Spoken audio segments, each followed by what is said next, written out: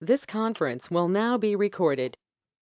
Good morning, everyone. Welcome to the Clatsop County Conference and Plan Update Joint Planning Commission and Countywide Citizen Advisory Committee. This is January 25th, 2022. It's 9:02 a.m. and we'll call this meeting to order. We do have a quorum of 8 members at the moment.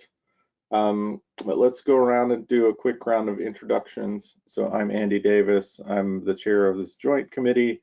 I live in Astoria. Gail, can you introduce yourself? Gail Henriksen, Community Development Director. Thanks, Gail. Julia? Julia Decker, Planning Manager. Thanks, Julia. Carrie? I am Kerry Johnson. I'm a planning commissioner. Thank you, Carrie. Let's see, Lindsay Davis?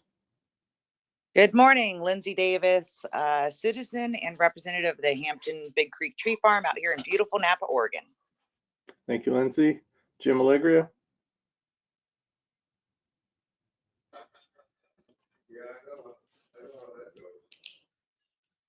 Jim, can you hear us? Maybe not. Oh, there we go. I see you came off mute, but I don't hear you again today, Jim. I'm sorry. Okay, we'll come back. Susanna? Hi, Susanna Gladwin. I live in Jewel and I represent the LC Jewel Elderberry and also Seaside Rural Area. Thank you, Susanna. Jan Mitchell? I'm Jan Mitchell. I am one of the county central, I don't know what the name is. Anyway, the county committee, and I am the vice chair. Thank you, Jan. Chris Farrar? I'm Chris Farrar, live in Astoria. I serve on the County Planning Commission. Thanks, Chris. Nadia? Nadia Gardner, Chair of Clatsop County Planning Commission down in beautiful Southwest Clatsop County. Thank you, Nadia. Charles Dice? Charles Dice, member of the Southwest Coastal Citizens Advisory Committee and this committee, and from Cove Beach. Thank you, Charles. And Cheryl? Cheryl Johnson, Brownsmead, Oregon, and representative of the Northeast Citizen Advisory to the Countywide Citizen Advisory, and hoping my electricity doesn't go out today and I don't have to physically drive to another place in the middle of the meeting. We hope so too, Cheryl. Thanks for joining us. Let me try Jim again. Still nothing. Okay, let me check. Did I miss anyone? I think I've got everyone, but okay. Well, let's check then. We have a moment now and a moment at the end of our agenda for public comment and input.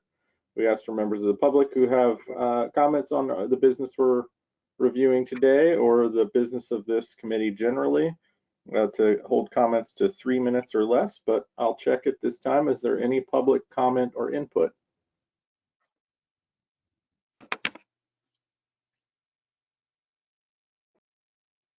Okay, seeing or hearing none, I think we can move into the bulk of the agenda.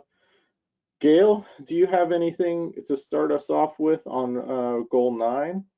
Actually, Julia Decker will be handling goal 9 for us. Okay, Julia? All right, thank you very much.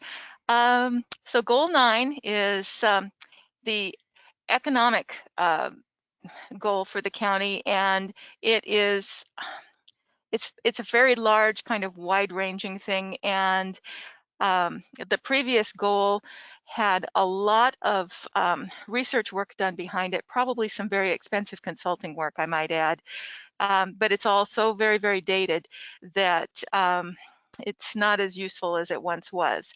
So staff revised large sections of it.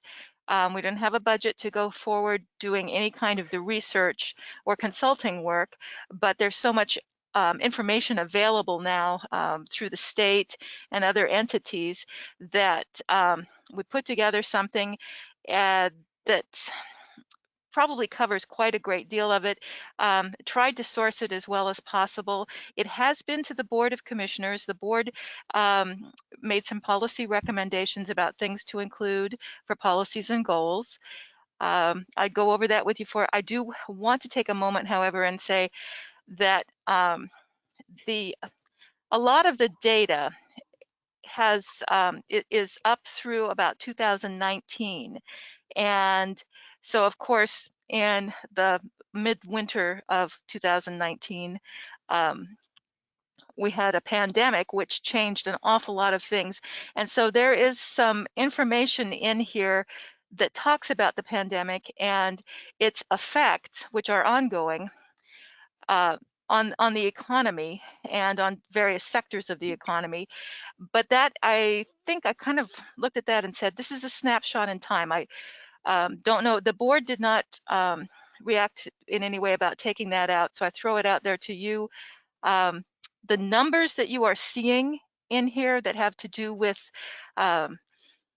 just whatever the economic sector is those numbers reflect through 2019, and they don't really show a downward spiral that you will see for 2020. So I didn't explain that very well, maybe in the overview and in the section on the pandemic, but it seemed to staff like we really shouldn't let that go and not note that there is this extraordinary event going on, and it's ongoing. We aren't through it. We don't know the end of it. We don't know how it will play out. But anyway, it is mentioned in there. The policies that the policies that the board recommended are on a memo to you, and I'm not sure what page it is, page 4 in a document that I'm looking at, but it might be, there we go. That is it. I don't know what page that is. But these are the policies that the board recommended, and staff had asked for direction. So anyway, we are recommending that we cooperate with the cities, the Port of Astoria, and other economic partners. And the Board of Commissioners may consider convening a countywide economic development summit with other stakeholders, including business and development companies and communities, to assess the current situation and identify ways forward. So prior to the economic summit, the county should establish benchmarks for economic activity countywide using comparable counties database to judge progress and to provide a basis for the summit. So this is something that the board is interested in pursuing. Also, the county's buildable lands inventory should be updated, and constraints to development such as flood hazard and wetlands shall be identified. Again, this is something that the board has recommended. We don't know how much all of this is going to cost. We think it probably will be a lot, but we don't know yet. Recognition that telecommunications is a critical component of infrastructure, and efforts to further development of broadband throughout the county should be considered a priority. I have yet to speak to anyone who doesn't think broadband should be a priority. Also, the burgeoning economic sectors, including agriculture, should be recognized and supported. At this moment, I will take a second to let you know or remind you that Jan Mitchell has sent an email suggesting inclusion of the microbrewing industry. And so maybe that's something that should be recognized as well. So we put that out there for your consideration. A couple of things that came out of a conversation with the Fair Board. Clatsop County encourages legislators to consider development of local options for marginal farm and forest lands when lands zoned for farm and forestry are not productive for their zoned uses. And this has been an ongoing question or consideration. And the recommending entity there was the Fair Board. Specifically, it was the board chair, Mike Audio. And I've had that conversation with Mr. Audio before. It's something to be considered. It's something to put into the policies. Also encourage the use of the Clatsop County Fairgrounds for conferences and additional events to attract attendees. And that is something that's been carried forward. It's just a little bit more refined here, but that was in the previous version as well. Some information from the Arts Council, recognizing that access to art and the well-being of the community are deeply connected to the community's support of the arts, is as essential as the arts contribution to the community. And so with that in mind, the Arts Council had some suggestions, including art in public spaces, art to be incorporated in public buildings, open art, and musical festivals or fairs in the shoulder seasons, maybe walkable tours of art installations in well-maintained areas, the interactive music and art installations in public spaces to be explored, and art reflecting the heritage of Native people and settlers in the county to be included. And then staff had a couple of recommendations. And those go with the Port of Astoria's Strategic Business Plan 2019 through 2024 being adopted as a background report to Clatsop County's Goal 9, and Clatsop County supports key elements of the plan, including some sections that are listed below. And those also made it into the report and into the policies, and I won't list those, but with that in mind, I guess staff is available for questions, if you have any for me, if I can answer them. Thank you, Julia. I see a hand from Nadia and then Chris, and I just want to recognize Lam Kwong is here as well. Welcome, Lam. Nadia? Thank you, Julia. I really appreciate the input of different stakeholders in the development of these recommendations. I have questions around which entities were consulted with and how those recommendations were integrated into the proposed document prior to this meeting. It seems to me that there are a lot of other organizations that could have been, and special districts in particular, that could have been consulted that weren't. And also it worries me that, well, for example, the Fair Board having, I feel like, so I really appreciate the way that this group works, in that we as a group, people put forward motions and seconds, and then we as a group vote, and we really have to agree in a democratic way on what ends up as the final recommendation to go forward to the Board of Commissioners. And I worry that not all of these groups work in the same way. For example, noting that the Fair Board was represented by Mike Audio, who is one person, not necessarily all the elected members of that board. And then I know also, even in the Board of Commissioners, there's been some disagreement amongst them on how recommendations make it into the drafts. And so I'm wondering, even with the Board of Commissioners, like, did they vote on as a group on each of these recommended, or are they individual opinions of individual members? Okay, so there's a lot to unpack there. So let me see if I can address as much as possible. Staff actually contacted a variety of different entities and offered presentations, and has worked with some staff, and other entities have not responded. So staff did make a presentation to the Fair Board, and the recommendations from the Fair Board and Mr. Audio specifically came from that meeting, and it was a general consensus of the group. So that one I can tell you for sure, everybody present agreed on that, and that was from a meeting. So staff has sent letters, and in some cases had exchange with members of, let's see, the forestry and wood products communities. The Port of Astoria staff made actually a presentation to the port, and was directed with port staff to work with port staff on developing those goals. All three chambers of commerce have attempted to communicate with Salmon for All. Let's see, let's see. Oh, the College Board, Clatsop Economic Development and Resources, each of the 3 chambers, the Arts Council, obviously we have recommendations from them. So we did try to do quite a bit of outreach, but just not everybody responded. Did I mention the college, Clatsop Community College Board?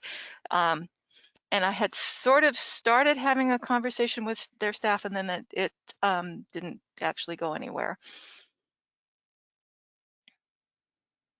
And what about the Board of Commissioners and how they Oh. made the recommendations? The board's recommendations come out of a general conversation, and it typically is through consensus.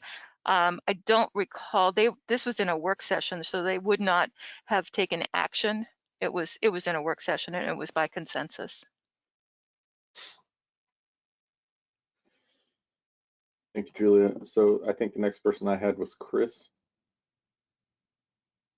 Yes, I had a few specific points, but before I go into those, I was just curious whether you had in any way tried to take into account the presence of the Coast Guard here in our community and county. There's a large number of people employed, if that's the right term, in the Coast Guard, and the Coast Guard pays out some fairly sizable amount of money to the city of Astoria to park their ships where they do, and there's housing that's been built for them, and these members of the Coast Guard live in our communities. They have children attending our schools. They shop in our retail stores and all that stuff. And I find them to be kind of a mystery element in the economy. And I've brought this to the attention of the city council in Astoria, where I live and where the Coast Guard largely resides. And people give me kind of a blank stare, as though they don't really count in some way. I'm not even sure how many of them may vote here. I think, and this isn't negative about the Coast Guard. I'm a big fan of the Coast Guard. I support the Coast Guard, and I'm glad we have a presence here. It seems like a logical place for them. It's just that they're a very different economic sector, because come a pandemic, their wages don't necessarily get cut.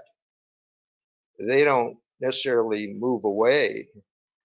They're a different kind of person in a way, and that's not, again, saying anything bad about them, but their employment is different. It's more stable. It's more predictable. And I think it needs to be accounted for better in our thinking about what our housing needs are, what our needs are for schools and other services, and what opportunities there are to work with the Department of Homeland Security and to get a better idea of how this all can fit together. So I've gone on and on about that because, as I say in the past, when I bring it up, people just kind of blow it off. They don't take me seriously. I'd like the county to take this seriously and to spend some time thinking about it. I'd like the Board of Commissioners to meet with the Coast Guard and get some facts in their heads about what their role is in our community. So enough of the lecture on that. I'll say overall, I'm not very happy with this goal, the way it's put together. I think it's really missed the mark. I think what really stands out to me is when I look at the first table in the report, I believe, that shows the economic sectors. And there's some good background information. I'm not criticizing community development staff in their write-up. I think what's been written up is good, it's relevant, but I almost get the feeling that before this got very far off the ground, there was a drive to pick certain economic sectors to hold above the others as the ones that are important. And the problem with it is they've got it upside down. You know, you look at what the commissioners focused on and some of the policies that came out of that. There's pages to do with forestry and fishery. And then we look at this chart and we go, well, wait a minute. 3.6% of people that live in this county that are labor force, which is about half of the population of the county, by the way. The other half's like me, retired and too old to work anymore, or they're too young to work. But at any rate, it's a puny percentage of the county, and by focusing on those industries that are already well-paying jobs, and I'm all for that, especially the fishing industry. I'm a big supporter of the fishing industry, and I think that's a real asset to our county. But in terms of what we do in the future, where we should go, it's not there. Look at the statistics. It's diminishing. It's receding. And those very industries have tweaked the tax structure to where most of it goes to these REITs, these real estate investment trusts, and the money leaves our county.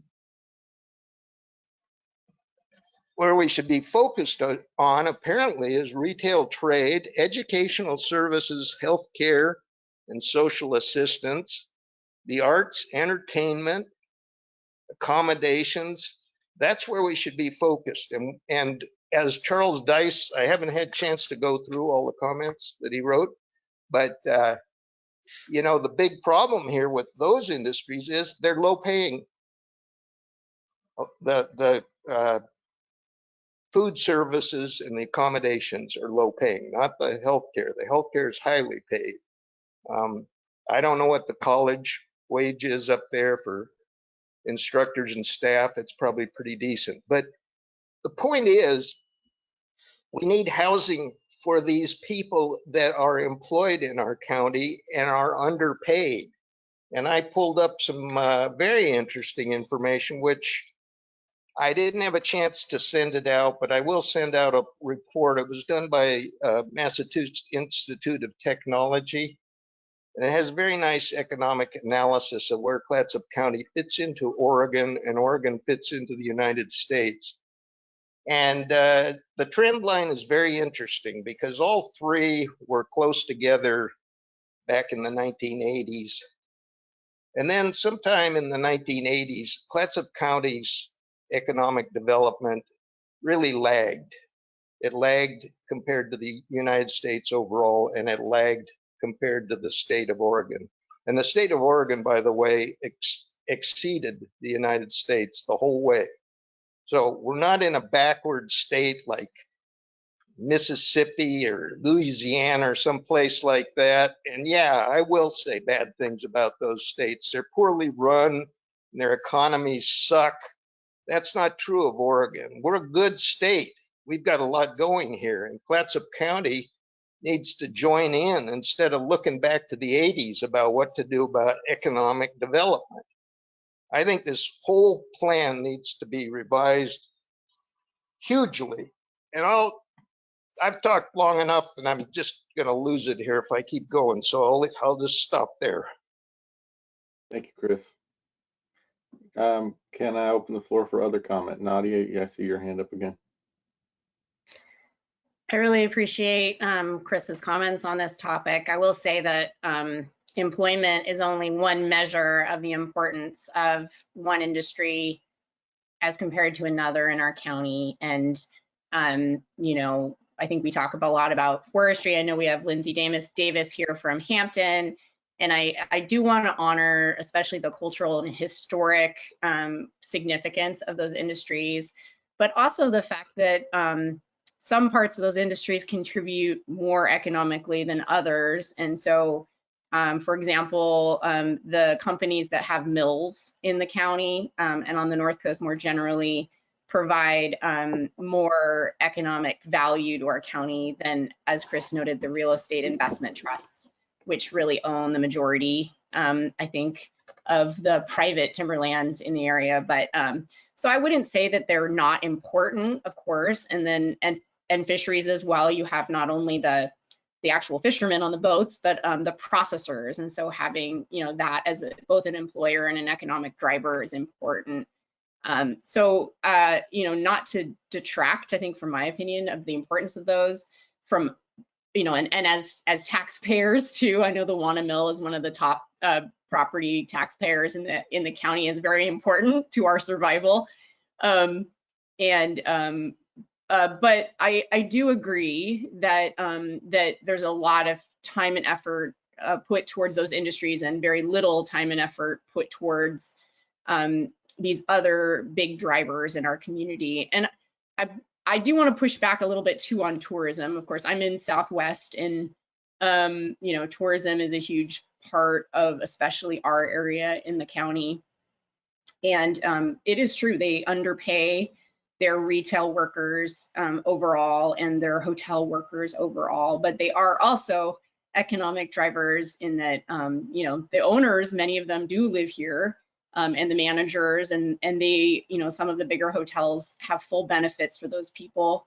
And then those people live, work, and spend in the county, and there's quite a lot of them. And so, you know, I think a lot of people, well, it's easy to hate the tourism industry, I think, especially for those of us who are surrounded by it, but it is a valuable employer, and it has a lot of value on a variety of levels in the county. And so I think we shouldn't, you know, malign it too much is not worthwhile, while encouraging those employers to better support their workers. And I think the COVID pandemic has forced many of them to think better about how they're treating their employee. They have treated their employees in the past, and hopefully some of those wage increases and benefit increases will continue past this global pandemic. So I think, yeah, I have like specific things in this, but I think Julia had asked for some guidance around the how to treat the COVID pandemic and the fact that we had data up to 2019, and I think it's fine the way that it's treated in this intro report. I hope that, you know, this will be a blip, a very painful blip in time, and that you know, we already have seen most of the economic downfall come back, and so I expect that we will rebound, you know, hopefully soon, and we'll be back to those levels of 2019, if not exceeding them in many of our industries afterwards. So I think it's important that we note it, but not expect that it will be long term. Thank you. Thanks, Nadia. I think I'm going to go to Jan and then Chris, and I do want, I appreciate that Nadia pulled back to give comment on that particular thing. I do want for us to take time to go through the elements of the report as presented. So not to discourage too much general comment about this, but I want to make sure if we have specific comments on the report content that we get to those too. So just keep that in mind. Jan? I'll try to make this quick. I agree with nearly everything that Chris said, and I think maybe a couple of things. I reached out to Cedar, who then reached out to Shauna Sykes, and got some just brief information about the craft brewing industry. And I think just putting a couple of sentences in there, because they did have, until the pandemic, they did have over 600 employees. And she also mentioned healthcare, and maybe if we, some of these are conglomerations like of education and healthcare and so on, we pulled out healthcare and did that because there has been huge expansion there. We pulled out craft brewing that these would give a more updated idea of how the economy is evolving, because it is. And for instance, I was listening to, because I live in a house where the Astoria City Council meets, and I was listening to their discussion about the Heritage Square housing, and the head of Fort George was there, basically concerned that this housing was aimed at 60-80% of the average wage, and he was paying people more than that, and he could not find housing for people who he is paying, 50,000 or above to. So this is, it's driving change in our area, and I think maybe if we just looked at some of those sectors, and I would include the Coast Guard, because the Coast Guard is immensely important to us and to our safety in any kind of bad event. So, but if we could pull those sectors out that are growing, maybe it would kind of balance things out. Thanks, Jan. Chris, you had your hand up. Yeah, I just wanted to quickly chime in on the discussion of the pandemic and including it. And I liked what was written up there. I thought it was helpful, although hopefully it will be a blip, and maybe 10 years from now, people look back and wonder why that was in the comp plan. So to fix that, I think it might be worth somehow putting a little introductory paragraph that this pandemic in a way serves as an example of how quickly something can come into play that really affects economic conditions in a huge way and impacts lives. And when you think about it, it's in a way an economic lesson in what it's going to be like if or when a tsunami hits our county, and the amount of damage that will be done and how difficult that will be on our economy. So if you put something in there that says, yeah, this was a pandemic and hopefully it's going to end soon, but there are other things that can happen too in our county that could have similar effects, and a good comp plan might build in some resiliency against those kind of things by being distributed geographically and over economic sectors in a way that gives it just a greater resiliency. Thank you. Thanks, Chris.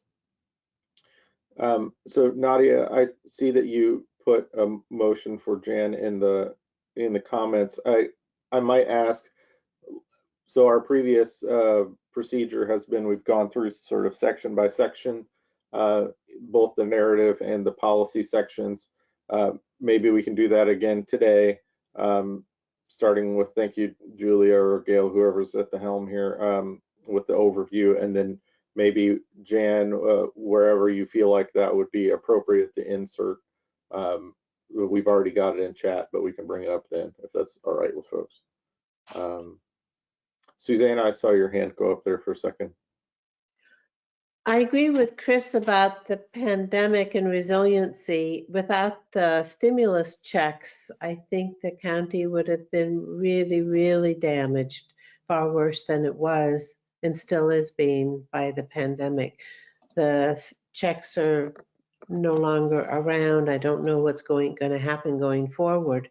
And I think also the whole thing about any event and resiliency that Chris mentioned is really important. And I was just curious, where under today's discussion will tsunami issues be discussed? I don't know that I have a particular spot for tsunami discussion today. Though if you feel like it fits in a particular place, you can bring it up. But of course, we have a whole goal about natural disaster response. So that may be why it's not. Yeah, in the future. Because one of the things that concerns me is when we talk about the Coast Guard and they are stationed at the airport, right, in Warrenton, where they take off and land, and that the airport is, I think the whole airport is in a tsunami zone. It's also an economic development area. I don't know if you would call it that, but they have businesses down there, and I think looking at our economy, where it's located and whether it's located in tsunami areas is important. I did send around, I think, did everybody get it, that I emailed from Meg Reed of the Department of Land Conservation Development on what they have offered for, I'm sorry, my phone distracted me, I shut it off. So anyway, just that, did people see the DLC, Meg Reed's response of what all can be offered over tsunami planning? That they worked with Gearhart and also the whole Tillamook County, I think, has worked with them. Anyway, Thank did you. everybody see that? I'm not sure that I did, but it's possible that I just missed it. I did see Chris shaking his head too, though. But we can look for that, and maybe if that appeared for Gail or Julia, they can spread it to the rest of us too. Thank you, Susanna. Let me try to pull us back into seeing if we can get direct feedback on these sections through the report here, or through Goal 9 anyway. Is there any feedback that people would like to give for the overview section of Goal 9? And again, Charles, I see you putting some comments in. Maybe if you could, if you want to bring those up when we get to particular sections, I'd be happy to take that, unless you think those are for goal or for the overview section itself. Yeah, I struggled with that question, and then perhaps it is in the overview, but I just did want to chime in and say I agree 100% with Chris that Goal 19 in my eyes needs, or could use, certainly a lot more work. What's really missing for me is a lot more of a forecast about what's going to happen in the next 40 years. I think looking backwards at where we came from and the current state of affairs is a good thing to do, and important, but so is doing some kind of forecasting. And then, of course, I'm going to comment at some point about the affordable housing and make a motion about that, but I'll save that for the appropriate time. Thanks. All right, thank you, Charles. So let me pull the group here. Is there feedback for this overview section for Goal 9? Chris? This is one real quick point. It's unclear to me where the mention of mainly wages or annual incomes are given as averages, whether those are means or medians. And I would give the median value and specifically state that it's the median. Thank you, Chris. Yeah, and I'm not sure that comes up yet in this section or in the overview section, but yeah, I think that's something to be aware of. Julia or Gail, could I ask, just because video is off for both of you, it's hard to tell if we can even get acknowledgement of things like Chris just mentioned. So I might ask if it's possible for you to turn on video so we could see a head nod or a thumbs up for things like suggestions to switch to median or something like that. Thank you. Okay, look, Julia, did you have comment on that? Oh, I was just going to say I'm not really sure how well you can see me, but I can leave the video on if you'd like. If you don't mind, that'd be great. Thank you. And any other comments from the group on this overview section, or can we move to historical? Let's go to historical perspective and see if we can get feedback on that section. I have a couple of little points. So just because my day job is data analysis and charts and graphs and things, there were a couple of things about these that that I might give feedback on anyway. One is that I really appreciated the timber industry focused graph in that it had a very long timeline, which I think is more appropriate for a report like this when we're only updating on fairly long cycles to have long periods of data. I was a little frustrated with the two graphs that essentially have to do with employment rate, the unemployment one and the non-farm employment rate. That they have different timelines on the axis, which makes them a little harder to compare. I'd prefer the longer one of the non-farm employment, but if you could align those three pieces of data, it makes it easier to construct a picture in our head, I think, of what's going on, if that makes sense. Could you show me, I'm sorry, could you tell me what page you're on? So that's one of them. So the non-farm employment, you can see the axis goes from 2016 to present, and then, or excuse me, 2006 to present. The unemployment rate graph goes from 2016 to present, which is a much different timeline. But if you were, say, looking at two graphs at the same time, you might intuitively want to compare them. And then this one goes from the 70s to now. So my basic desire here is for those three timelines to align more closely so that they're comparable in essence. I know it may be more difficult to get data back to 76, and that's understandable, but that's my feedback for them. And I would also say that it might even be more important for the graph that's presented as a bar chart for it to be trend data, because while I think that can get really messy with that many economic sectors, there were even some comments about things like how the fishing industry or the timber industry has changed over time in terms of raw employment numbers, and that snapshot graph doesn't really give us feedback in that way. And I think it would be really valuable for us to know how those employment industry trends are changing. Okay, thank you. Thanks, Julie. Other feedback for the historical perspective section? Susanna? Okay. I can't hear. There you go. I sent in email, I don't know if people got it, over additions to the historical perspective.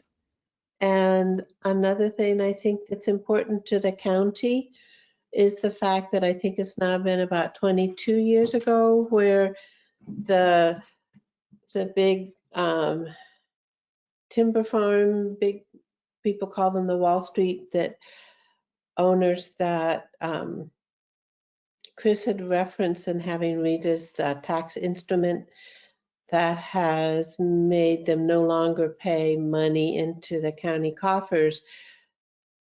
And they have 55% of the landmass about of Clatsop County.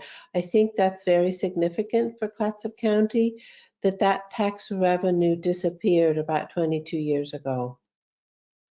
And also, I don't know, I haven't seen anything in the historical narrative of reflecting my comments, nor comments at the very end of this draft. A couple of my comments, but not the historical nor the tsunami comments, which I think are very important from DLCD, that aspect. And that I sent out Friday, and I wonder what's happening to comments sometimes. I just want to address that. As Nadia Gardner pointed out, your joint committee likes to make decisions jointly in a public meeting. We forward the comments that are sent to staff to all the committee members for you to discuss at this meeting.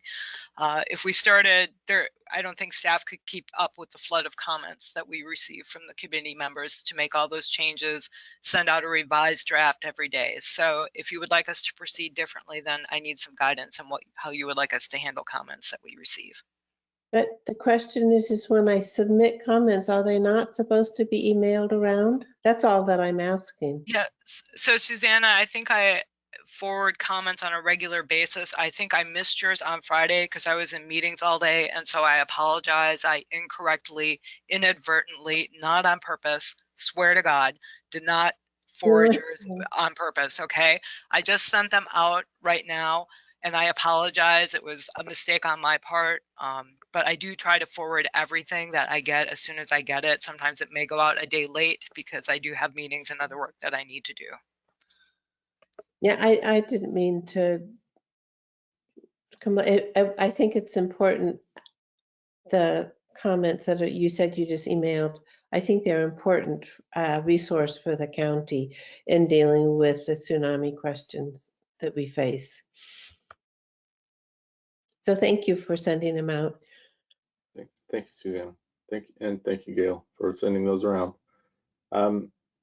Susanna, from that, is there any particular, because I just got them in email, as Gail said, I haven't had time to review them, obviously. Is there anything that you'd like to make a motion about for this historical perspective section out of that? No, that would take a while for me to go back. That was some weeks ago, other than what I said just now, which is in the record, about a huge loss of a tax base. And when it happened, I think it's important in our economic history. Okay, thank you. Are there other inclusions that people would like, or changes people would like to make or suggest for this section at this time for historical perspectives? Cheryl. I agree with Susanna that this shift in the taxing structure for that industry is significant, and I'm not sure whether it should be included in historical perspective or whether it should be included in forestry and wood products. I just don't want it to get lost in the rush here. And even though Susanna doesn't have specific language for today, I don't know if Andy will let us make a motion that doesn't have specific wording, but if we need to make a motion that piece of information be included. And again, I don't have an opinion on whether it should be in historical perspective in general or whether it should be in forestry and wood products. So I'll give my perspective, though you all are free to motion and do whatever you want. But we've made other suggestions to staff in the past about the type of language we might want on a topic. So I think if you have a strong group opinion on REITs or something of that nature that you wanted to make sure was included in this, I think that's valid to just say we'd like to have a passage about the changing tax base based on ownership or whatever you want to talk about, right? But I think that's fair, and I would think and staff could give advice on how best to do that if we don't have exact wording, but I think they have done a good job of trying to translate what we've meant before. Nadia? So I just threw a simple proposed motion in the chat that I move that we request staff add a paragraph talking about a shift in industries and employment over time. Also add some note about earthquake and tsunami risk to economic development. And do you want to take those both at the same time, Nadia? Is that your preference? Sure, let's try it. All right, so we've got a motion just to make a general request that staff add a paragraph talking about a shift in industries and employment over time, and to also add some note about earthquake and tsunami risk to the economic development section. Is there a second for that motion? I second it. Okay, thank you, Jen. Any discussion about that motion? And Nadia, can I seek clarity from you? This is not for exact wording. This is just to ask staff to come up with wording on this. Is that correct? Yes, the motion is to empower staff to use their expertise to address these topics. Okay, thank you. Anyone else want to speak to this motion? Anyone care to speak in opposition to this motion? Okay, well, let me ask then, is there any objection in the group to the motion on the floor? And that motion again is to request that staff add a paragraph talking about a shift in industries and employment over time, and also to add some note about earthquake and tsunami risk to the economic development section. Any objection to that request?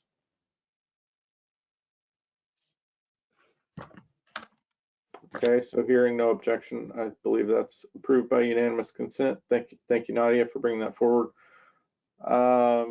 Charles, it looks like you've got a motion. Is that meant for the overview section as well, Charles?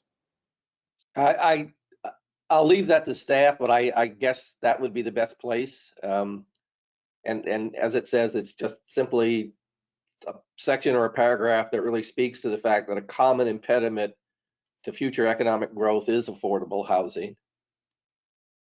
Okay, so we've got a motion from Charles to add a section or paragraph that speaks to the fact that a common impediment to future economic growth is affordable housing. It looks like Gail is noting that in the overview section.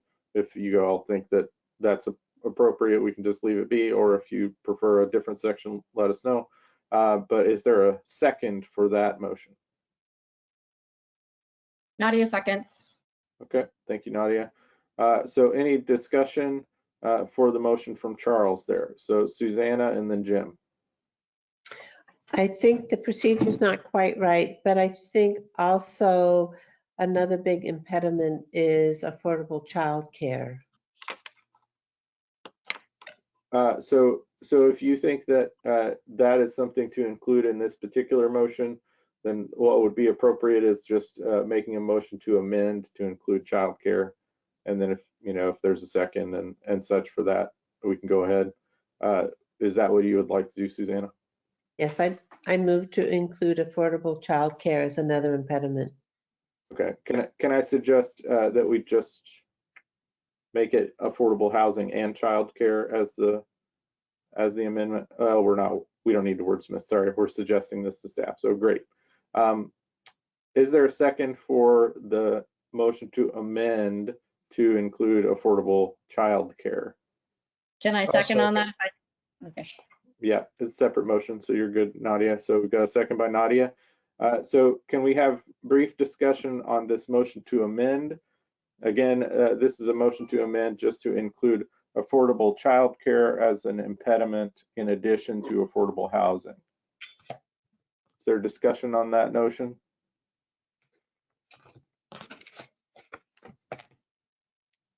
Okay, just to check, is there any discussion in opposition to that motion?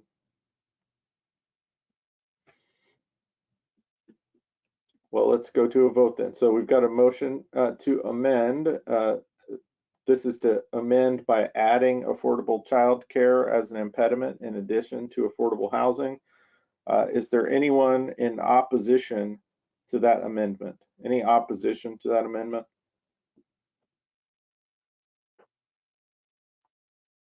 Okay, hearing none, I think the amendment passes. Thank you, Susanna. So we'll go back to the main motion, which is now to add a section paragraph that speaks to the fact that common impediments to future economic growth are affordable housing and affordable childcare.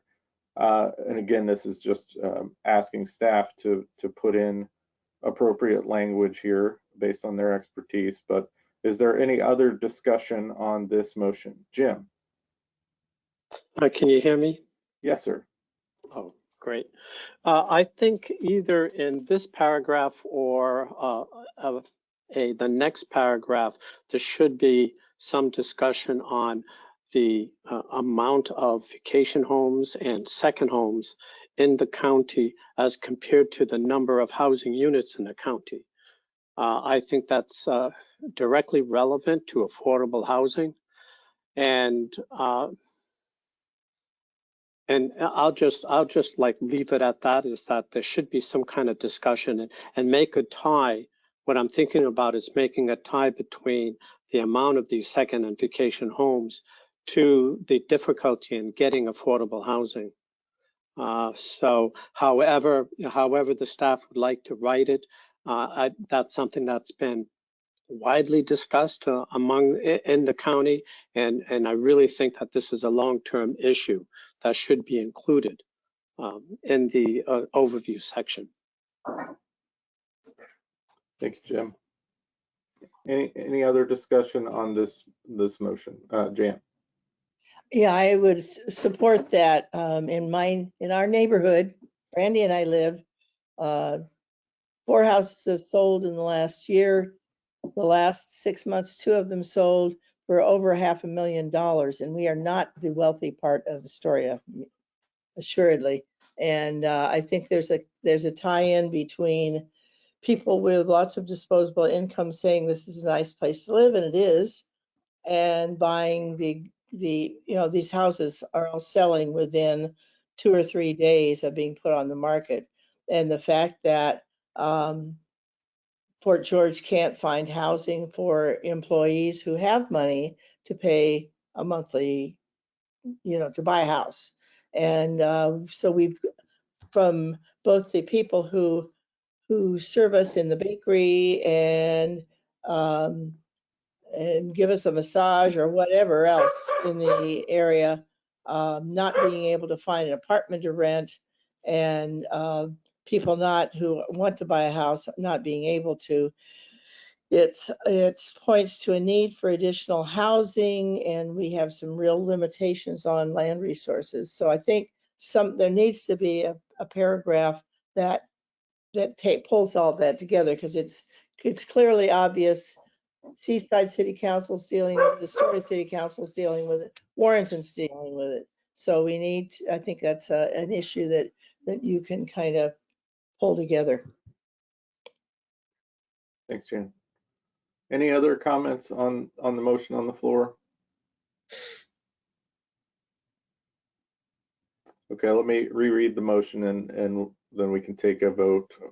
So the motion on the table, originally by Charles, is to add a section or paragraph that speaks to the fact that a common impediment or common impediments to future economic growth are affordable housing and affordable childcare. Since we'll go to a vote on this, let me just ask, is there any opposition to this motion? Any opposition?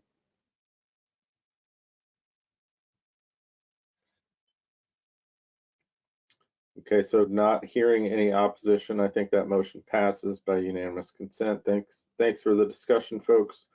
Again, Gail and Julia, thank you for allowing us to entrust you with coming up with language for these little bits here. We appreciate it. Okay, let me just do one last check here. Are there, Jan, is that an additional motion that you're wanting to make about housing? That's in the chat. Oh, sorry, you're muted at the moment, Jan. Not really a motion, just in terms of staff writing, package this discussion as part of the whole economic thing that's going on in places along the coast. It's a limited resource here, and it's a big issue that is going to continue. Okay, thank you. So let me check again. Are there any other motions to do with either the overview section or the historical perspective section? Susanna. I wrote up something. I guess I should put it in chat, but tracking on conversations and typing is hard for me. So I would say tax instruments, and I want to say it's the late 1990s, such as the RETA, Real Estate Investment Trust, and TIMOs, of the large investment timber owners cut off property tax county revenues from half of the county property owners. Susanna, can I suggest that if we make a motion in that direction, that we try to do it under the timber and forestry section within this goal? They're just because there's a specific section for timber, and it's the next one coming up. Is that okay? Yes, I mean, I think historically for our county budgeting, it was important. A huge loss of revenue. But I'm not, it doesn't, either way, I think, probably. I don't know if anybody else has an opinion. Nobody else has an opinion, yeah, just wait and we'll do it later. Well, we can go ahead and take the suggested motion. I'm more indicating something about where we might put it or where we might suggest putting it. So the next section for us is indeed the forestry and wood products section. So Susanna, you're suggesting that there be some inclusion of the sort of the tax history around REITs and how that's impacted the local budget. Is that correct? Yes, I mean, I think it still would maybe be better in the economic development of the county. I don't know. I really don't know which would be better. Well, this whole goal is economic development, right? This just happens to be the specific. Yeah, no, that's fine. Yeah, I'll try to type it in. It might not be perfect, but. Okay. So I think what she's talking about is actually the timber severance tax, which is not just on REITs, but it's, you know, it's basically every time you cut timber, and this is statewide, like in the 90s as part of the concessions around the Northwest Forest Plan, the timber harvest tax that historically was levied against all timber companies went away, and it's actually going to be in front of the legislature, if not this short session and the long session next year, to bring that back. And that was historically a good revenue source for a variety of government entities, I believe. So it does make sense that it's, I mean, I don't know where it's best. Maybe staff could talk to us about that in terms of goals and just noting that it happened and that it doesn't exist. And that was a revenue source for the county and all of the work that the county does. You know, I'm not an expert in it, but that's my basic understanding of it.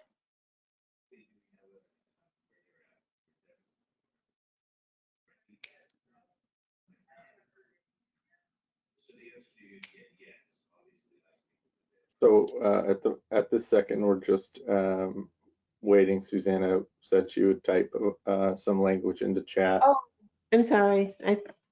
Yes. Okay.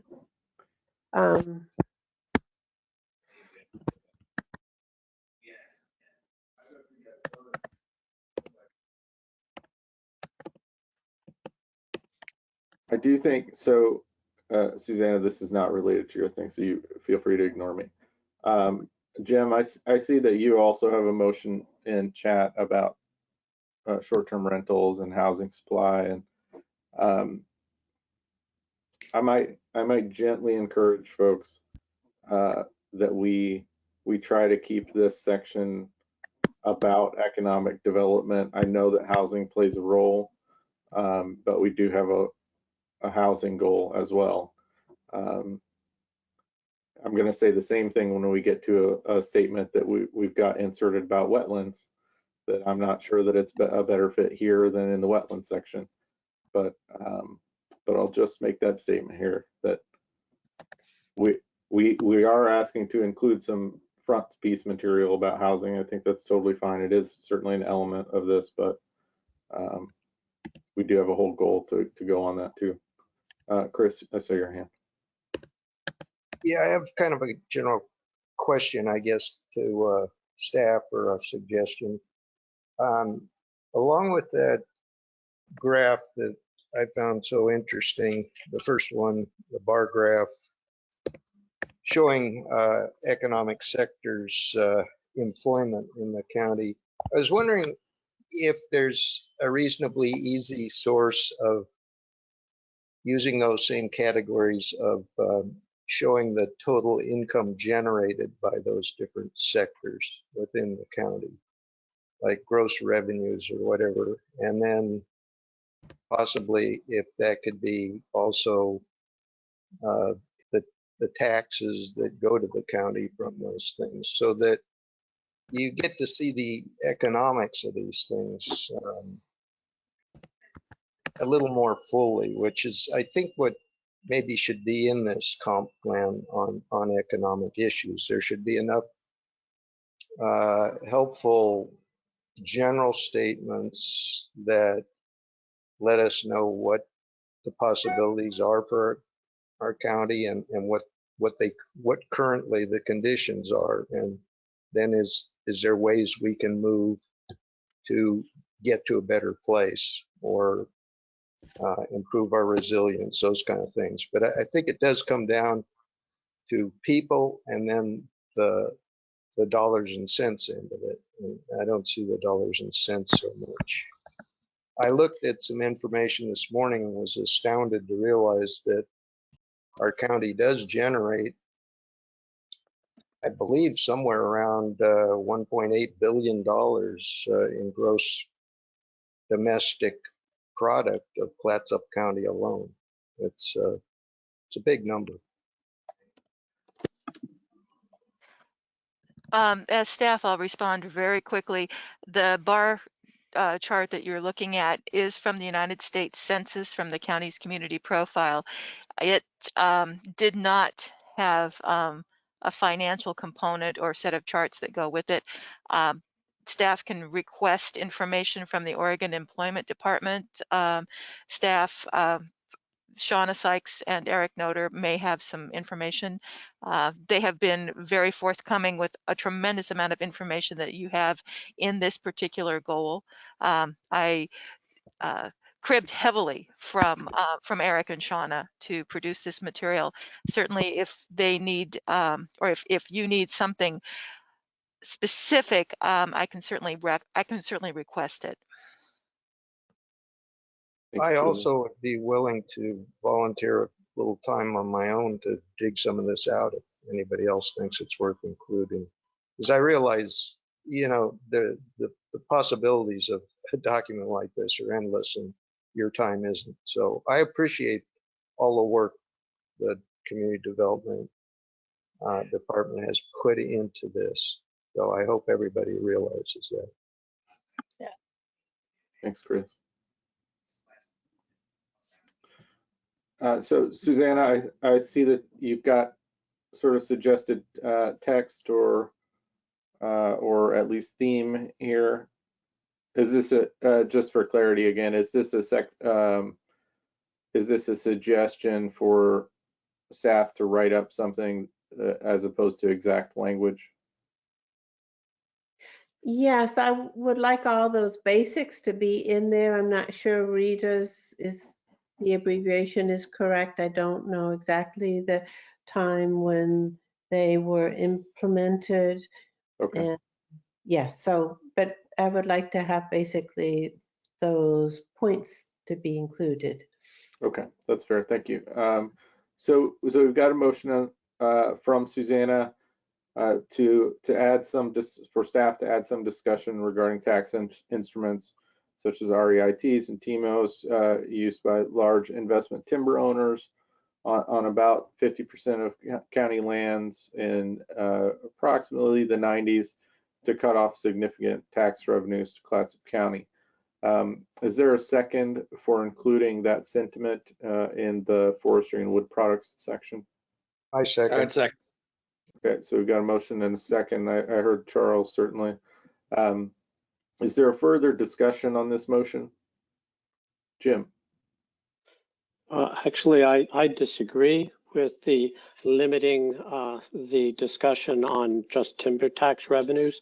I think the sources of revenues for the county over time is important, but I don't think that limiting the discussion to just one sector is very fruitful. So I'm opposed to this as written, but would be in favor of having a more holistic view of sources of timber revenue over time be included. Okay, thank you, Jim.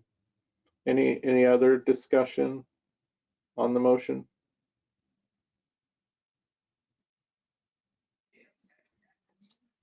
Okay, so since I know we've got at least one in opposition, we'll go to a vote on this one. Well, can we entertain an amendment to it? If someone wants to make an amendment, sure, we can do that too.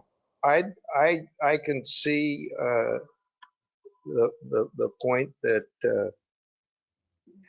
was just made, and I would suggest an amendment that broadens the picture, because it again goes back to what I was saying. If we look at the movement of money in and out of the county and where it comes from, how it's generated, that's really useful information for planning. And so if we could have the big pockets of money that fund the county for its governmental work, that's important information to have. And it wasn't all from timber revenues, but a significant part was. But where else is it from? You know, and I could see amending it to broaden it to include other sectors. Okay. Chris, can I ask again for clarity of intent? Would this move? Would you intend for this to move this section into something like historical perspective, as opposed to being in the forestry and wood products, if we're broadening to? Yes. Okay. Yes, I would, and I don't mean to step all over Susanna's original thought here, but I do think that the document should be kind of broad brushed on the economy, yet enough information to allow sound decision making as we go forward. Okay. So I would put it into a more general section. Okay, thank you, Chris. So we've got a motion to amend. I'm going to read what we've got here in the sidebar that Gail has recorded, and Chris, you can confirm if this is accurate for your motion. So the motion is to amend to provide information discussion about tax sources from other sectors in addition to the timber industry, and to move it to the historical perspective section. Is that accurate for your motion, sir? I'm getting a nod, yes. Is there a second for that motion? I second it. Thank you, Jim. So we've got a motion and a second to provide information discussion about tax sources from other sectors in addition to the timber industry, and to move it to the historical perspective section. Is there discussion on this amendment?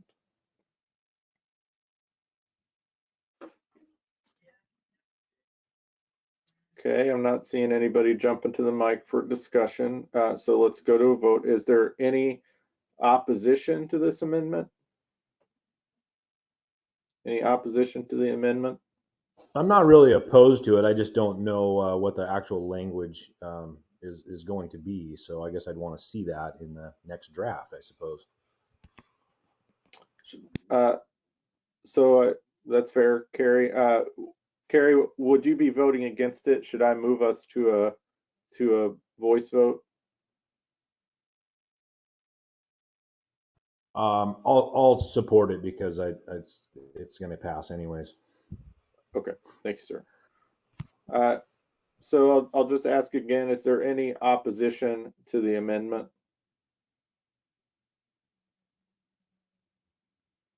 Okay, hearing no opposition, the amendment will pass. So we're back to a motion which at this point has broadly been changed quite a bit. So we've got a motion on the floor, which is to provide information and discussion about tax sources from other sectors in addition to the timber industry. And I think, let's say, evolution of significant tax revenues in Clatsop County.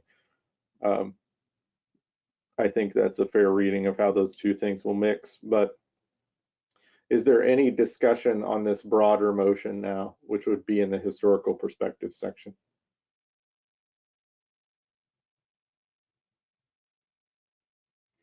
Okay, let me see, is there any opposition to this motion to provide information and discussion about tax sources from other sectors in addition to the timber industry that provide significant tax revenues to Clatsop County? Any opposition to that? Okay, so seeing none, I think that passes as well. Thank you, folks, for the discussion there.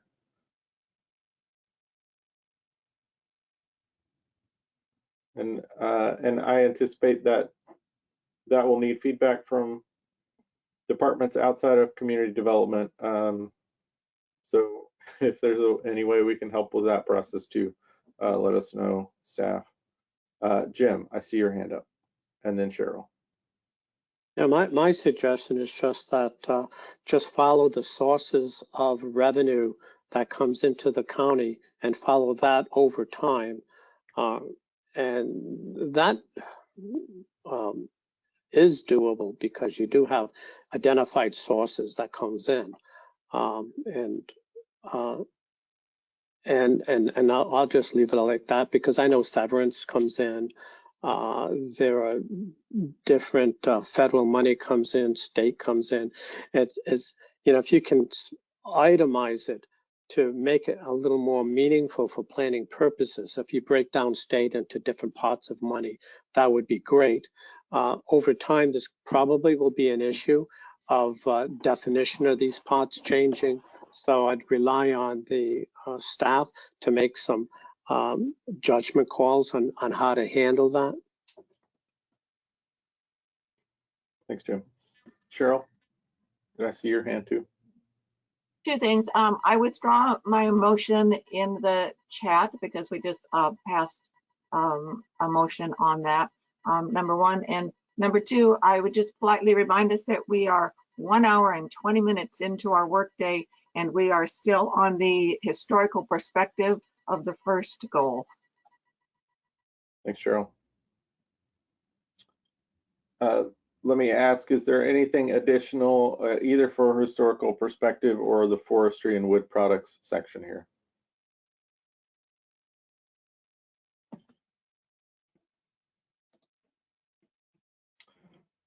So I'm not. Are we moving on to policies because there's a forest policies or no?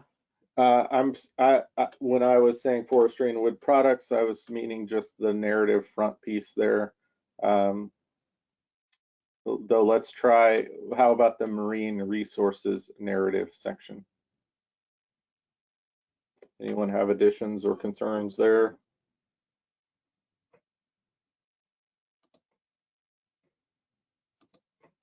How about the section on visitor Susanna?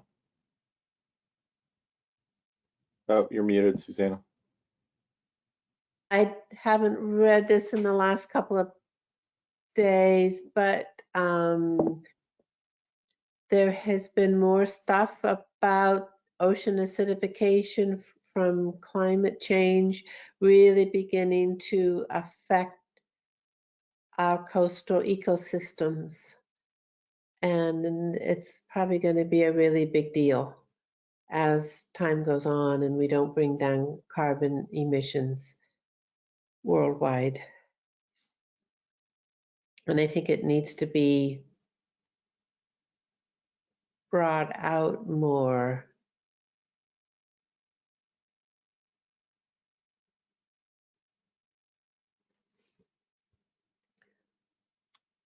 Okay, thank you, Susanna.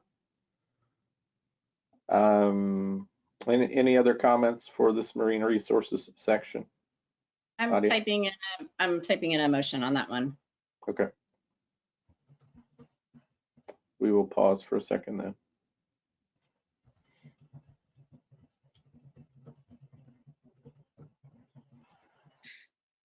Thank you, Gail, for prepping that.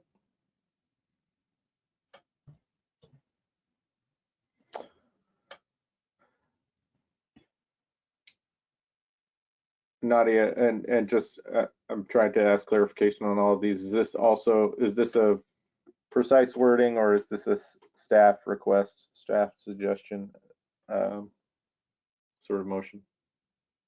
Well, I said impacts twice in the sentence, which I didn't love, but I mean, wordsmithing is fine with me as long as the concept is included. All right, thank you. Okay, so we've got a motion by Nadia to add discussion on how climate change impacts like ocean acidification and hypoxia will likely have negative impacts on these industries. Well, Is there a second for that? I would maybe add overtime. Overtime. Okay, thanks. Is there a second for that? Second. Okay, we've got a motion, a second. I think that was Charles. Any discussion on this motion? Susanna and then Chris. Well, I know the big blob of a couple of years ago may have affected fishing, but I'm sure probably fishing stocks were affected by it. And the Daily Astorian just ran an article on the low recovery of the mussels, which are a mainstay to our shoreline ecosystem. I would say to leave off will likely. I think they have begun and will get worse. I would entertain an amendment to just say are having and will and it could worsen over time or something, because you are right. Hypoxia is the blob, and then domoic acid is related as well, which is the buildup of toxins in our shellfish in particular. Yeah. Can we insert the changes, Andy? Yeah, actually, I was gonna ask on this one. So I'm wanting to guide us away from necessarily wordsmithing, though I understand what you're saying. Is this something staff can take under advisement as far as just making that a more definitive statement when you all are writing this up? Gail, is that reasonable for us to ask for? This is Julia. We'll come up with something. Okay, thank you. Thank you. I understand your intent there, and I think staff will too. Yeah, thank you. Chris? I was just going to add to that, and it can be in this same couple of sentences or paragraph, whatever it turns out to be, that temperature is a big factor as well, and it's affecting things in a couple of ways. Habitats become unsuitable, and I think one of the things that was mentioned with the shellfish was strictly temperature related, that the habitat becomes less well suited for a number of species along our rocky shores. But also there have been articles written about the change in species, and one of them talked about shad moving into the area, and that the fishery may change over time. And you know, it's not necessarily a disaster, but it is something that the fishing people will need to take into account. Is there a way to use these new species to you know, economically provide an income to fishing and food to the people from a different makeup of species in the area? So something to that effect on temperature is just as relevant as the hypoxia. Well, by saying including, you can, it means it's not limited to. So I think, I mean, it seems to me that we could list like a lot that is going to impact these industries over time, but those are the two that are the most direct currently. But Well, I kind of don't fully agree with that. I think temperature is a huge factor, and climate change is not just temperature. It's how the air is moving, how the ocean currents are changing. All those kinds of things are affecting climate, and temperature is the driver. But I want us to pull up a little bit here. okay, I'll drop it. Forget it. It's not. I want us to keep in mind that we're on an economic development section, and we're getting into the weeds of particular impacts of climate change. It's understandable that we want to go there, but Chris, is it okay for us to disregard that motion? Yeah, just disregard everything I say, please. That's not my intent, sir. Lam? Yeah, I will speak to the taboo of these the subject of vlogging. I mean, we're talking about the temperatures of the ocean and this acidification of the ocean, and we're not. Nobody's talking about how the logging industry, not just here in the county, but all over, have a negative effect on the temperatures and the water runoff and the stream and the devastation that cause. And I mean, that's a huge economic impacts that we are not. I mean, they're not accountable for any of this. And yeah, it creates a lot of jobs. And you know, I live in an area that are a lot of people that depends on logging as their incomes. And yeah, I don't know how this goes into the fact of any of the motions that we're proposing. But yeah, I just wanted to voice that. Thank you. Thank you, Long. So Gail, I think I successfully talked Chris out of the any amendment motion, but and I think that might just be a sort of scrivener's change from Nadia as far as changing it to including, or that's my perspective on it anyway. So I'd like to have the group just go with whether we can have a vote on essentially the motion by Nadia, which is to add discussion about climate change impacts. I'll read the second one, including ocean acidification and hypoxia, and how it's negatively impacting these industries, that is marine industries, and will worsen over time. Is there any further discussion on that motion? Let me ask, is there any objection to including that motion language or sentiment in the marine resources section? Any objection for that? Okay, so I'm not seeing any objection.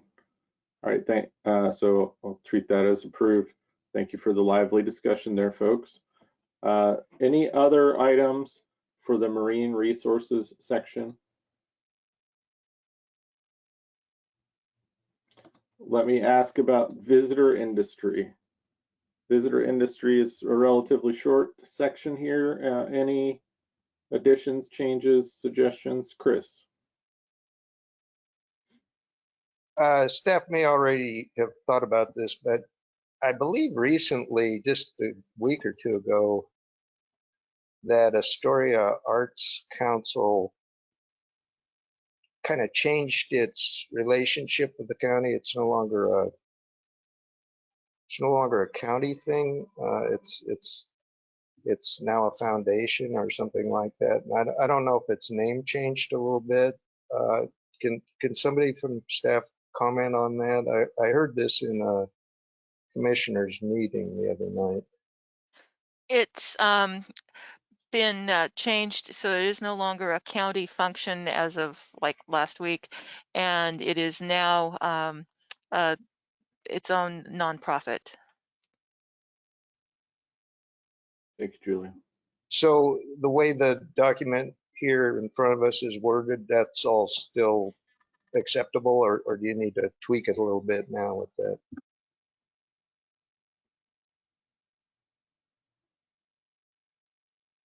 I am not aware that there's anything in here that refers to it as a county organization. All right. Thank you, Julia. Thank you for the question there, Chris. And any other feedback, questions, motions for the visitor industry section? Not trying to rush us here, but let me open the floor for education, healthcare, and social assistance. Any feedback on the education, healthcare, and social assistance section?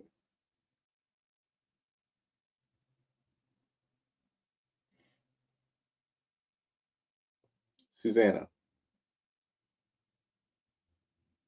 I don't know if the acknowledgement of the college as a link with all of these things is important or not.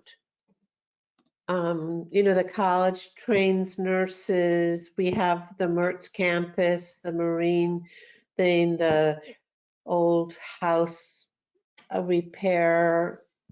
We have some very unique things at the college that impact the county and are creating good jobs for the kids when they go on, students, and maybe include Tongue Point. I don't know if it needs to be all in there or not. That's just a thought.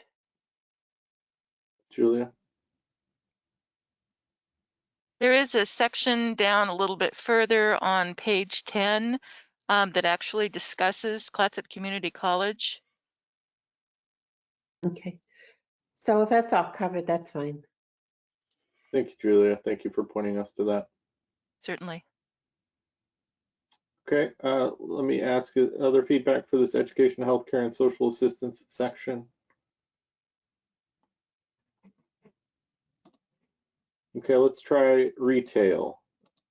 Anything for this retail trade section?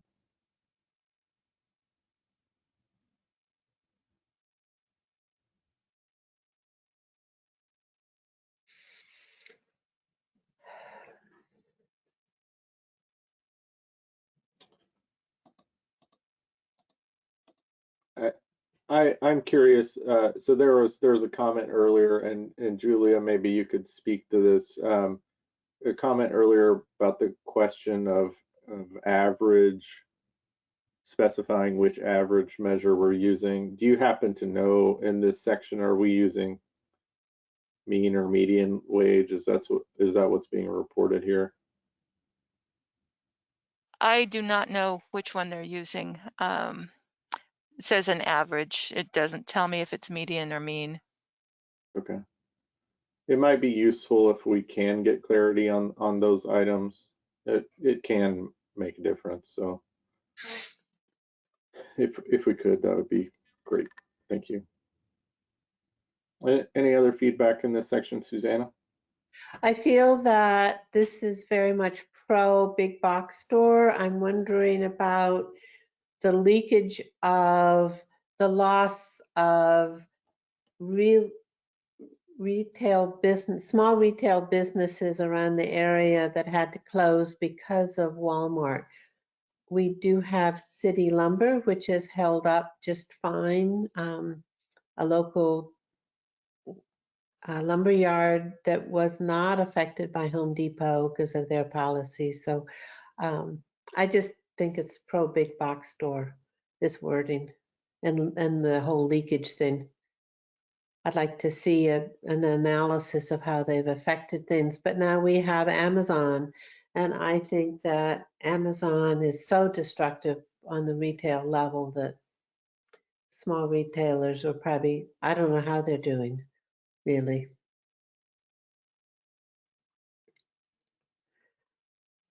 Okay, thank you, Susanna. Other feedback for this section? Chris?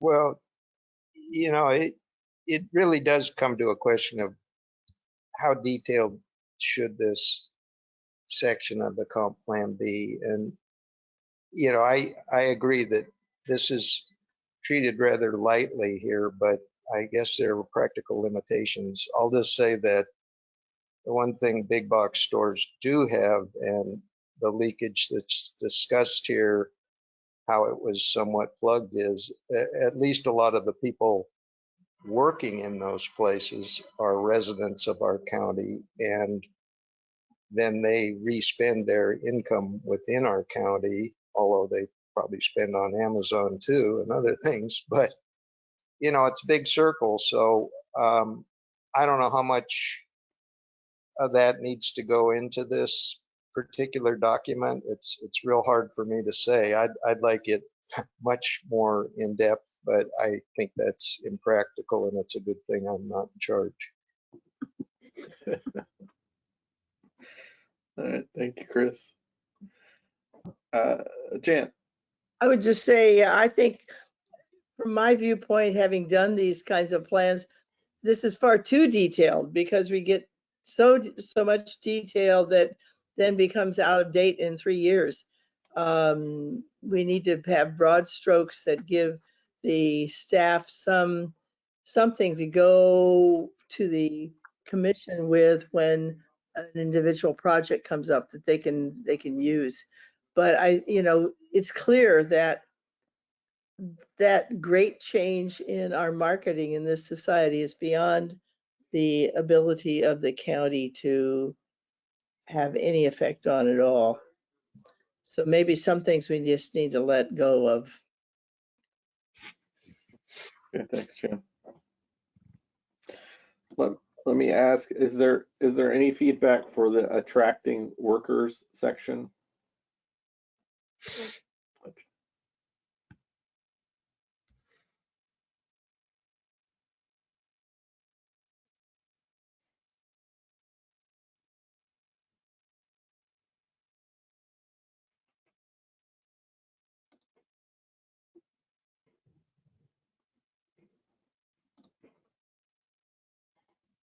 Okay, not Susanna.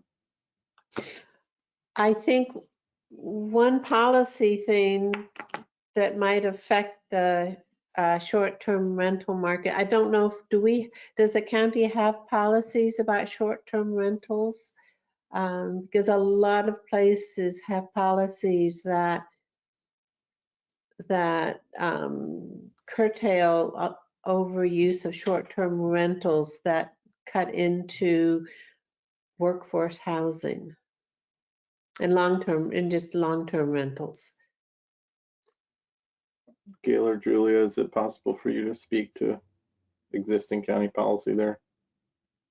The county does not have any policies that cap or limit the number of short-term rentals in the unincorporated areas of the county. Thanks, Gail. Suzanne? I think that it should be looked into. I think things such as if you're going to have a short-term rental, if it's part of your own home and you want to rent out some rooms, that's fine. I know there are policies. I think Portland has policy around it, of which in the past they've kind of ignored and they haven't implemented. But I would like to see a research into short-term policies around the state, the country, that could advise a development of short-term rental policy. I think also Gerhardt really went through it, and I don't really know what they came up with. And that's all. Okay, thank you, Susanna. Lon? Yes, Andy. I don't know if this is the right appropriate place for this, but what we have proposed and what we looked at so far seem to me just kind of drop in buckets of what we need.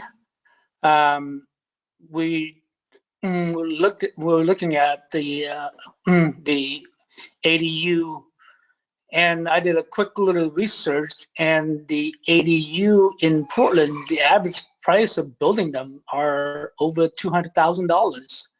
And I can't imagine too many people can afford to do this.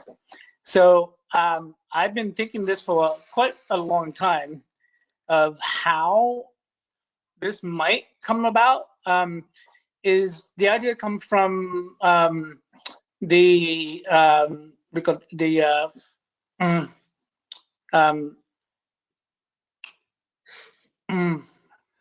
I'm sorry, kind of drawing a blank right now, but the eco housing village idea of so imagine if we have, let's just say we have somebody has a home right now, has enough land, and convert that home into a common, and then building smaller housing, allow people to build smaller housings to, let's just say 5 to 7, whatever the number that possibly could work, and having and trying to use the technology of not just utilities, but also sewage.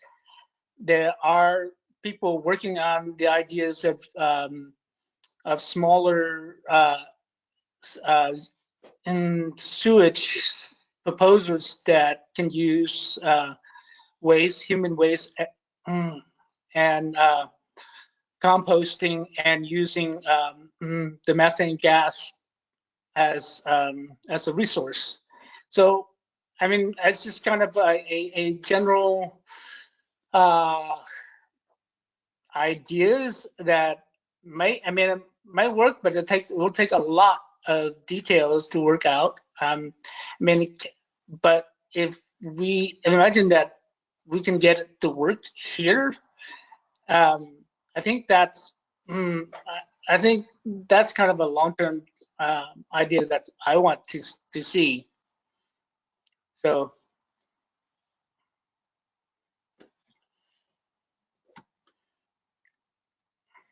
Excuse me. Thank you, Long. We're getting a little bit of feedback in chat, folks agitating for us to move more quickly.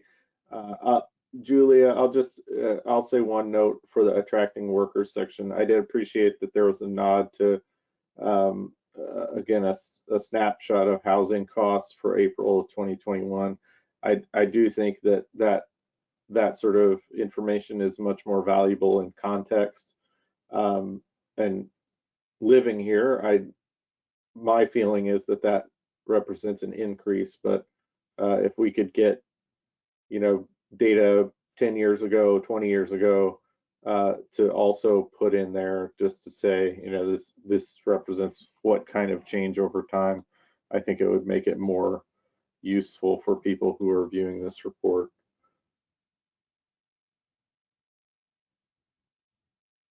Thank you.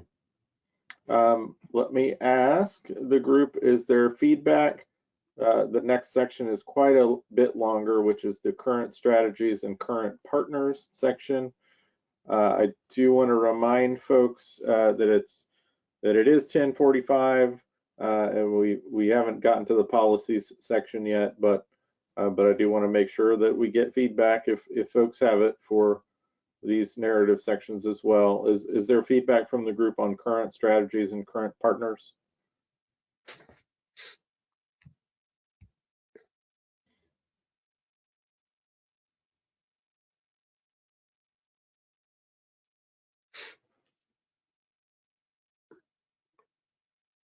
Jan. I can't remember where we were, but I did send in something suggesting that we, since they talked about various cities, that we had something about the fact that Astoria is, and I think Seaside also are coming up with workers with projects that will help workers housing. And I submitted that. It was on page 11, but I don't have it right now in front of me.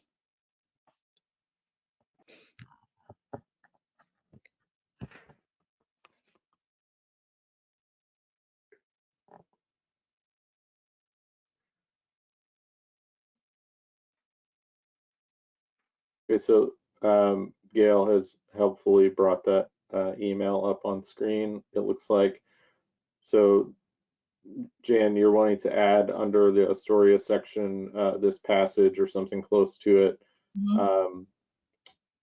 to talk about the workforce housing. Yeah, Correct. to come up with, you know, potentially 100 housing units or dwelling units is a pretty big deal for a small community. And I think Seaside's also working on something similar. Okay. So is that a motion to add that passage, Jan? Yeah, I move that we add that passage. Okay, thank you. Gail, I know you had it up on screen. Is it possible for you to put it in the sidebar so we can all read it too? I take it you're working on that, but. Yes, if you could give me just a moment, please. I'm trying to find the section where Jan wanted that added. Sure. It's on page 11.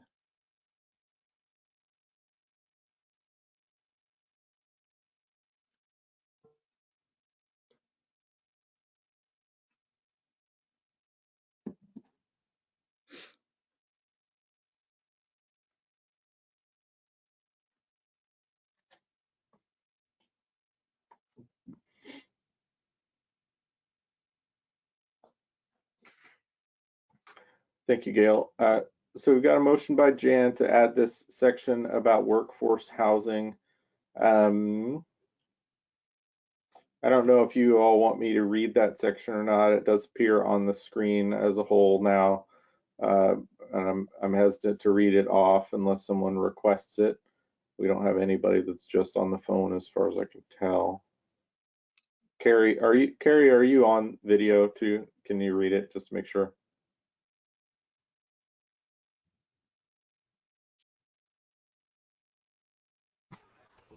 What am I reading?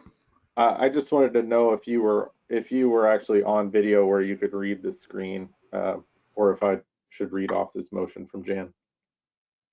No, I can read it. Okay, great. That's all I needed. Thank you, sir. So we've got a motion by Jan to add this section on workforce housing developments in the city of Astoria. I believe that's all Astoria. Yeah. Is there a second for adding this passage? I second.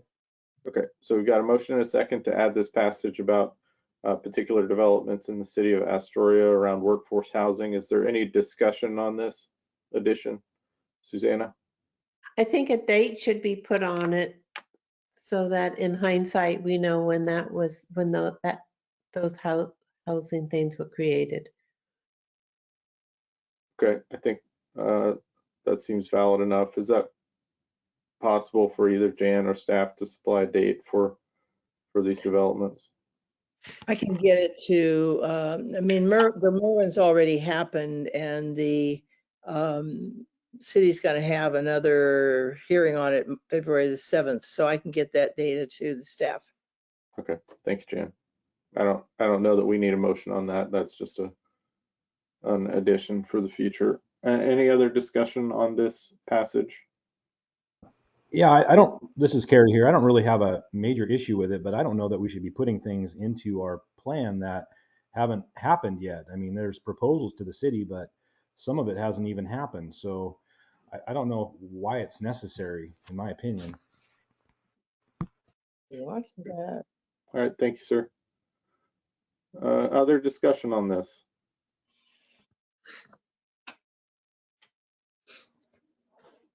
Okay, let's try to move to a vote then. Let me ask if there's any opposition to this inclusion. So this is a motion by Jan to include this passage about workforce housing developments in Clatsop County and specifically Astoria. Is there any opposition to the addition of this passage? I'm going to oppose this specific one. I agree that we have a major issue, but I don't agree with this language being included. Okay, thanks, Carrie. So I'll just go around for a vote here. So this is the motion to include this passage on workforce housing in Clatsop County and specifically the city of Astoria. I'll just go around the table and ask everyone how they want to vote on it. Kerry Johnson, how do you vote? No. Thank you, sir. Jim? No. Susanna Gladwin? Yes. Jan Mitchell? Yes. Chris Farrar? Abstain. Nadia Gardner? Yes. Charles Dice? Yes. Kwan? Sorry, I didn't hear you, Lam.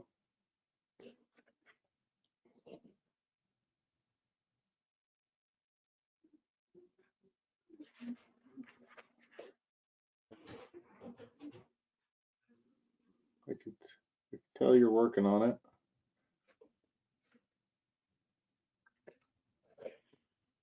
Maybe signal by hand. Yeah, strangely, I can't hear you, even though it looks like you're off mute. Can you give me a thumbs up or thumbs down, maybe? Still strangely don't hear you. Thumbs up, okay. All right, so we got a yes vote from Lam, and then Cheryl. Yes. Okay, so I have a vote of 6-2 with 1 abstention, I believe. So it is approved. Thank you, folks, for discussion and the submission there, Jan. Let me just pull out again and see, are there any other items for current strategies and current partners?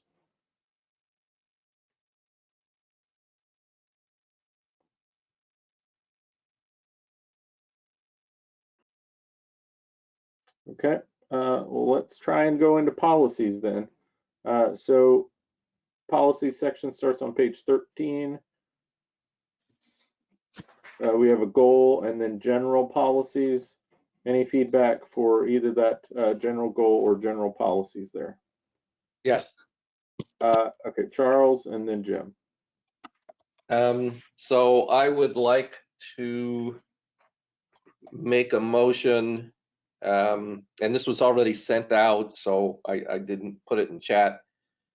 So under goal 9, under general policy, to add a policy 5, the county shall implement the recommendations from the Affordable Housing Study of January 2019 and shall pursue immediate or short-term actions that could improve the availability of affordable housing in the county.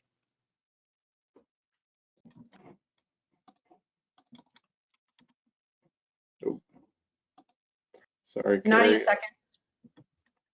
I'm just putting that in chat. Sorry, Carrie got a duplicate of that.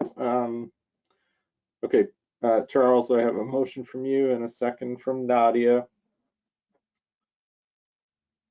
So the motion is that the county shall implement the recommendations of the Affordable Housing Study of January 2019 and shall pursue immediate or short-term actions that could improve the availability of housing in the county. Is there a discussion on that motion? So now that I made the motion, I would just like to point out, because a lot of people have brought this topic up with respect to short-term rentals, and that very specific topic is addressed in that affordable housing study that the county already paid for and was published back in January. So I'm hoping that the county will take heed of the information in that report, and that will address this short-term rental issue in some degree. Thank you. Thank you, Charles. Any other discussion? Other discussion on this motion?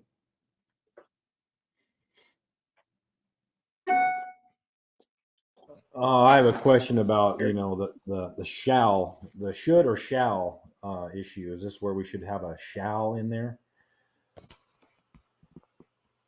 We talked about that before. I don't know, Charles, you made the motion. Do you care to respond to whether to use a should or a shall here? Yeah, so my motion was as a shall. I mean, it's the county's own report, and they put taxpayer money to pay for it. So why they shouldn't shouldn't follow it, I'm perplexed. So I'd like to leave it at the shall. Thank you, Charles. Any other discussion on this?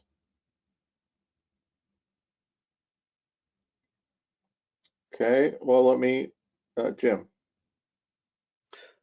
Even though I personally like the idea of having a shall, I don't think it's prudent to obligate the county to follow every item that's in a contractor's affordable housing study. I do think we should give them a little bit of leeway. And so I would motion that we change shall to should.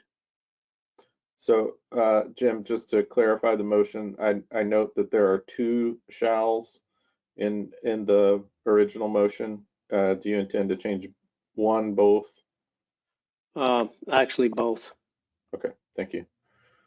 So I've got a motion from Jim Allegria to amend the motion to change the instances of shall to should in the original motion. It would read, the county should implement the recommendations from the affordable housing study of January 2019 and should pursue immediate or short-term actions that could improve the availability of affordable housing in the county.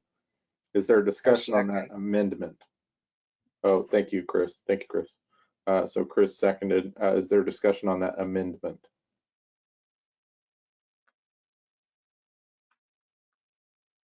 No? Well, let me ask, is there any opposition to that amendment? Anyone who would like to oppose that amendment?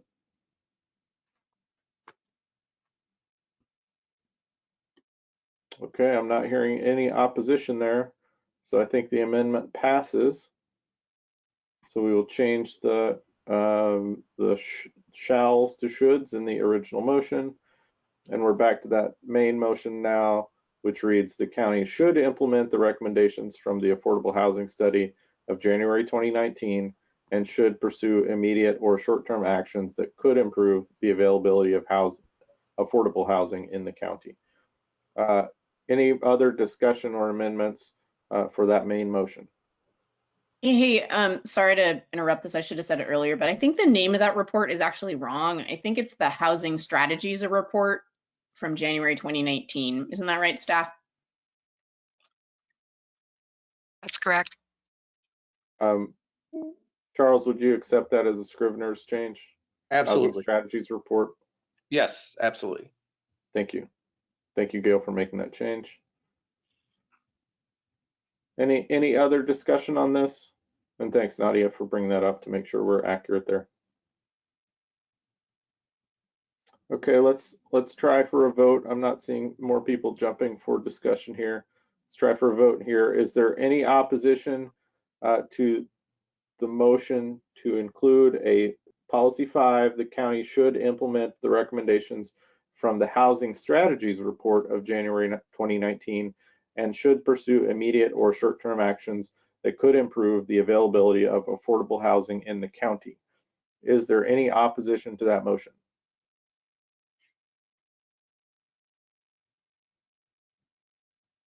Seeing or hearing no opposition, the motion passes. Thank you, Charles. Okay, let me go back to the group. Any other feedback or motions for these general policies or the goal for this section? Jim. Yes, I have a couple, and one I have in chat. Okay. But the first one I'd like to address is General Policy 2. And I would motion to change flood hazards to natural hazards because that's broader than just specifically floods. Wetlands are fine. And so that's my first motion.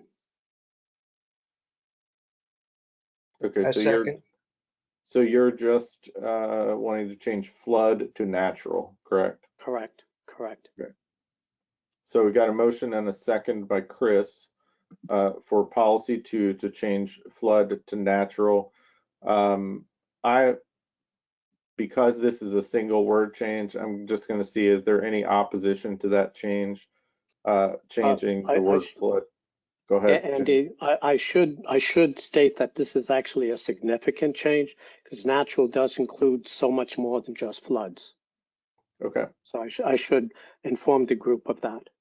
Thanks, Jim. Is there any discussion on this?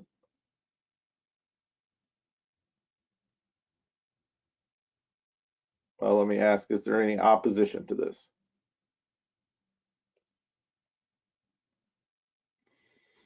Okay, so I'm not seeing any or hearing any opposition to changing flood hazard to natural hazard. So that seems to pass. Thank you, Jim. And my second comment I have in chat is as general policy 6, businesses, especially startups, and those businesses that will diversify the county's economy should be encouraged and supported. I don't see anything specific in general policies that addresses this. I know that we have a couple of groups that are tasked by the county to promote economic development, but I think to have a specific statement on small businesses, which seems to me to be a major driver in the area, as breweries, as a case in point, should be explicitly mentioned and supported. Okay, thank you, Jim. Second, Jim's motion. Thanks, Cheryl. So we've got a motion and a second to include a policy 6, which would read businesses, especially startups, and those businesses which will diversify the county's economy should be encouraged and supported. That's got a second. So is there any discussion on that motion?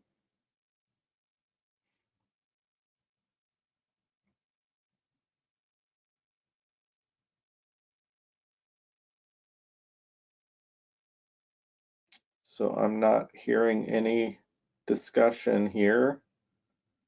So let me check. Is there any opposition to the motion to include a policy 6, businesses, especially startups, and those businesses which will or that will diversify the county's economy should be encouraged and supported? Is there any opposition to the inclusion of that language? Okay, so I'm not hearing any opposition. So that should pass. That passes.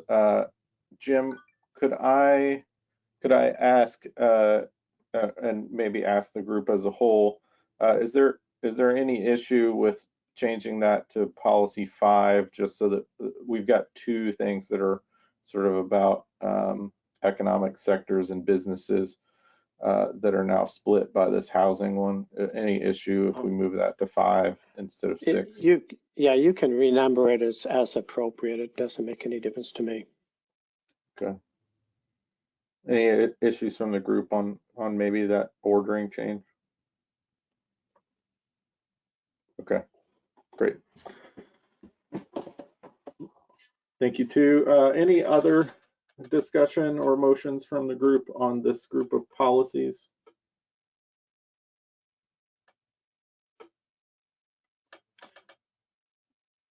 So I can't make motions. I'll just express that that policy 2 for me, especially in relation to wetlands, we've got in my mind a pretty different characterization of wetland resources and a different goal outside of them being constraints to development. So that read uncomfortably to me, that they would just be characterized in that way. If we just want to say that we want an inventory of those sort of hazards and wetlands in the county, that's already present in our wetlands goal. So I feel like we've got a part of the comprehensive plan that's characterizing these as resources to be protected, and then a part of these that's characterizing them as constraints to development. I don't know that I have a resolution for that, and maybe those are both true things, but it read strangely to me when I read it, just as feedback. Okay, let me ask, are there any suggestions about forest products policies? Forest products policies. Chris. Just going back to the point you just left off on policy 2, general policies. You could soften it a little bit, perhaps by changing the word constraints to limitations.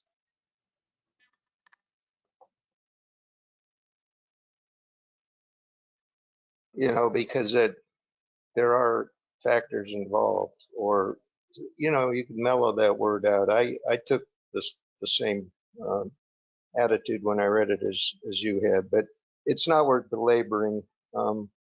So forget that idea, and I'll just put in an idea on forest products policies number 1. There was a section at the beginning of that policy as it was drafted that was lined out, and I kind of like the idea of forestation and reforestation. So I was wondering if you could have the policy 1 read, the Forest Practices Act regulates forest practices.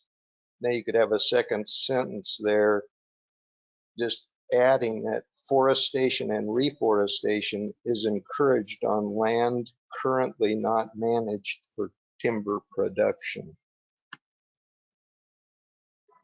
Okay. So I'll take that as a motion, Chris, to add language. That's a motion. So I'd second. Motion and a second to add the language forestation and reforestation is encouraged on lands not currently in forest production. Is that accurate, Chris? Okay.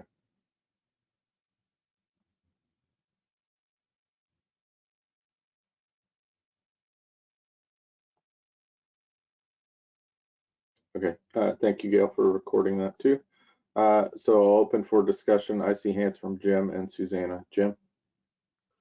Well, as a point of clarification, I think it's fine if you're dealing with a non-forest zone, but in terms of forestry areas, the Forest Practice Act, actually I was going to suggest deleting that. That's like saying the Clatsop County shall follow the laws and regulations of the state. Sort of meaningless.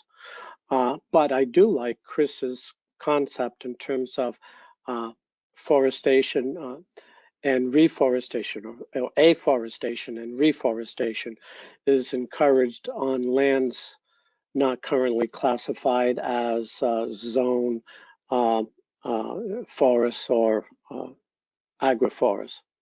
Just forest would be fine.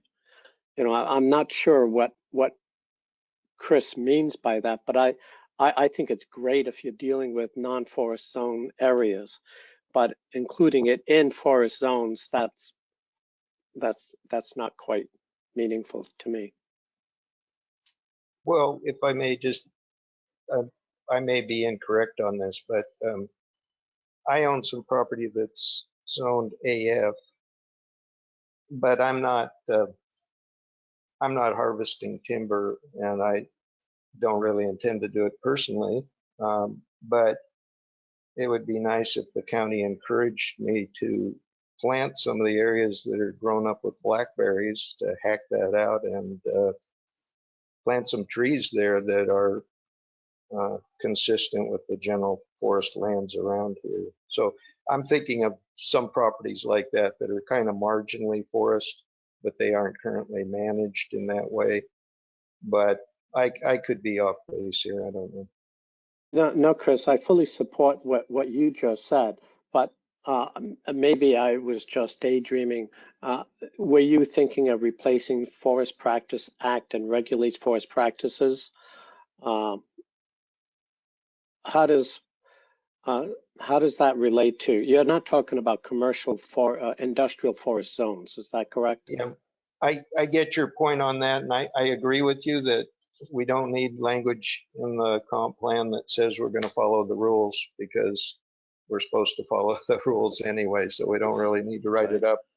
And thinking about it, the addition I was making there would almost should almost be a separate policy anyway. So I would go for the idea of striking the first policy as it's written and read on my copy, and just making policy 1 the policy I said that encourages tree planting on properties that aren't being harvested. I mean, it benefits everybody to have trees around, and who knows, maybe they'd get logged off 40 years from now, who knows.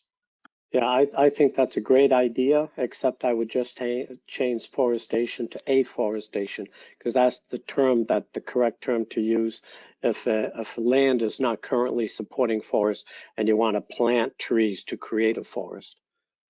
Yes, I know that, and you're correct, and I apologize for my abuse of the English language.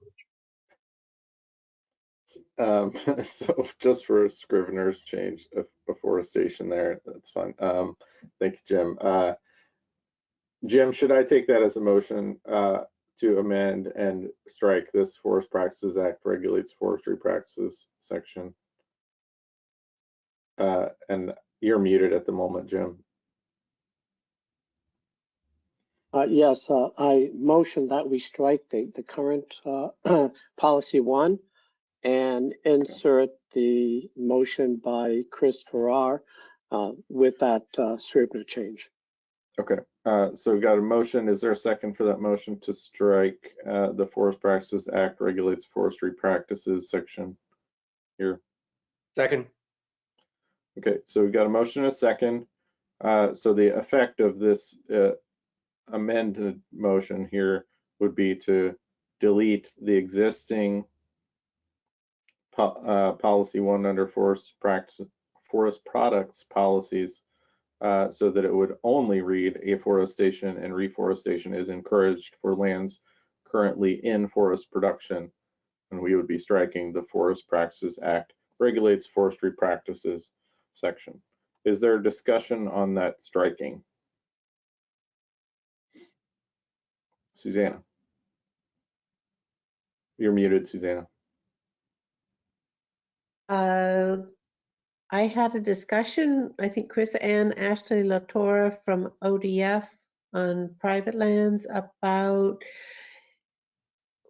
the Forest Practices Act covering woodlots and the non-F80 lands, which it clearly is covered under forest practices, about regulation of wood cutting, cutting down of trees, and my impression is if it is a non-commercial practice, you can cut down every tree you see on your property.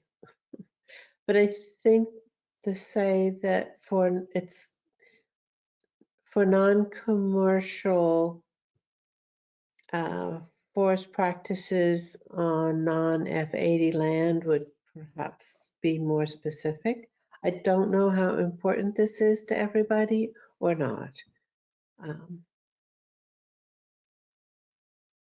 Okay, thank you, Susanna. Further discussion for this amendment to strike the Forest Practices Act line?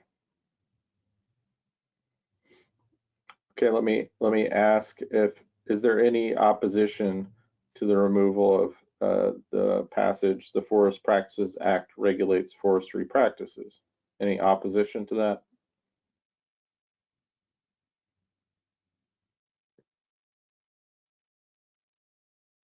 Okay, so not hearing any opposition, so I think that amendment passes. Thank you. So we're back to the main motion, which is now that we would replace policy 1 with the line afforestation and reforestation is encouraged for lands not currently in forest production. Is there any further discussion on that motion?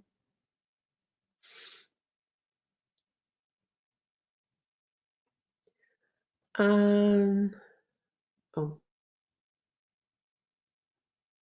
Susanna, do you have discussion there? well, I think that for farming, I would say afforestation, reforestation, or agriculture, or wildlife habitat. I think afforestation is not necessarily a way we always want to go. But I wouldn't stand in the way of it. I think, if you plant a bunch of trees in agricultural lands, can be problematic. Okay, thank you, Susanna. Any other discussion on the motion? Well, in defense of it, I'd just say it's a voluntary thing to the property owner. It's just that the county would encourage it and certainly not say that it shouldn't be allowed or something such as that. So I take Susanna's comment about ag land very seriously. We have just a tiny bit of land that's really used for agriculture, and I don't want to lose any of that. But some people include Christmas tree farms as agriculture, so that's another option as well. Thanks, Chris. Well, let me see if we want to move to a vote here. Is there any opposition to changing policy 1 to read afforestation and reforestation is encouraged for lands not currently in forest production? Is there any opposition to that motion?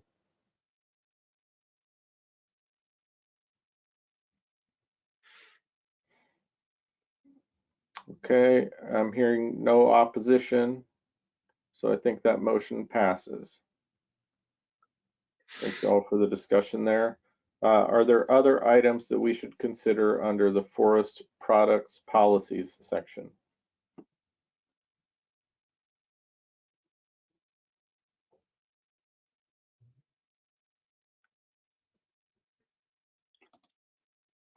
Okay, I'm not trying to limit you if people still come up with them, but let me ask if there are items for marine resources policies. Suzanne? Well, I just was kind of going over encourage research and development of wood waste fueled energy generation. I think we have voted last year that to add the wording that is environmentally, I don't know the wording, basically environmentally friendly, so we're not stripping logged off land of all wood waste that could go back into the soils. So it comes up again, I think under C, encouraging locally processed of locally grown wood fiber.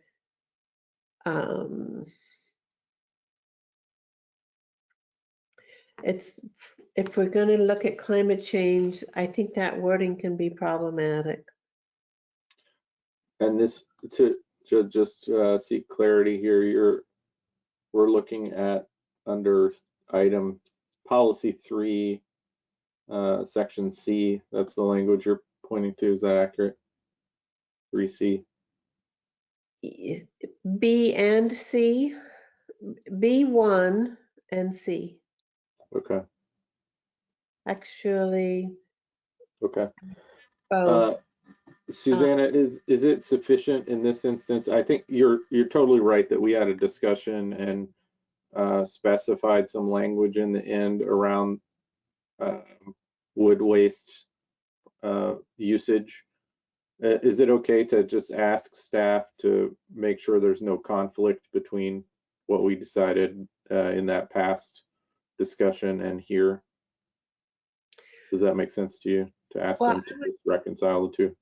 I would like the language that we voted on and accepted to be inserted. Because we had some comments that we voted on for policy and was. So I know what you're asking for. My sense is that there's some elements here that are a little different, like the fact that there's loans involved and bonds and all of these things are different from what we dealt with before. So what I'm suggesting is that we just ask staff to go and find the language that we did specify and make sure that that's reflected here, but not necessarily to just replace this section, because this is a different topic, like as far as does that make sense? Would that be acceptable? That is. Gail, is that a sensible ask from us for this section too? Thank you. I think that's a totally valid concern, Susanna, and you're right that we did have a substantial discussion on that, so we don't want to lose that.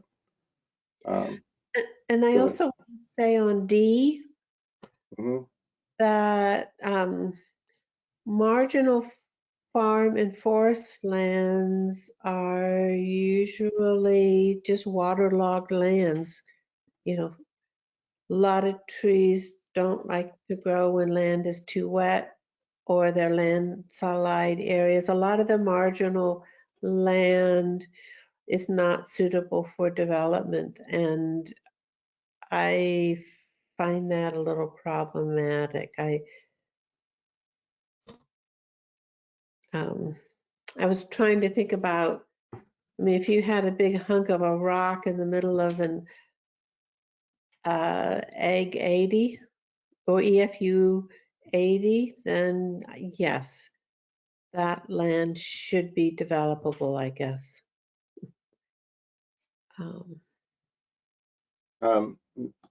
Just to check on that front, Nadia, is your motion for this particular D? There are a couple Ds in this section, but you've got them.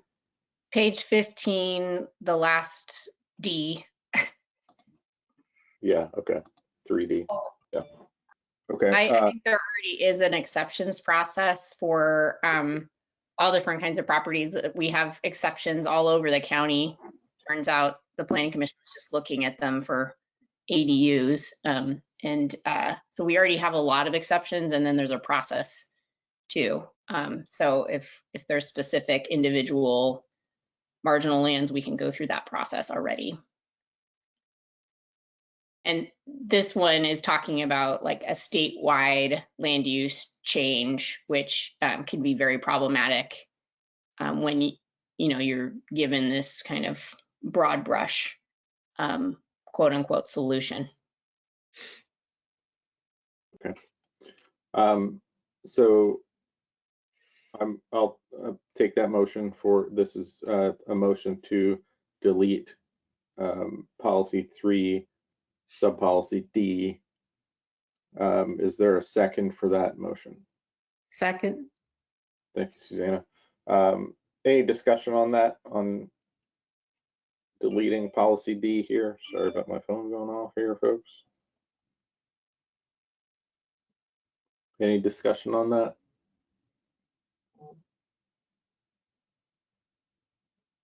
Okay, well, let me see. Is there any opposition to that deletion? Any opposition to deleting 3D?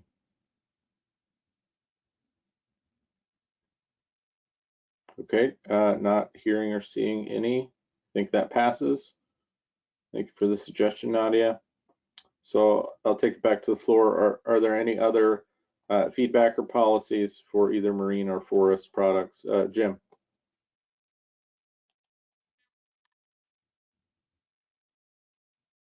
I can't hear you, Jim, sorry. Sorry. In 3C, after locally grown wood fiber, I'd like to, I motion that we add such as cross-laminated timber and specialty manufacturing. It gives it a little more substance to what we're talking about. Cross-laminated timber is an area that is rapidly growing and would be a very good addition to this area, since it utilizes small diameter timber and just portions of it to create large structures. And specialty manufacturing is rather open because I think that that's an area that is underserved. We don't have anything here, and it's quite wide open. I'm not talking about like an additional Hampton Mill, which I think is essentially referred to in another point, which they're fine. But I think specifically specialty manufacturing is an area that this area could, that this section of the county could utilize. Okay, thank you, Jim. So this is an addition to 3C under Forest Products Policies, and that addition would be to add the words such as cross-laminated timber and specialty manufacturing after locally grown wood fiber. Is there a second for that motion?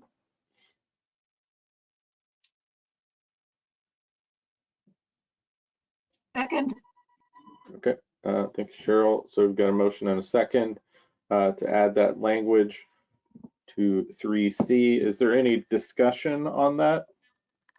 Any discussion on that motion? Susanna? Cross-laminate timber was created in response to the really small trees and really short harvesting cycles that commercial companies are doing because the trees, the lumber off of them is really poor, and it is a way that you can do it, but it supports a really fast cutting cycle is what I'm trying to say. So I would not want the county to be supporting cross-laminated timber, but that's just me. Okay, thank you, Susanna. Any other discussion on this addition?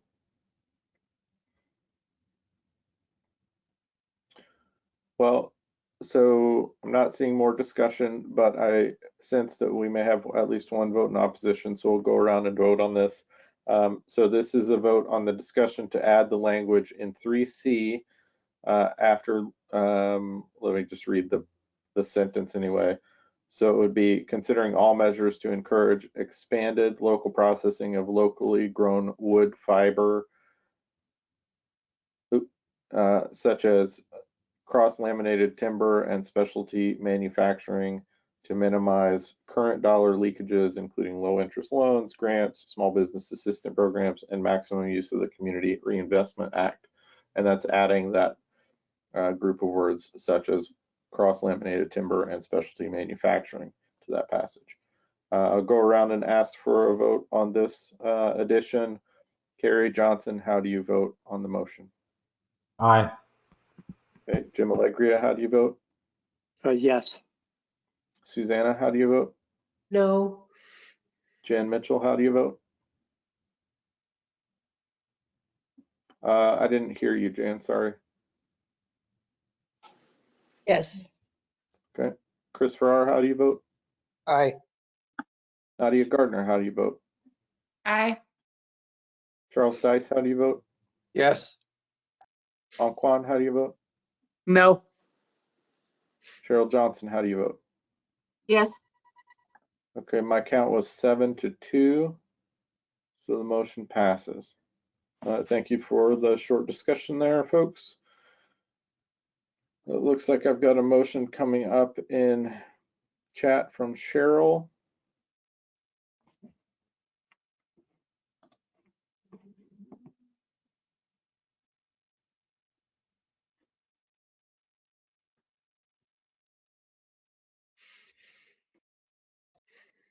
Cheryl, do you want to speak to what you're at least starting to type out there? Yeah, 3F in this draft was taken out, and I'm not sure why. Possibly because it starts out with giving priority to, and I know that at least one of the commissioners has expressed that she does not want to give preference or priority to any of the industries or economic things happening in the county. I think this is an important one. It talks about support for marketing and for transportation. So my motion is that we put F back in, but we delete the words giving priority to, and instead we write it so that it matches the language of the others, so that it starts out with supporting the development of, and then continues on. Okay, thanks, Cheryl. Chris, that was you for the second, is that right? Yes. Thank you. So I've got a motion and a second to reinstate policy 3F under marine resources with the change of starting that policy off with supporting the development of, instead of giving priority to the development of. Can I ask staff quickly, since I don't know that I see the origin of that change? Do you have any other feedback about why F was taken out to begin with? Honestly, I don't remember at this point. This it's been several months since I've looked at it. I'm sorry. Okay, fair enough. Is there discussion on this motion to reinstate 3F with the wording change?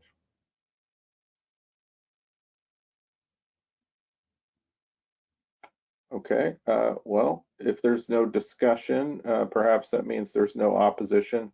So let me ask, is there anyone who opposes reinstating 3F with the change to begin it supporting the development of?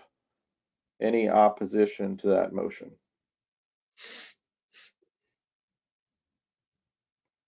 It sounds like not. So I believe that motion passes. Thank you, Cheryl, for the suggestion.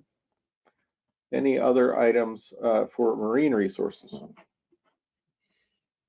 Susanna. I would like to see some acknowledgement of the importance of all the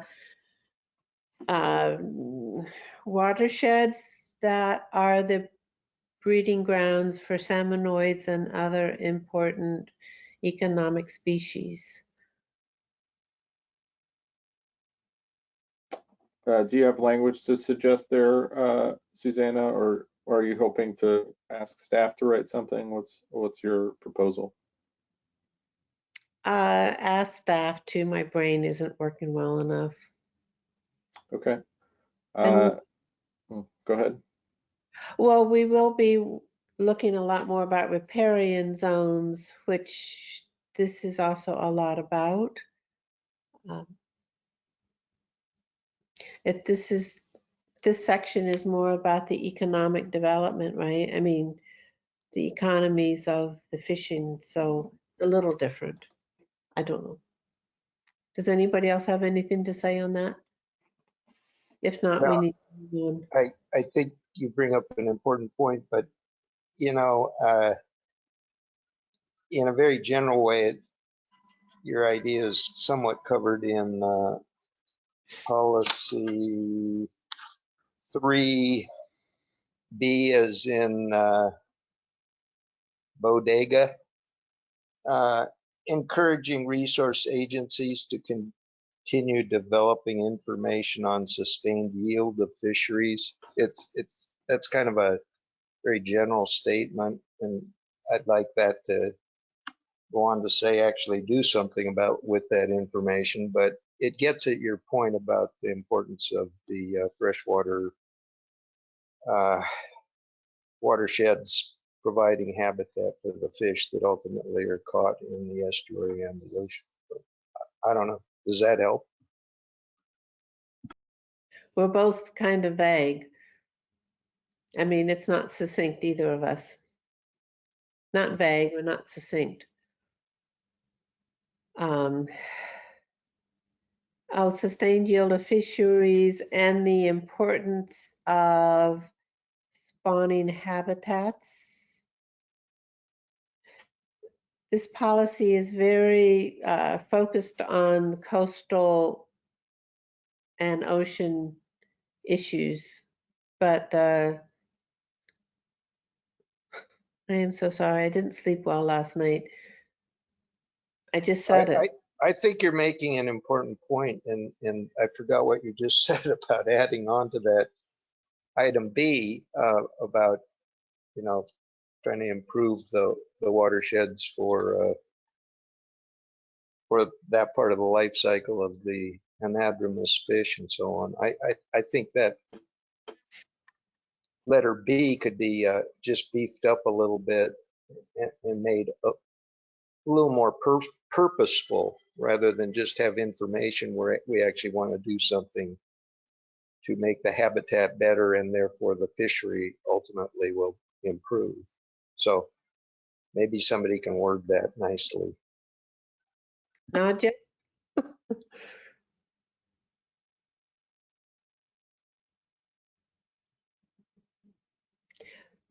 Well, sustain yield of fisheries and recognize the importance of my brain won't say it.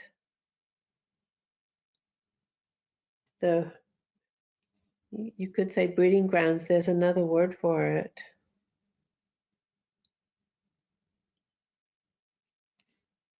Help me. Well, freshwater habitat. It's important. I can tell everybody's thinking about lunch here or something. And maybe we're just, maybe we can, well, I don't know. I don't know what we can do. Well, yeah, just put in there the importance of freshwater habitat, if nobody comes up with any better, in their life cycle.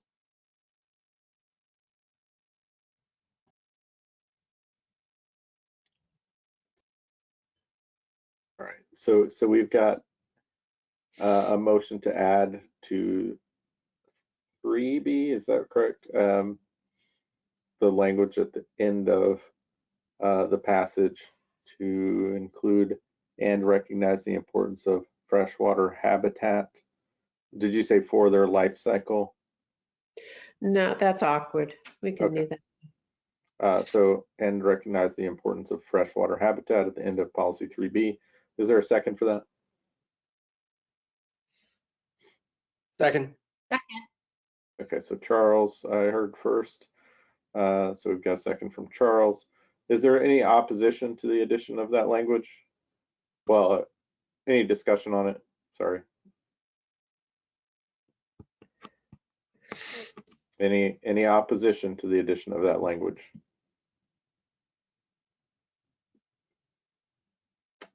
So hearing no opposition, I think that passes. Thank you, Susanna and Chris, for that discussion. I do sense that there's a little bit of a lull happening here. I will say we've got a fair bit of this policy section left to go, but I leave it in the hands of this group. If you are feeling like you need to take a break or recess for lunch, somebody should make a motion to do that instead of us just trying to power through if none of our brains are working.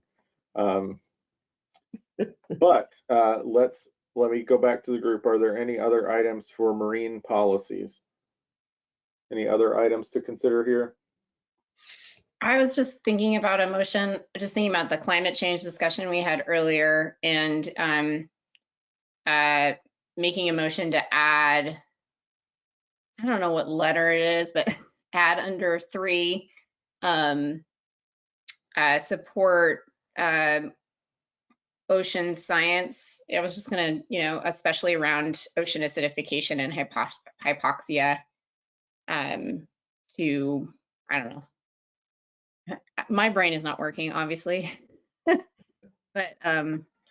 I'd like to add some language just acknowledging that issue to support our fisheries. Could I ask a point of clarification? Sure. Yeah, so Nadia said, maybe I'm getting lost, but under 3, I mean, as I read this, I think we're in the Marine Resources Policy section. Yep. And I think item 3, somehow I thought it applied to the Port of Astoria, but maybe now that I'm reading it, maybe it is the County, Port of Astoria, and Cedar. Okay, so it's talking about seafood landed in Clatsop County. Okay, so I don't know, maybe it is appropriate for 3. Never mind. Thank you, Charles. Nadia, I think Gail has tried to start a policy F here, but we don't have language yet. Okay, you put something in chat. Thank you.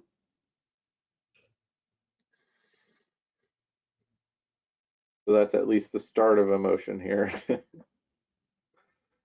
Yeah, I think just saying something general like supporting scientific research, including on ocean acidification, hypoxia, and domoic acid impacts to fisheries, or something like that. Okay. Nadia, given the state of our thought processes here, is this one where it's safe for us to ask for staff to provide exact language that includes these notions? Sure, if there needs to be some wordsmithing, I'm happy with that. Okay. Second the motion. All right, so we've got a motion and a second for us to include language to the direction of supporting scientific research, including regarding ocean acidification, hypoxia, and domoic acid impacts to fisheries. Is there any discussion on that motion?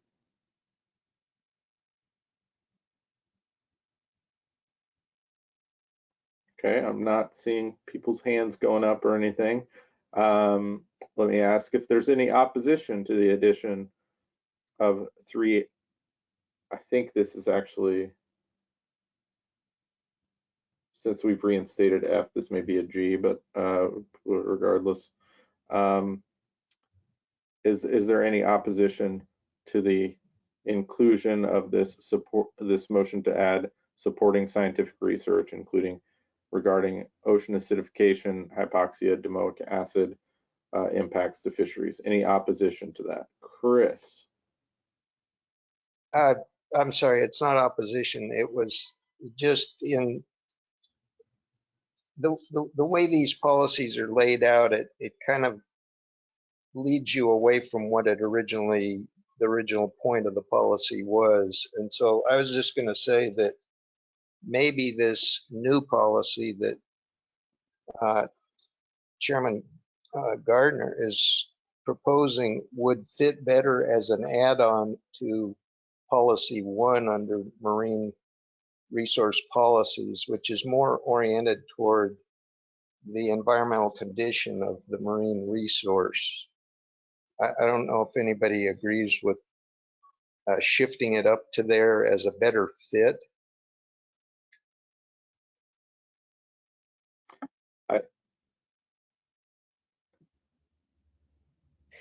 I don't know about Chair Gardner's feedback on that. I think that you could very lightly tweak it to fit in either one.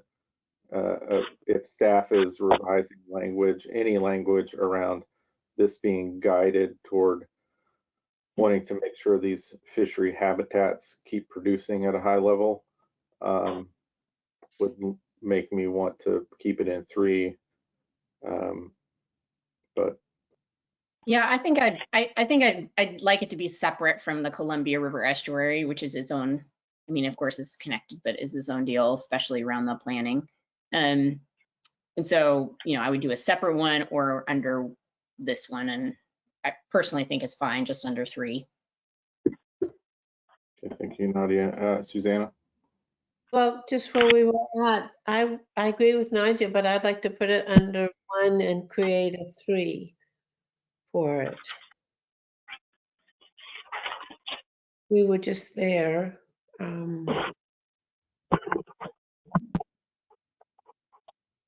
Marine resources policy, make it a 3.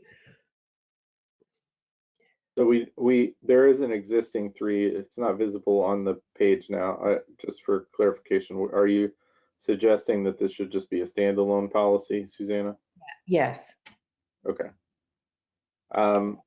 Let's see if we want to include this. Let's just make sure we get a vote to approve it, and then if someone wants to reorder it or make it its own policy number, then we can address that after. We just make sure that we want to include it. I sense that we probably will, but let me see. Just on the motion itself, this is a motion to add it. Right now it says as 3F, but is there any opposition to the motion to include supporting scientific research, including regarding ocean acidification, hypoxia, and domoic acid impacts to fisheries? Any opposition to that?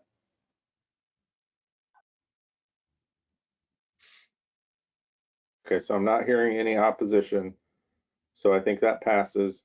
I'll open the floor. Does anyone want to make a motion to either bring this out into its own numbered policy or to put it under policy 1, either one? Susanna. Yeah, I moved that has its own separate numbering under policy 1. Is that right? We've scrolled down again. So just to be, I'm just trying to get clarification. So marine resources policies, I move that it's put under there with its own number. So I'm wanting clarification. So are you wanting it to be policy 2 or are you wanting it to be policy 1A? No, just it says, so there's number 1, there's number 2, and there's, right, isn't there number 3 down below? And so it's like 4 or 5. There's a 3, a 4, so a 5. Okay, so that it would be numbered as policy 5. Yes. Okay. All right, so we've got a motion from Susanna to move 3F into its own heading so that it would become policy 5 under marine resources policies. Is there a second for that renumbering? I'll second, but suggest amending it to be policy 2 and shift the numbers accordingly. Okay. I like the policies put together that are thinking the same way instead of jumping back and forth. Yeah. And clearly, policy 1 is oriented towards marine resource environment. And Chris, let me make a suggestion here so we have a minimum amount of votes. If it didn't seem like anyone was going to second that motion from Susanna, if you second it, we're going to have to do 2 different votes. If we just let it die and you make a motion to make it policy 2, then we only have to do 1 vote.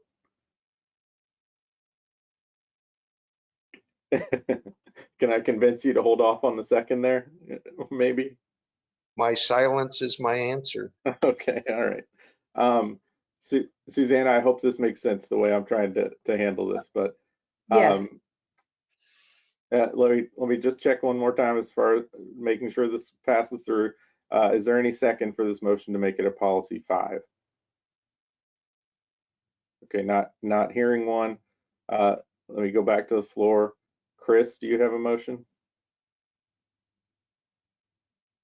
Yes, I have a motion for making a policy 2 that uses the wording supplied by Nadia Gardner that's now shown as 3F as in Frank, supporting scientific research, including regarding ocean acidification, hypoxia, and domoic acid impacts to fish, domoic acid, that is.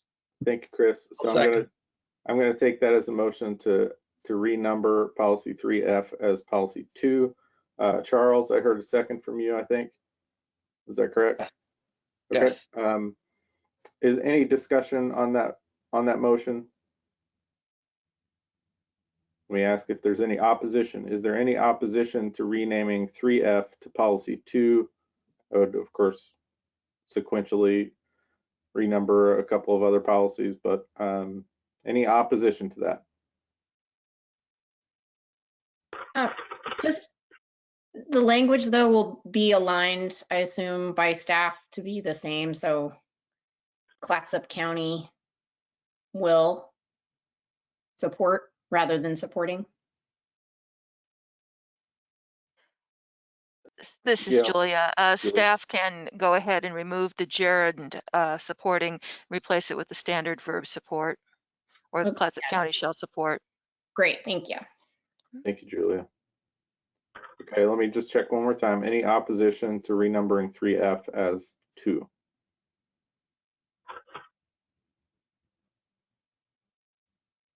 Okay, not hearing any opposition. That motion passes. Thank you for working with me on that to get that numbering done as smoothly as possible. Any other feedback on fisheries resource policies? Susanna. Of course not. If you just go back on the wind wave energy, I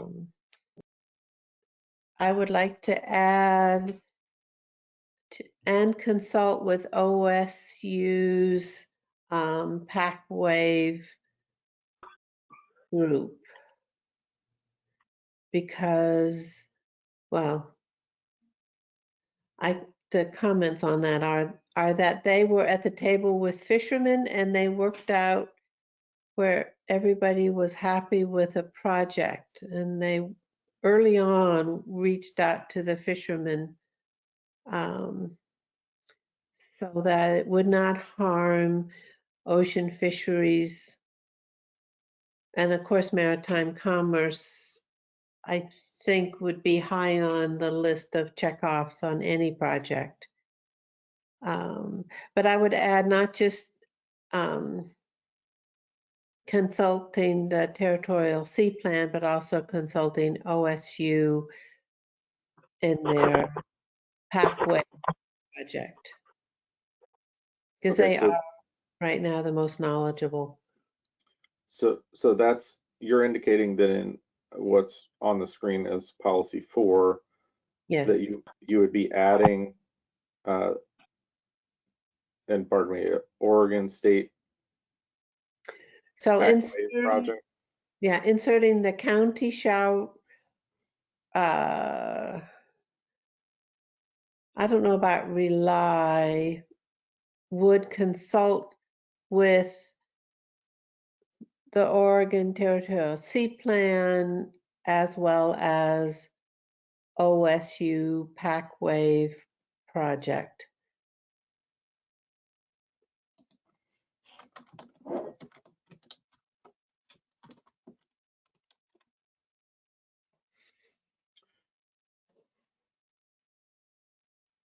Thank you, Gail, for trying to follow along with that.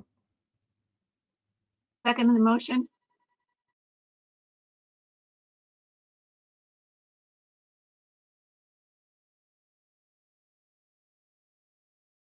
I'm not sure I'm entirely clear on what the motion will be.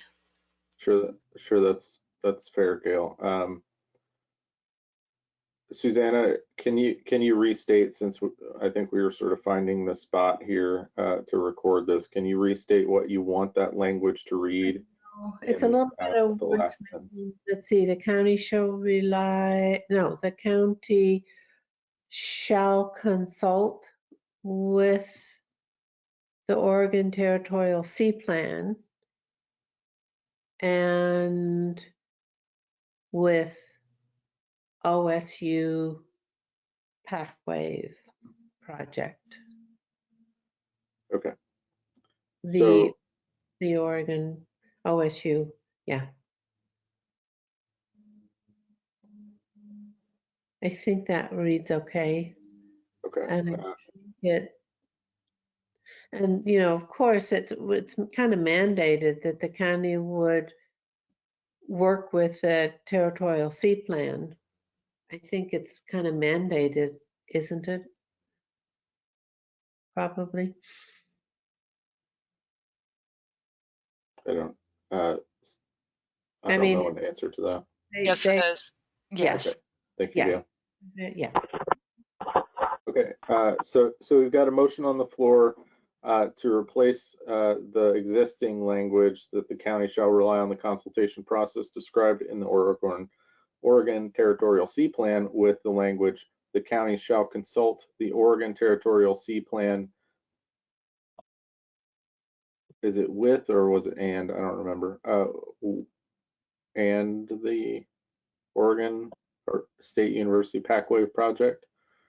To provide input on the effective wind or wave energy proposals on fishing and maritime commerce. Susanna, does that seem accurate for what you wanted? Yes. Okay. I think it just, right. And then Cheryl, you gave a second before we nailed down that language. Do you want to retain that? Yes, okay. So we've got a motion and a second for a language change in policy 4 under merit or marine resources. Any further discussion on this language change?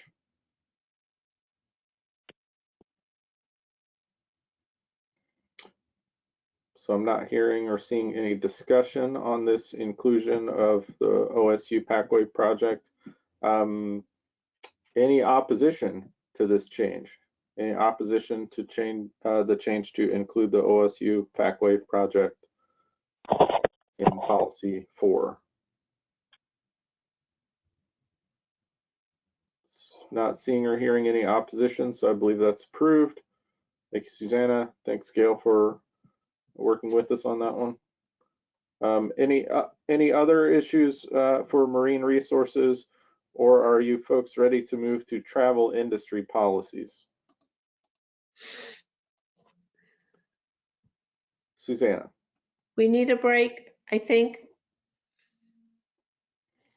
So I'm happy to take a motion to recess if you want to make it. I will say that I recognize that some folks have expressed that they wanted to finish this goal too. So either way, I'll work with. But Susanna, are you wanting to make a motion to recess for lunch?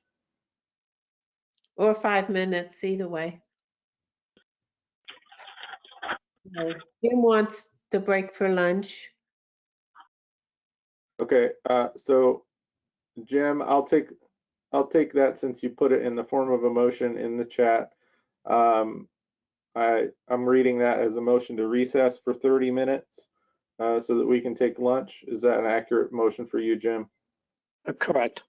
Okay, is there a second? Is there a second? Okay, I heard a second from Nadia. Is there any opposition to us recessing for 30 minutes so that we can take lunch? We have a couple oppositions. Okay, let's go to a vote then. This is a vote for us to recess for 30 minutes so that we can take lunch. Carrie, how do you vote? Yes on that. That's fine. Okay. Jim, how do you vote? Yes. Susanna? Yes. Jan? I didn't hear you, Jan. I'd like us to finish this section. No. So that's a no. Okay. Chris, how do you vote? No. Okay. Nadia, how do you vote? Yes. Charles? Yes. Lom? Yes. Cheryl? No, I would like to also finish this section. Okay. There's someone on the phone, caller 1. I don't know who that is. I just want to check. Yeah, that would be John Orr, a little late to the meeting. John, how would you vote? Welcome. How would you vote on recessing for lunch? I pass. Okay, that's an abstention. My count is 6-3 in favor of a recess for lunch. So we'll take a 30-minute break from now. I'll try to come back at 12:01, or excuse me, 12:31 by my clock, and get us started again. So see you all in 30 minutes. Thank you. This Again. conference will now be recorded. Thank you, Gail. So we're just coming back from lunch recess for this joint committee meeting of the Planning Commission and the Countywide Citizen Advisory Group for the Comprehensive Plan Update. This is January 25th. So we left off just before we started considering travel industry policies in Goal 9. So I'll open the floor again as people filter back in here for any discussion of travel industry policies. I will note that before we go to a vote on any issue, I'll confirm that we have a quorum again. It appears we've got enough people, but I don't know if everyone's really at their seat yet. So, I will open the floor. Nadia. I was just saying I'm actually here. All right, thank you. And I will take a moment. I sent Nadia a note about this at lunch, but I'll just remind the group, I said earlier too, I will need to step off by 3 o'clock. I have a work meeting that I can't miss. So I will be stepping out a few minutes beforehand. So possibly Nadia may need to finish up that meeting if we're not done with all of our business for the day by then, which I would be a little surprised. Yeah, I actually have to leave also to pick up my son from school at 3 o'clock. So. Okay. And staff also has to leave at 3. Okay, so we will end at 5 or something. Yeah, we will be wrapping up then promptly at 2:55 or so that we can all get out of here. Okay, so let's re-steer into travel industry policies. Any feedback from the group or changes that we would like to see out of the travel industry policies section?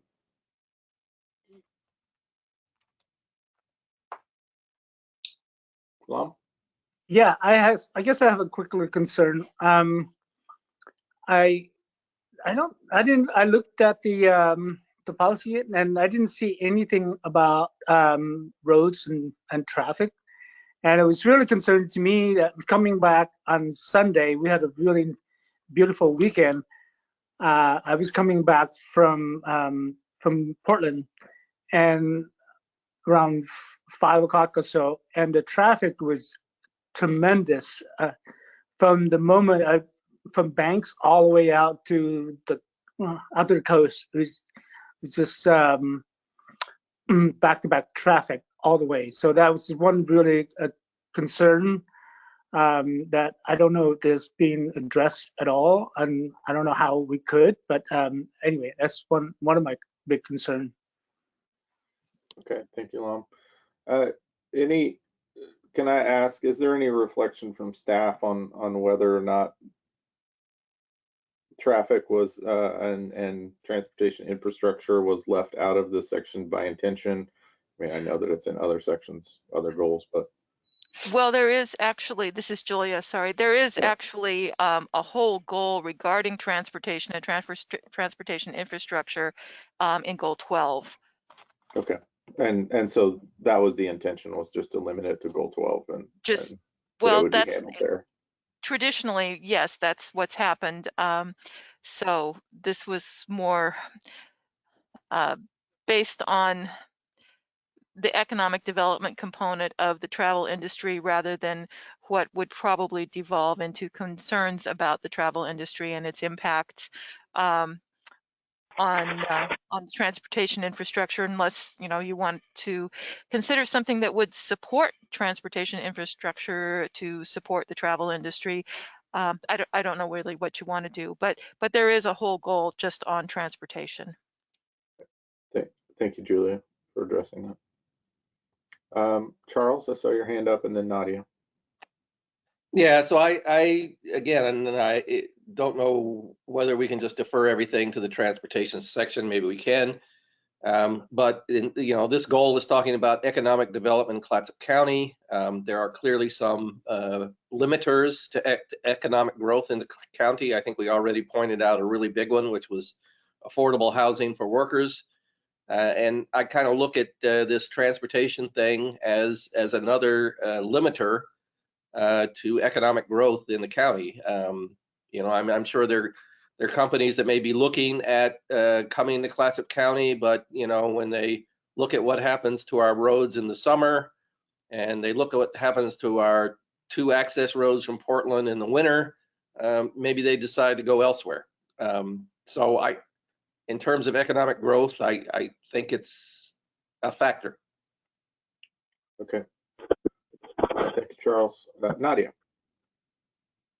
Just kind of a response to, well, both Charles and Lom's comments that I think with any part of economic development and with any industry, there's pros and there's cons. And certainly the cons of tourism have become particularly evident the last year and well, 2 years really. But I do think there's a lot of work being done around how do we mitigate the negative impacts, especially on our environment and on community livability. So I do appreciate number 2 here, which says the county supports, you know, industry representatives and organizations coordinating to promote off-season activities. So, you know, we've gotten to the point where, you know, in Cannon Beach for a long time, they have not held events and encourage tourism during the summer because we don't need any more tourists in the summer. So I think that's one thing that's reflected here, but not the more intensive work that's actually been happening around the North Coast. Can't remember what they call themselves, but there's this whole organization and they even have a coordinator, Karen Olson, that's been working on mitigating impacts. So but I'd rather not get into all that here. I think we should just see whether everything from an economic development standpoint is addressed, and if so, if we feel like it is, then move on to the next section. Okay. Any other feedback from the group on this travel industry policy section?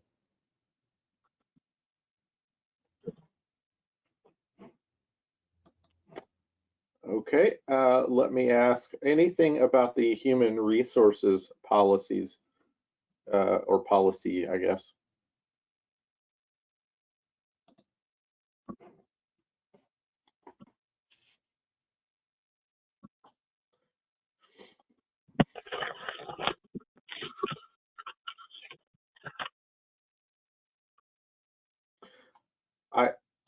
My only piece of feedback on this is I might change, or I might encourage a wording change from county-based to just county, in the sense of and there are firms that are operating in the county but aren't based in the county but have a significant impact on their workforce. I don't know why we would want to exclude them only because they're not based in the county.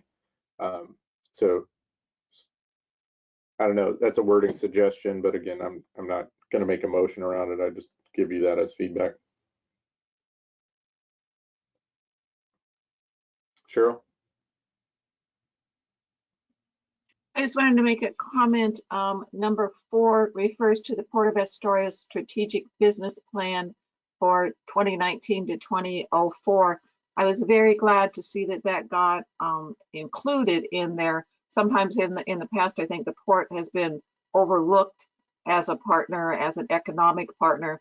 They put a lot of time and energy into creating that strategic business plan, and I was glad to see it referred to so clearly, so strongly here. Thanks, Cheryl.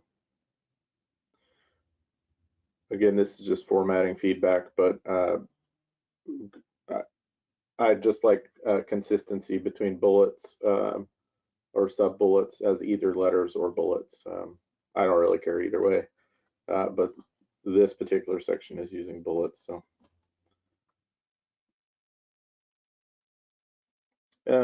other feedback from the group, and obviously at this point we've started on community resources policies, but anything under either human resources or community resources policies? Well, I'd just make a general comment that I felt just one policy around human resources seemed a little light. I'm not sure what to to really add, but you know, human resources are kind of a big component of an economic system. So I'm surprised we can't maybe amongst ourselves come up with a few other ideas that could leverage the people we have in the county to be more productive or be happier in what they're doing or whatever the motivation is. Anyway, it's just a comment. I wonder if we could add a one about family wage jobs here. You know, like the county shall, you know, work with partners to, you know, support industry paying wages that, you know, that you know, that can meet our unaffordable housing, right? So maybe this is where we say, like, you know, we're really looking to build jobs that pay well enough that people can actually survive. So how do we say that? Does anybody have a suggested motion that might cover that topic?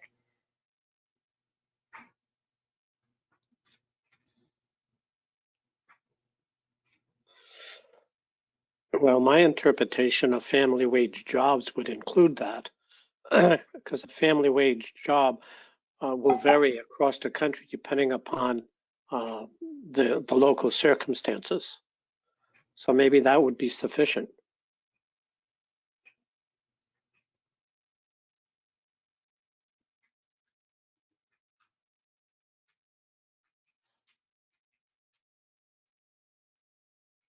Okay. So thank you, Gail, for reflecting that. So I've got a motion by Nadia to insert a human resource policy number 2, which would read, the county shall work with partners to support industries providing family wage jobs. Do I have a second for that motion? I second it. Thank you, Jim. So we've got a motion and a second. Can we have discussion on that policy?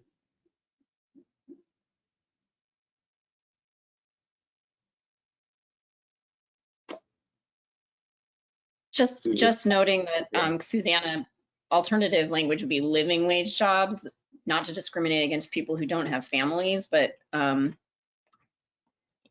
yeah, the definitions of those things are a little amorphous to me, but we could certainly take an amendment if someone would like to make it, or go ahead with the current one. Yep. I would consider it a Scribner change myself. do you think that's more appropriate, Jim? Yes, I think so. I think it's a little more inclusive. Let me check with the group. Is there any objection to considering this a Scrivener's change to living wage jobs as a more inclusive term? Any objection from the group for that? Okay, not hearing any. So let's go with living. And any discussion again on the motion before going to a vote? Okay, well, let's just check. Is there any objection to the motion to include human resources policies number 2, which would read, the county shall work with partners to support industries providing living wage jobs? Any objection? Sorry, Andy, can I just take a step back here for a second? I just looked it up, like the difference, just to better understand it. And like the general understanding is that a family wage job is enough money to raise a family, where a living wage job is enough money to like individually exist. And so to me, a family wage is actually more in line of what I would prefer. You know, that messes up our motion, but. Yeah, okay. Understood that that's more information. Okay. I would suggest that if you object to the current language, we have a quick amendment vote. We sort of, yeah. Nadia, are you moving to amend to back to family? Yes, I move to amend back to the word family wage jobs. Okay. Second. All right. And a second from Charles. Thank you, Charles. I'll just check, since we've sort of had discussion on this already and you just provided definitions. Is there any objection to us moving back to family wage jobs? Chris, I see your objection. Let's do a quick vote on this then. So this is a vote to change the language to read, the county shall work with partners to support industries providing family wage jobs. That's the amendment, family. Carrie Johnson, how do you vote on the amendment to change to family? I vote yes. Okay, thank you. Jim? Yes. Susanna? Yes. Chris? No. Nadia? Yes. Charles? Yes. Lom? Yes. Jan? Yes. Cheryl? Yes. John Orr?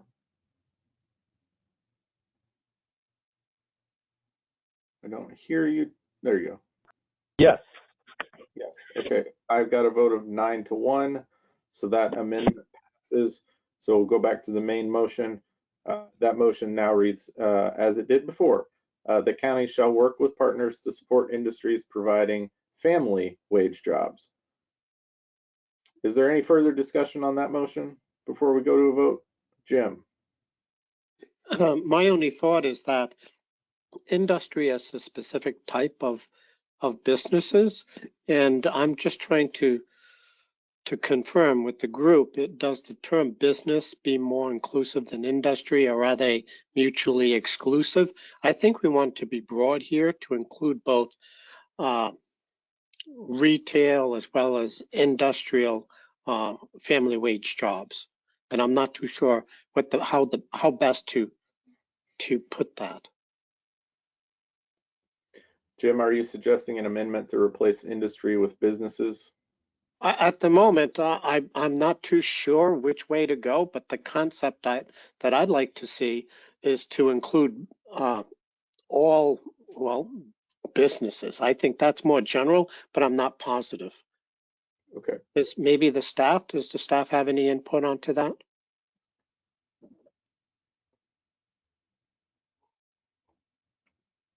I do not. Nor I. Okay. Any other discussion on the motion? Well, is this a motion to change that word? Jim did not make a motion, so No, I did not. Well, I'm in favor of changing the word to be more broad, but we can take that up at another point. So Chris, is that a motion from you, or is that just also voicing an opinion? That's a motion from me to broaden that term to be applied more widely to employment. So are you motioning to change industries to business, or a different word change? Sorry, I just want to make sure. Maybe include both of them. Something that expresses the idea that across the board we're looking for employee wages to be such that they can eke out a life instead of what they have now. Employers, Chris, could that be the word? Sure. Okay, sorry, I'm trying to guide or massage a little bit here, but so I've got a motion on the floor, which I'm taking to be that we will replace the word industries with employers. Is there a second for that motion? Second. Okay, got a motion and a second. Any discussion of the replacement of industries with employers? Any discussion on that point? Okay, seeing no discussion, let me ask, is there any objection to changing industries to employers?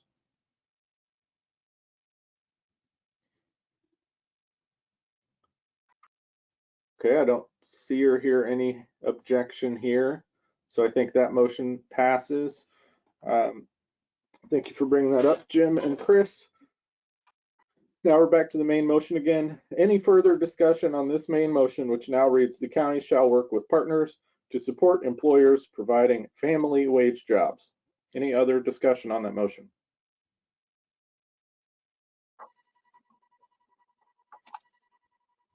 Okay, let's try to go to a vote here. Is there any objection to adding human resources policy 2, which would read, the county shall work with partners to support employers providing family wage jobs? Is there any objection to that policy?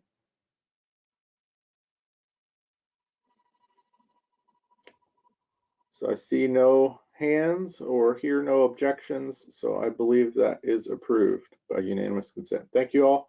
Thanks for the discussion there. Back to the floor for any feedback on human resources policies or community resources policies.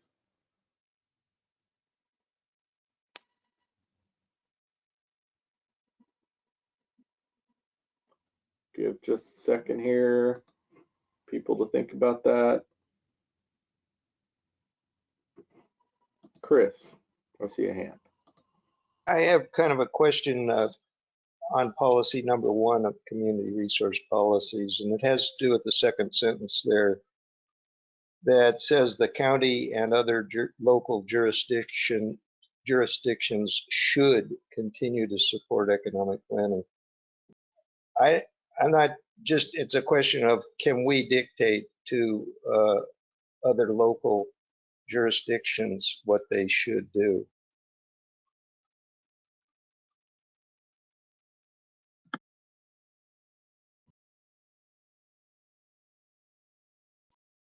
Is there any staff feedback by chance on that particular question? Basically, that was a fairly old policy, and the sub policies under it were outdated and removed. So, Julia, sorry. Please go ahead. Well, I confess when I skimmed through this section to begin with, I sort of mistakenly, as it turns out, but read that as also being part of the struck section, that I thought the whole thing was being replaced by the red line, orange line. But that appears not to be correct. But then now that Chris is bringing it to attention, I'm wondering if it should have been struck. I think that it was struck, and then maybe in the course of all the strikeout and non-strikeout, it accidentally got put back, but I believe it was struck to begin with, because it does refer to all those policies below which were struck. Okay. I mean, it refers to the Clatsop Tillamook Intergovernmental Council, which doesn't exist anymore, and anyway, and a number of ways that the county used to operate with economic development that have since been turned over to CEDAR, the Clatsop Economic Development Resources. So staff would probably recommend that that second sentence under 1 be struck. Jim, do you have comment on that? Yes, I'd like to make a motion. Sure.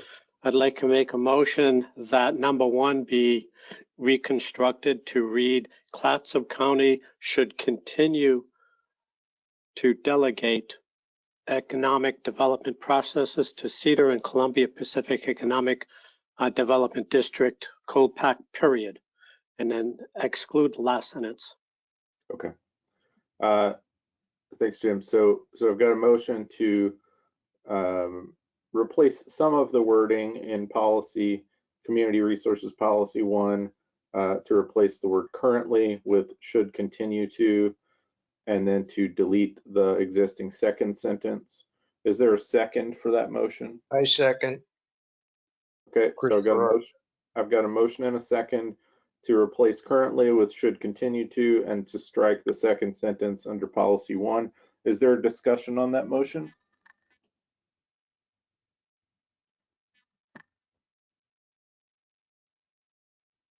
Okay, I'm not seeing discussion, so let me just ask, is there any objection to that motion. And again, the motion is to replace currently in policy 1 of community resource policies, replace currently with should continue to, and then to delete the second sentence. Is there any objection to that change?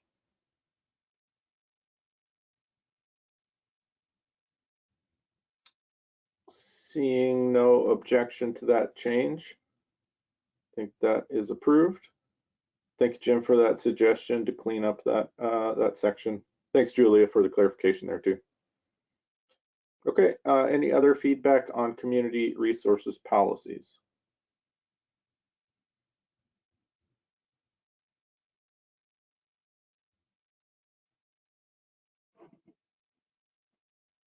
Jim. I have a question for staff on number 7 or 6. I'm not sure which. 76, the way I see it. Destination resort designated. I tried to find where there is a zoning map that designated destination resort zones, but I couldn't find any. Does one? The first question is, does one exist? And if so, where are they, or where is it? Currently, there is no destination resort in Clatsop County in the rural Are there area. any? Is that a zone? I mean, because I got that impression by reading it that It's an overlay. it's an overlay. Okay. It is, but it can be applied, but we don't have one. Okay, thank you. You're welcome. Thanks, Jim. Could I ask a follow-up question? Sure. So if it doesn't exist, why is it we're talking about it? Well, someday it may exist, and at one point in time, there was almost a destination resort, and so the code was brought up to support that, and then it did not happen. Thanks. Thank you, Julia. Any other comments or motions for this section? Chris. I don't know if we're finished with the destination one, but above that, policy number 5, it's been renumbered from 6 to 5, and it says in order to make major industrial development possible, local governments support and state and federal agencies shall work together.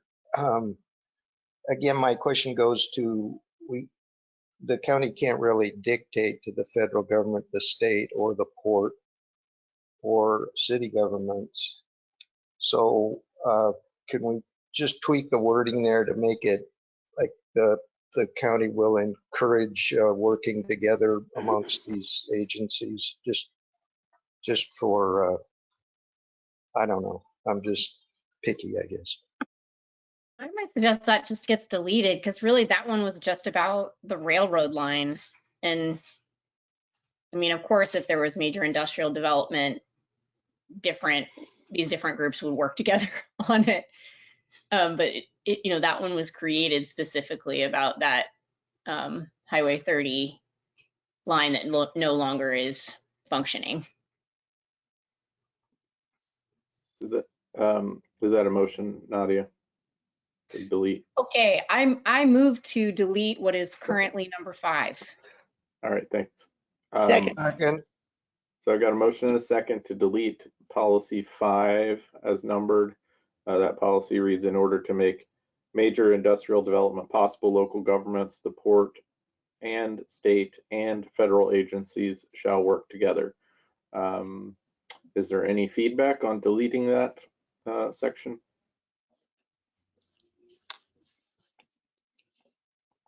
Well, let me check. Is there any opposition to deleting policy 5?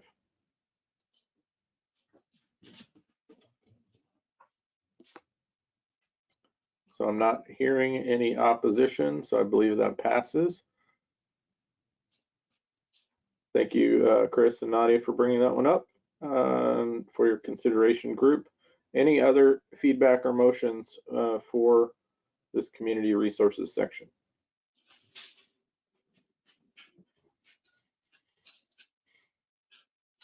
Or are we done with this goal and ready to move on?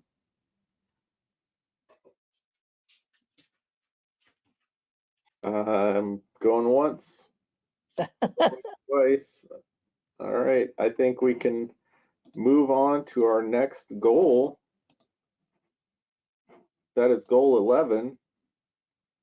Let me find my page here, but Gail, are you or Julia presenting for this one? I'll be presenting for this one. Okay, thank you, Gail. Julia, thank you for presenting and guiding us through the last section. We appreciate it. Gail, feel free, the floor is yours. Okay, thank you. Goal 11 deals with public facilities and services, and the purpose of Goal 11 is to plan and develop a timely, orderly, and efficient arrangement of public facilities and services to serve as a framework for urban and rural development. And the way that we get there are through the requirements that we find in Oregon Administrative Rules 660-011. And you have to keep in mind that our statewide planning system is set up so that high density development and more intense development is directed towards incorporated areas and within urban growth boundaries. And so that gives the county very limited options, if any, when it comes to the provision of public services. For example, with regard to a sewer system, we're not allowed to create or expand a sewer system into rural areas unless there's some sort of health concern that we would be addressing. Same thing with water systems. We can't use the existence of a water system to justify higher densities from what's already permitted on the ground and through our comprehensive plan. And so if you go through the OAR, there are a lot of requirements about how we lay that out. But really the intent of Goal 11, along with Goal 14, which is scheduled for theoretically later in our discussion this afternoon, is really intended, again, to push development of higher density into urban areas where services and infrastructure is already provided or can more cost efficiently be provided. We did take a first draft of Goal 11 to the Board of Commissioners on December 15th. They had a lot of discussion, which is detailed in the cover memo that is included in your agenda package today. There was general consensus among the board to delete the reference to the Falcon Cove Beach Domestic Water District moratorium. And the reason for that was that there were conflicting I'll say views, for lack of a better word, in the community about whether the moratorium was justly called and whether it was needed. And the board asked that staff remove that language from the comprehensive plan draft. Also references to the adopted strategic plan where we talked about the environmental quality team. There was discussion between two particular commissioners and the end result was that we were requested to remove that language as well.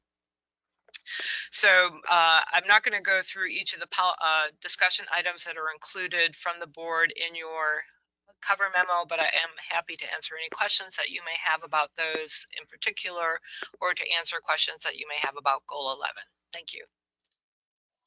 Gail, I just wanted to note and thank you for the parenthetical attributions that you put in the memo. I thought that was helpful for directing, you know, where those items were coming from. I do have a little question just about, so I note through this section, as I can see on the screen here, there's some segments that are highlighted and struck through or added.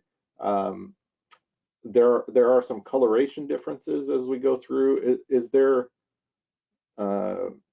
meaningful information to take out of, you know, a different highlight that's a green font or a black font later? You know, is that different like this one? Is that different information, or is that just a? No, this is the way that Word tracks the changes. So the red is just where information has been struck through. The green is where I've actually taken that sentence, and you'll see it down here corresponding in green as well, where it's been cut and pasted. Okay. And I don't know how to change that in Word. I can certainly find a way to fix that in the future. Okay, so it's not I assume, I don't know. so it's not signifying anything meaningful outside of how Word is tracking things. Okay, thank you. Cheryl, I saw your hand up there. Oh, you went the wrong direction on the mute.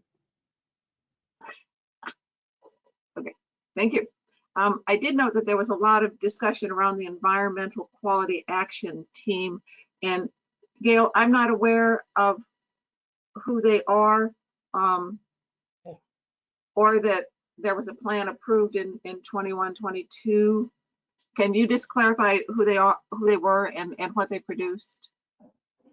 They have never been appointed. The strategic plan was adopted in January of 2021, and it was to cover fiscal year 21-22.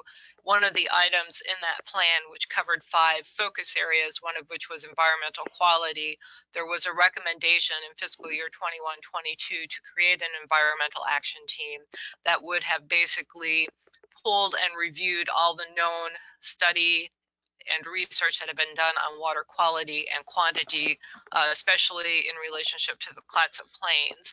And that committee has not been formed. No appointments have been made. They have produced no products.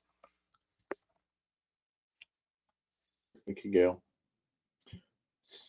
Susanna and then Jan.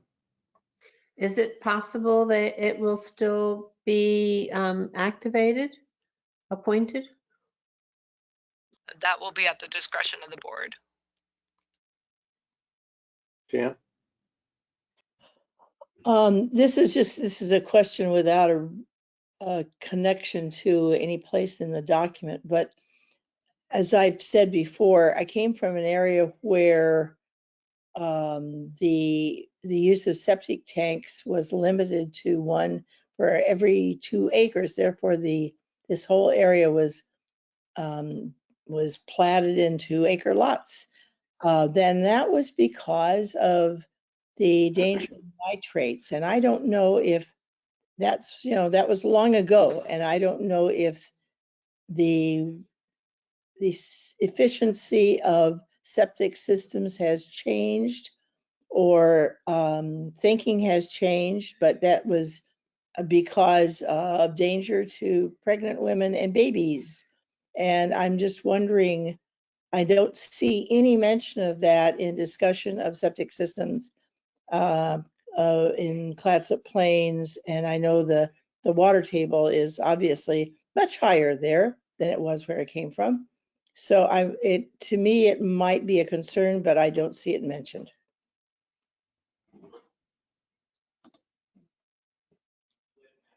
Does staff know anything about those water quality issues in the Clatsop Plains?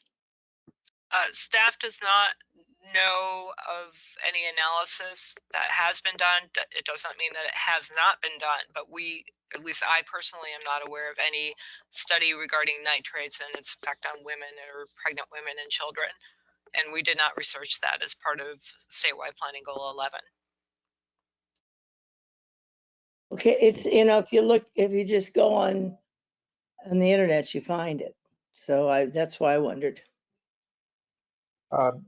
I'd like to say something related to that. Yes, nitrate still poses that same problem, nitrate and nitrite also. It's especially dangerous for smaller individuals. They're more susceptible to oxygen deprivation because the nitrate or nitrite uses it up in their body. And on the septic tanks, I would say that there have been some improvements to how they function. And it really comes down to how well maintained they are, whether they do the job of letting the biology treat the water and then putting it into a drain field to infiltrate in a way where it doesn't get involved in somebody's water supply. I was under my memory is a little poor here, but it does seem as though either DWR or DEQ sampled quite a few wells around the county, and they identified some wells that showed high levels of nitrate, as well as a few locations with arsenic, but I don't want to draw off onto that. So there may be some information about water quality that's relevant on that coastal plain area of the county. And this would have been studies from probably in the last 5 or 6 years. Thank you, Chris. So I want to recognize I've got what appears to me to be a motion in chat. So Cheryl on this overview section has put down to add language in the list of 2 items for what public facilities affect in the community, to add items 3 and 4 that they affect through their economic impacts, 3 and 4 quality of life impacts.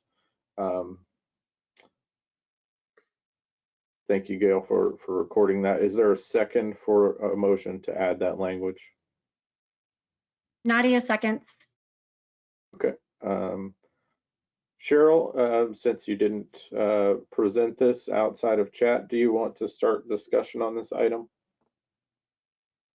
Yeah, simple things like whether or not you have sewers also impact quality of life, and absolutely have economic impacts. When we get over to diking districts, whether or not you can farm in Brownsmead depends on whether or not the diking districts are maintained. So I just, and I do not want to mess with the language. I'm simply suggesting that we add to, in almost any language, that public facilities and services affect community in 4 ways, and that we add something about economic and something about quality of life.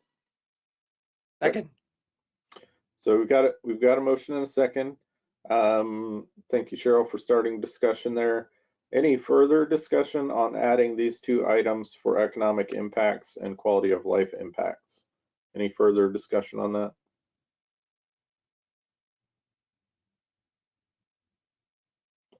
Well, let me ask the group, is there any objection to adding 2 items for economic impact and quality of life impact to the list of effects on the community that public facilities may have? Any objection to that?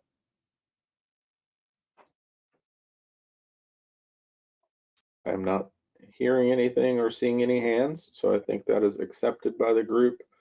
Thank you, Cheryl. Any other items? Let's just go into discussion of this overview section then.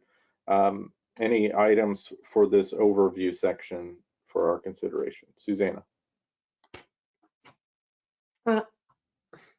I know along the way in this whole draft and we're reviewing that there is support for cluster development and increased development of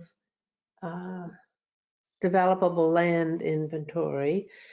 And I think that sewer systems need to be a possibility in rural lands. It is in Fishhawk Lake, and there's a problem I know in rural lands with high rainfall incidents that with saturated soils that impact septic tanks.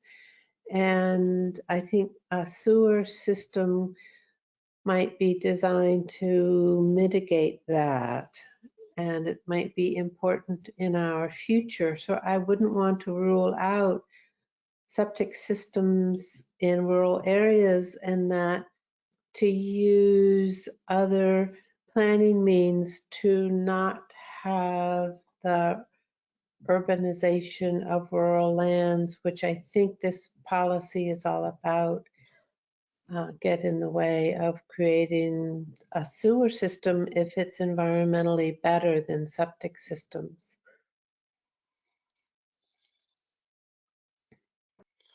Okay, Gail. Isn't it Yeah. cost prohibitive? Yeah.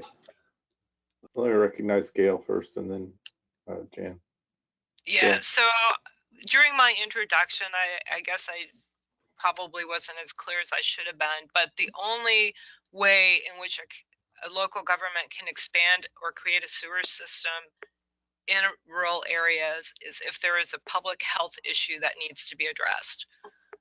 So we can't just say, because a sewer system is a better option and is maybe more environmentally friendly, that we're going to do this. We just cannot do it under state law unless there is a health issue that has been identified that needs to be addressed. Thank you, Gail. Any other feedback or motions for this overview section? Eddie? No. I just have a question. Maybe staff can answer this. I'm wondering if and where they are, that we have water treatment facilities. Is that connected to each sewer system district?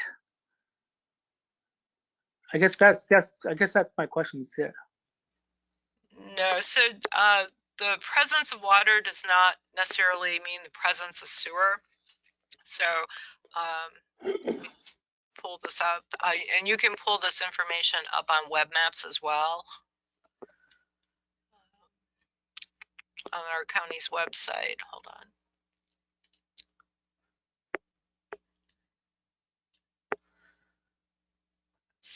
Okay, just bear with me for a moment, please.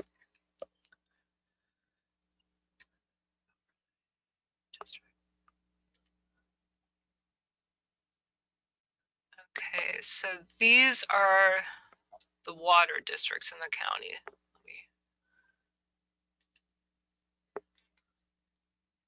And not every area is covered by a water district. You'll see there's big areas of the county that are not, that they are on well or surface water. There are two down in southwest quadrant of the county, and then most of them are up in the north or northeast areas of the county, and then along the Clatsop Plains and in the Lewis and Clark, only Woluski area. There's one out by Wana, and then Westport, I believe, has water as well. And then if you look for the sanitation, the sewer districts, those are much fewer and far between. So, and usually they are, a sewer system is associated with the city. So except for Gearhart, all the cities have their own sewer systems. There is also one out on 202, then in the Miles Crossing area. And then down here, Shoreline Sanitary, those homes, I believe, have now been connected to City of Warrenton sewer. Okay. Thank you, Gail. You're welcome. Susanna, and then Jim has a motion that I'll recognize, but Susanna. This is a question for Gail. If indeed the county could make an argument that there is a health risk with septic systems that could be resolved with a sewer system, could the county then okay a particular sewer system that would alleviate that? Well, it wouldn't be the county that would approve it. It would have to go through Department of Environmental Quality, and they would be the ones to sign off and monitor it and regulate it. Okay, so there's that avenue. Okay, thank you. Jim, I see a motion for you, though now I'm seeing that it's for water policy. Do you mind if we take that up when we get to the policy section? No, actually, I was thinking along the same lines, and there is a question I have. I do support what I wrote. I do believe that that's necessary, but this section is under water supply systems, and I'm not sure if this policy would fit into the water supply systems. So we can wait until we get there and we can discuss this further. Okay, thank you, sir. So let me ask for the group, are there any other pieces of feedback, either in the overview section, the narrative there, or for current conditions? Anything in the current conditions section that we should consider as a group?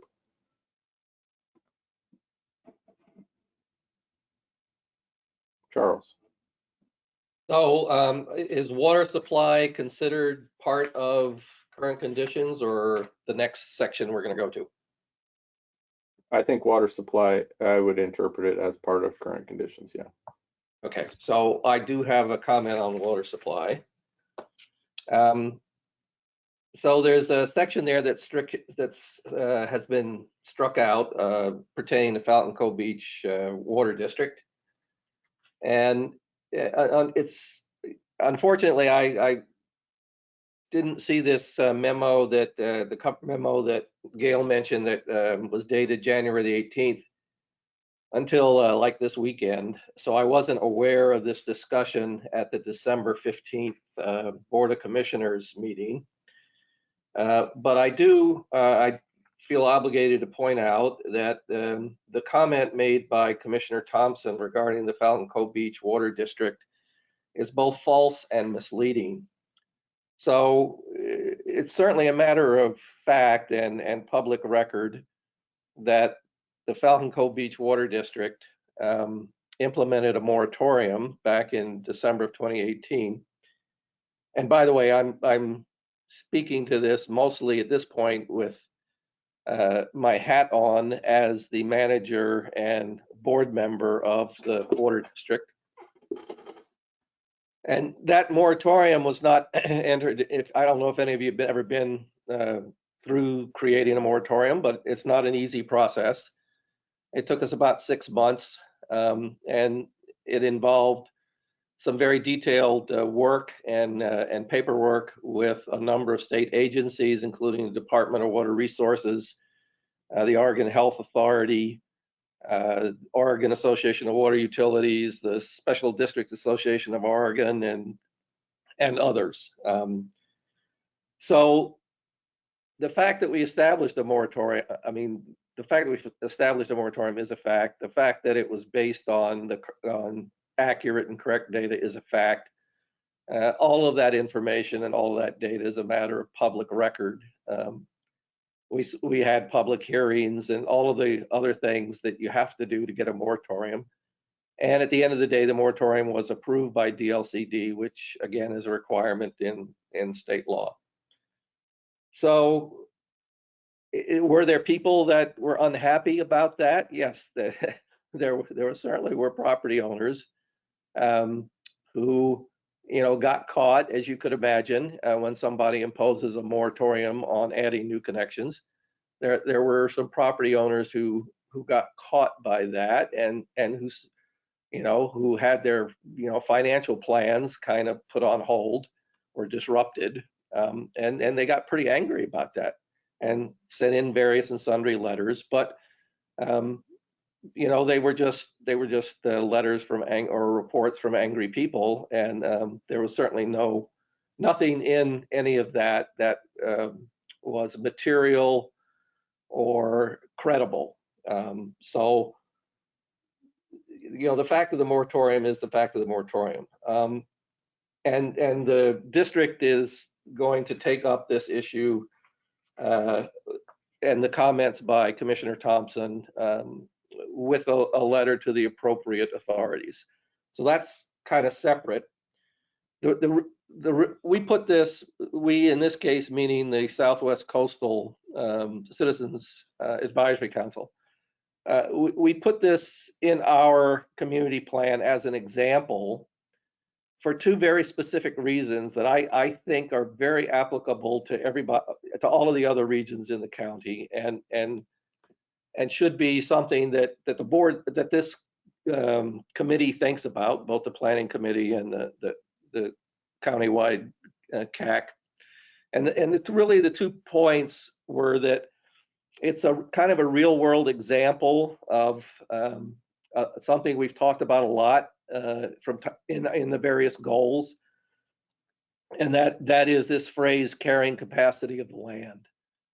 So I've been the manager for the water district for 20 years. When I came here, our primary water source is the North, something we call the North Spring. In normal times, it puts out about over 500 gallons a minute of water. If you had asked me 10 years ago, did this community have enough water, I would have said absolutely forever. But in the drought years of 2016, 17, and 18, we saw that 500 gallons a minute go down to 30 gallons a minute. 30 gallons a minute is not enough water to satisfy our peak demand during the summer, which of course is, and you know where we live down here on the Southwest coast, that's where when everybody's down here. So highest demand for us is in the summer, which of course is, as everybody knows, is when the lowest supply is if you're a spring-based water system. So that's really a kind of a shining example, I think, of the issue of climate change and the issue of the carrying capacity of the land. The second thing that it speaks to, and perhaps this is too subtle, but there's fundamentally a disconnect in the system between the county and a lot of the infrastructure suppliers like our water district. So our water district, we are charged with supplying, clean water to all of our customers, but we have nothing to say and no authority or responsibility for, as an example, how many homes get built in our community. And our community was platted in 1929, and when it was platted into like roughly 1,000 50 by 100 foot lots, and many other communities in the county, including Arch Cape and others, were in the same category. And we, the water district, could not possibly support that level of building. And in point of reality, you couldn't, because of the topography, you probably couldn't build that many homes anyway. But the point is that the county determines how many homes are going to get built here, and we don't. And there's not a lot of communication between the county and what the water district can support in terms of capacity. So those two issues are kind of the two issues we, in the Southwest group, we're trying to point out and using the moratorium as an example. So that's why it's there. So I just wanted to correct any impression with this group about the legitimacy or efficacy of our moratorium. It's something we had to put in place. We did put it in place. We found a temporary solution and we lifted it. So it's something that's in the past, but it was a wake-up call to us about what is actually happening on the ground in terms of water supply, and the fact that Clatsop County in the northwest corner of the state of Oregon cannot just go merrily along and think that we've got a ton of water because it rains every winter. Things are changing, and the demographics are changing, and the complexity of our residential communities are changing, both in terms of how many homes get built, which is, as I said, is a function of the county, and then how they're used. I mean, when we put the water district puts all its plans together, we're planning on exactly what this community is supposed to be: single-family residences. Now in our community, we have like 30% of the homes are being used for short-term rentals, and it's a dramatic increase in water. And the water district has no control over that. We can't control that. That's up to the county. And yet we somehow are expected to be able to keep up with that increase in demand. So I put that out there just so everybody's aware of the actual facts of the matter. Thanks. Okay, thank you, Charles. Any other items? Cheryl, do you want to make your motion on the diking and drainage districts? I see it in chat. Yeah, so we're on current conditions, page 2, diking and drainage districts. And I wanted to add some language similar to, but again, I do not want to nuance the words. Something about well-maintained dikes affect the ability to farm and have an economic, spelled correctly, sorry, impacts on agriculture. And while Gail's working on that language, I just wanted to mention that this addition in red of Clatsop #1 Drainage Improvement Company and Clatsop Diking Improvement Company came directly out of the local CACs. My neighbor Ed Johnson, no relation, has been working with the diking districts for a long time. And as you look at this list, you see that a lot of them are unknown, they're inactive, they're defunct. So these little diking districts were started by the farmers in the 20s or whatever. And then as that generation died, there weren't people who came behind to maintain those diking districts. But they are, you cannot farm in Brownsmead unless the dikes are functioning. And so these are 2 new ones that Ed was aware of that were not on the original lists. And he saw that when the draft of the Northeast CAC went out, and then he shared that information with the planning department. Okay, thanks, Cheryl. I want to get confirmation with you. Gail has helpfully recorded the motion here. Is this the position where you wanted it to be? Looks good, thank you.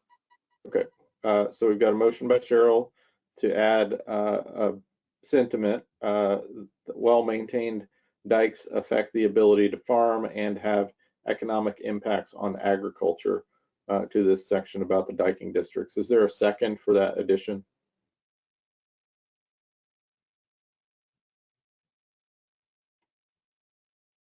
I second it.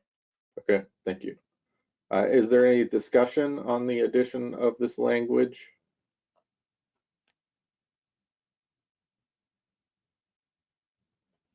Well, let me check. Is there any objection to this language being added? And again, it is to add well-maintained dikes affect the ability to farm and have economic impacts on agriculture. Is there any objection to adding that to this diking district section? Okay, not hearing any. I think that's approved. Thank you, Cheryl. So Nadia, I see that you've added a couple of things into chat. Do you want to address those, starting with sewer? I just think it's really important that we have like full information, particularly around the sanitary districts. I tried to ask Phil Chick, our manager here, like why sanitary versus sewer. I know that most of them are called sanitary districts, not sewer districts, because sewer means untreated, I think. And so sanitary sewer means treated. And then there's like just no information really about are these other public facilities. And I think particularly important is fire districts, because there's a lot of development happening in areas that don't necessarily have fire coverage. I know down here in Falcon Cove Beach on the Tillamook County side, a house blew up some years ago, and it turned out there was no, everybody was called from every fire district to try to stop the entire community from burning down. And turned out it wasn't in a fire district. So I think that's been remedied at this point. But if we're allowing unfettered development in rural areas, we have to make sure that there are services like fire protection. So it's really important to me that there be more details on fire, if not the other ones. Okay, so let's take these one at a time. I'll just ask first, Gail, for the sewer district question. I think you were indeed on the correct table as I read it anyway. Are there administrative obstacles to including information like how many homes are on the are handled by sewer or sanitation districts? The only reason we didn't include it in this draft is because we couldn't find the information. Even going through 08 DEQ, I had a hard time finding information that would support the number of people being served or the number of houses. We'll keep looking for that. I know Phil Chick can give you that information with one phone call for the Arch Cape Sanitary District. I don't know about the other two, but other three. Let me, instead of trying to make a motion that would carry weight that we may not want to put on staff, Gail, is it sufficient for that note to have been added as far as you and staff trying to follow up? I get that you have been trying anyway, but do you need for us to make a motion or anything? No, staff does not need a motion. Thank you. Okay. And for fire districts, Nadia, for clarity's sake, would you be looking for a table similar to what we're looking at for table 3, except yes. Detail about population served, etc.? Yes. Houses. Yeah. Okay. Yeah. Well, it may not be for fire district. That may not be available, but it just at least having like a list. I mean, you have a map here, but a list with just some details would be. I mean, I don't know what would be the metrics. I kind of feel like there should be either a list with comments that are actually filled out or just a list, you know? So if like above, if they only have comments for one, it doesn't really make sense. You should have information about all of them if you're gonna do a comment section. Okay. I guess again, if since Gail has already noted that, I'm not feeling like I need to take a motion on that unless you really want to, Nadia, but thank you for the request and direction there. Other items from this group about the current conditions sections. Charles. Yeah, so in table 2, active drinking water systems, thanks to staff for finally adding Falcon Cove Beach water in there. That's certainly good to see. And I certainly hope this table propagates over to goal 5 as well, because it should be there as well. And then in this table, there are 3 systems where the population served, it just doesn't make sense. And that's Arch Cape, Cannon Beach, and Gearhart. In all 3 of those cases, the population served is less than the number of connections. So it's not, it just doesn't make a lot of sense there unless you say, okay, well, fine, maybe some of the homes are empty because they might be vacation homes. But the flip side of that is that, you know, in the summertime, the population like doubles or triples. And that's pretty much the case for all of the other systems. And all of the other systems, the population served is quite a bit larger than the number of connections. So, you know, I just suggest that somebody might want to double check those numbers. Okay, thanks, Charles. Chris, did you have feedback on that? Yes, I know what Charles Dice is talking about.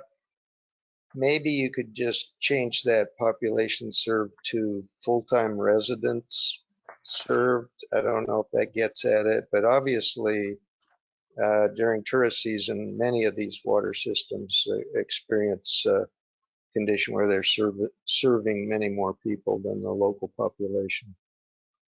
Okay, thank you, Chris. Charles, Gail asked for clarity in the comments. What was the 3rd city you'd listed off there? It was Gearhart.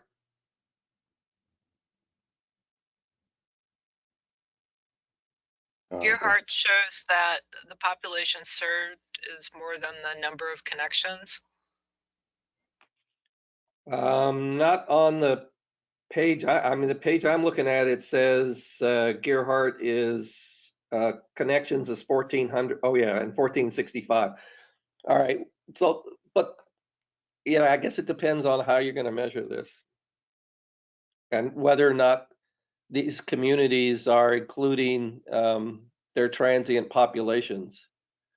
In most cases, you know, again, as a manager of a water district, we're required to report how many connections we have and what population we serve. And I know for our water district, the population we serve that we report is our best estimation of the, you know, peak population that we would serve, and that seems to be what the state financing agencies want when we submit the information. So it's just a point of order, I suppose, that it doesn't really look correct to, you know, to people like me that spend their lives in water districts. So does the population served for Falcon Cove Water District include your transient short-term rental population? To the best of our ability to estimate it, yeah.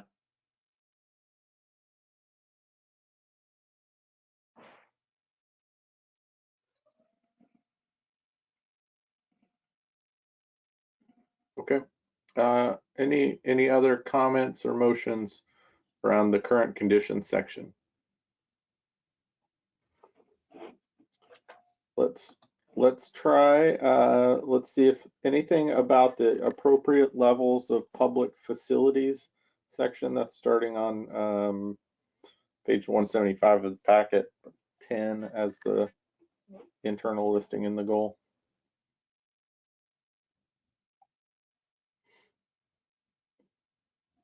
Any feedback on this appropriate levels of public facilities section?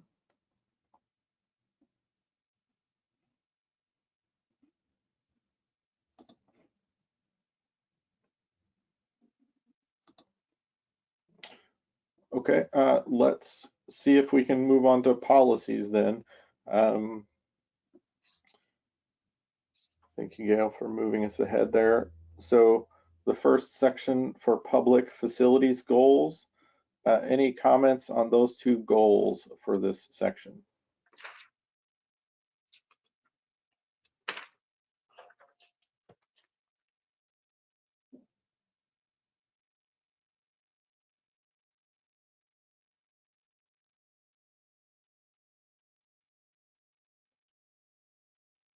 Susanna?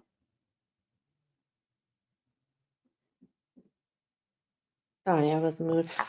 I would love to see the county, if they don't have a airstrip that can be able to accommodate larger planes, to be planned for in case of a catastrophe, such as the big earthquake or something where the county is really cut off, and where with a tsunami, the Warrenton Airport would be underwater, which I think might be our only big airport other than maybe Seaside, which I think would also be underwater. Can you speak to that, Gail? Does anybody know about that? I don't know about a landing strip, but I will say when the county entered into the contract with the disaster response firm, they have large cargo helicopters and apparently freight ships to bring in supplies. So that was their plan anyway for getting supplies to us was by helicopter instead of by large plane. Thank you. Charles? Yeah, I should have brought this up a minute ago, but maybe it fits under policies too. And it has to do with the fact that there's a shortage of dump sites for sewer people in the county.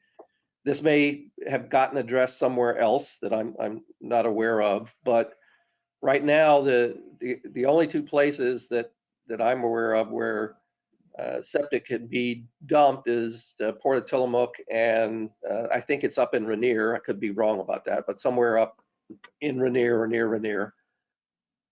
So that's a real impediment for people who are on sewer systems, and it really increases the cost pretty dramatically. So, I think somewhere the county should be captured that the county should investigate creation of a septic disposal site within the county. Do you have a place that you would suggest putting that, Charles? Well, not the site, but in the document. Yeah, no, maybe under public facilities goals, I suppose, or it could be under the waste disposal policies, but it sounds more like a goal to me than a policy. Okay.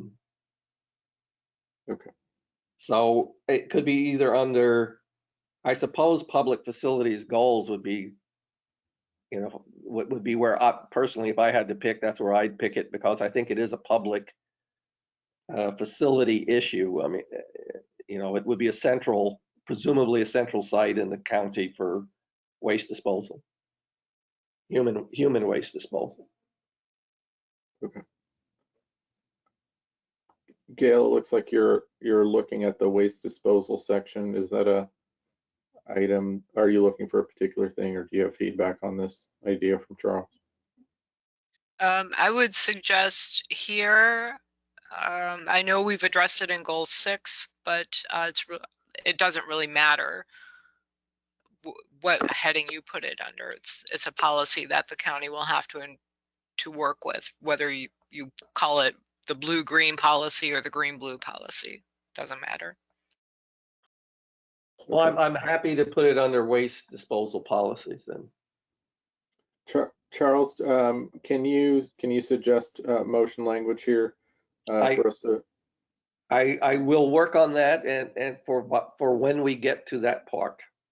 Oh, we can go ahead. I mean, we're unless you want us to delay. I mean, Gail's already typing, so we can start if you'd like. All right. Well, I was just going to give myself a minute to compose something, but I suppose the policy would be that the county should investigate a suitable human waste disposal site within the county.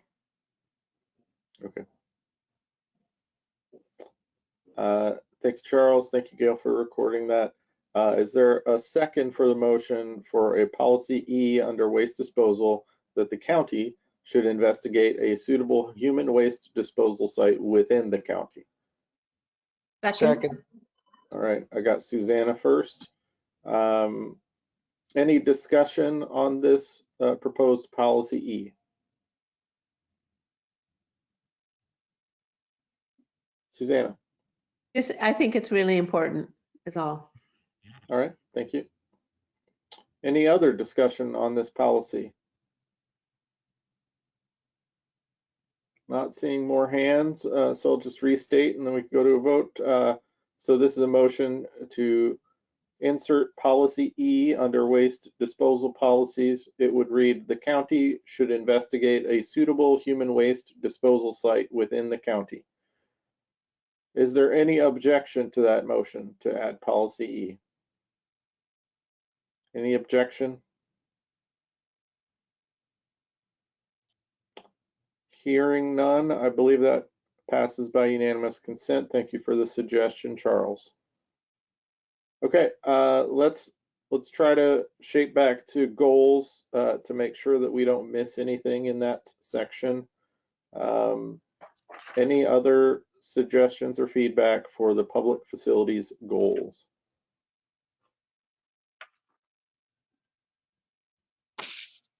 Okay, not hearing any, so let's check anything for general public facilities policies.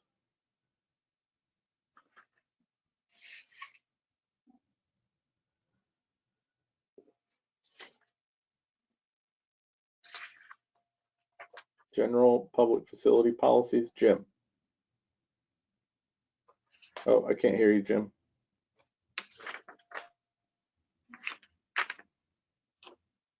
I have two motions in the chat box, but I'd like to take the second one first.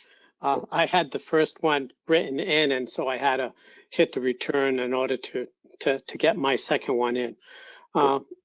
The county shall relocate critical public facilities outside of tsunami and landslide zones.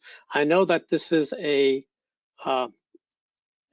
controversial issue at the moment, but it notwithstanding that, this is something that the county cannot ignore and needs to deal with as soon as possible, but probably a little later in time. Okay. So Jim has forwarded a motion that Gail has recorded on screen now, which is to add a general policy J reading, the county shall relocate critical public facilities outside of tsunami and landslide zones. Second. Is there a second? Yeah, Charles. Thank you, Charles. Any discussion on this motion to add a policy J? Carrie? I think we shouldn't put that word shall in there again. I mean, it's unfortunately, whether we think it should or not, it's just ties our hands. All right, thank you, Carrie.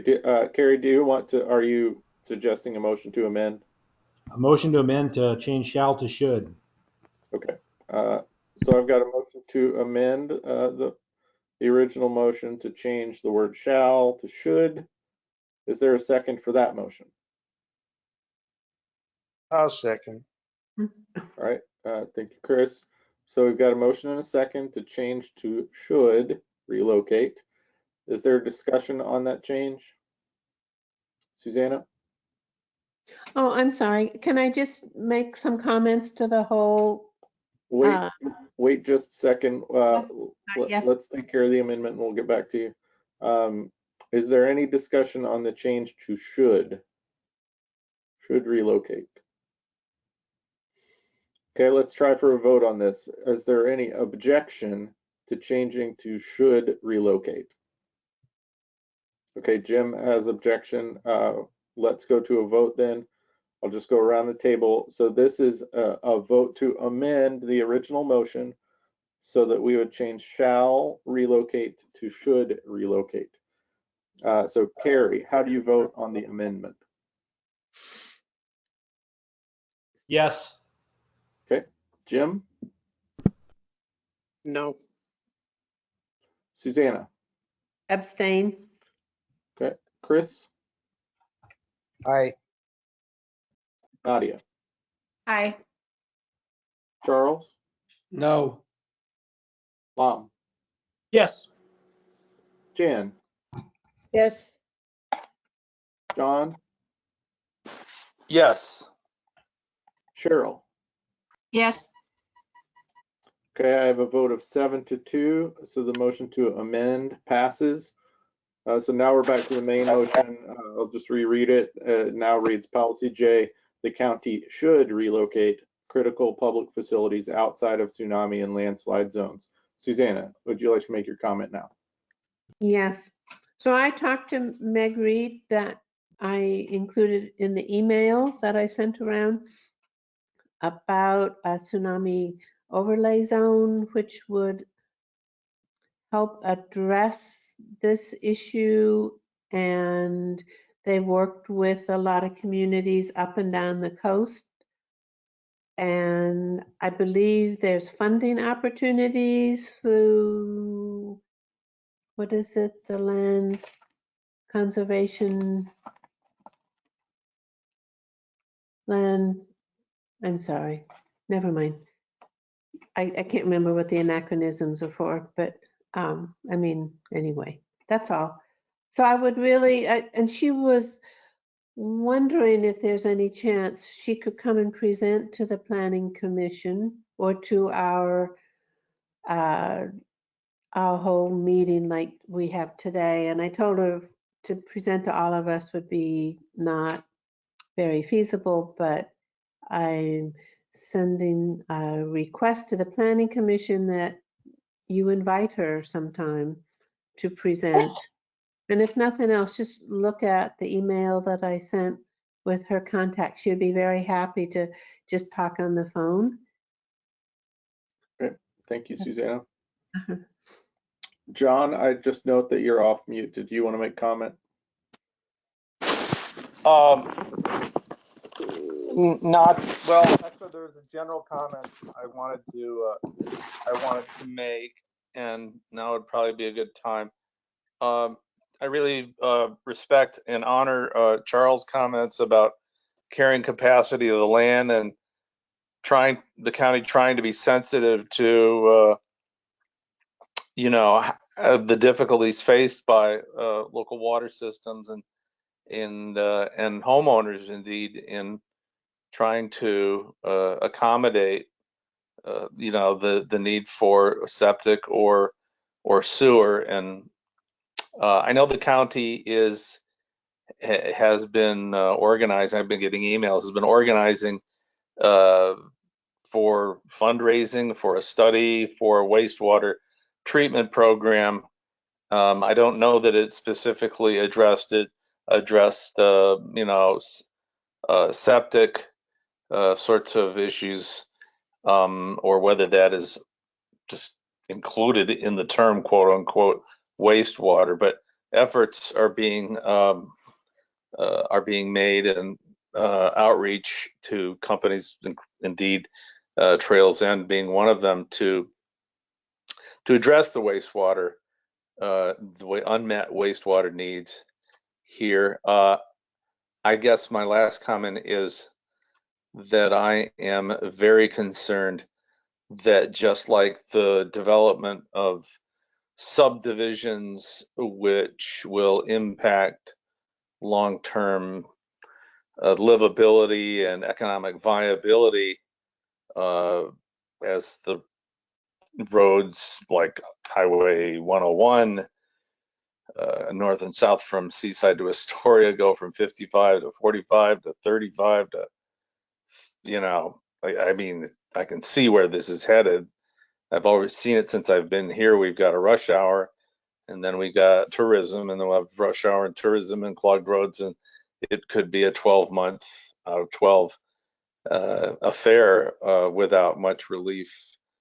And so my point is that the county, the Board of Commissioners, and the Planning Commission need to really remember these carrying capacity and built-in constraints when approving projects.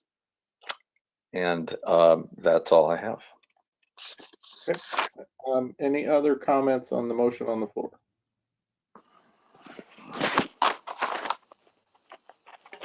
Let's check on a vote here. So we've got a motion to add a policy J.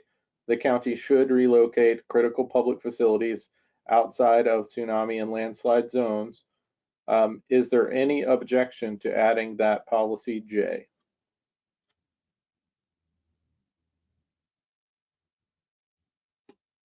Okay, so I'm not hearing any objection nor seeing any hands.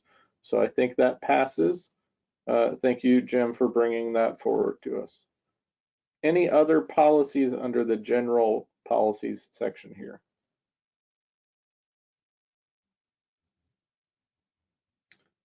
Okay, let's move to the diking and drainage district policies. And Jim, I note that you have a motion here already in chat, right? Jim, do you want to present the motion? Yes, I will.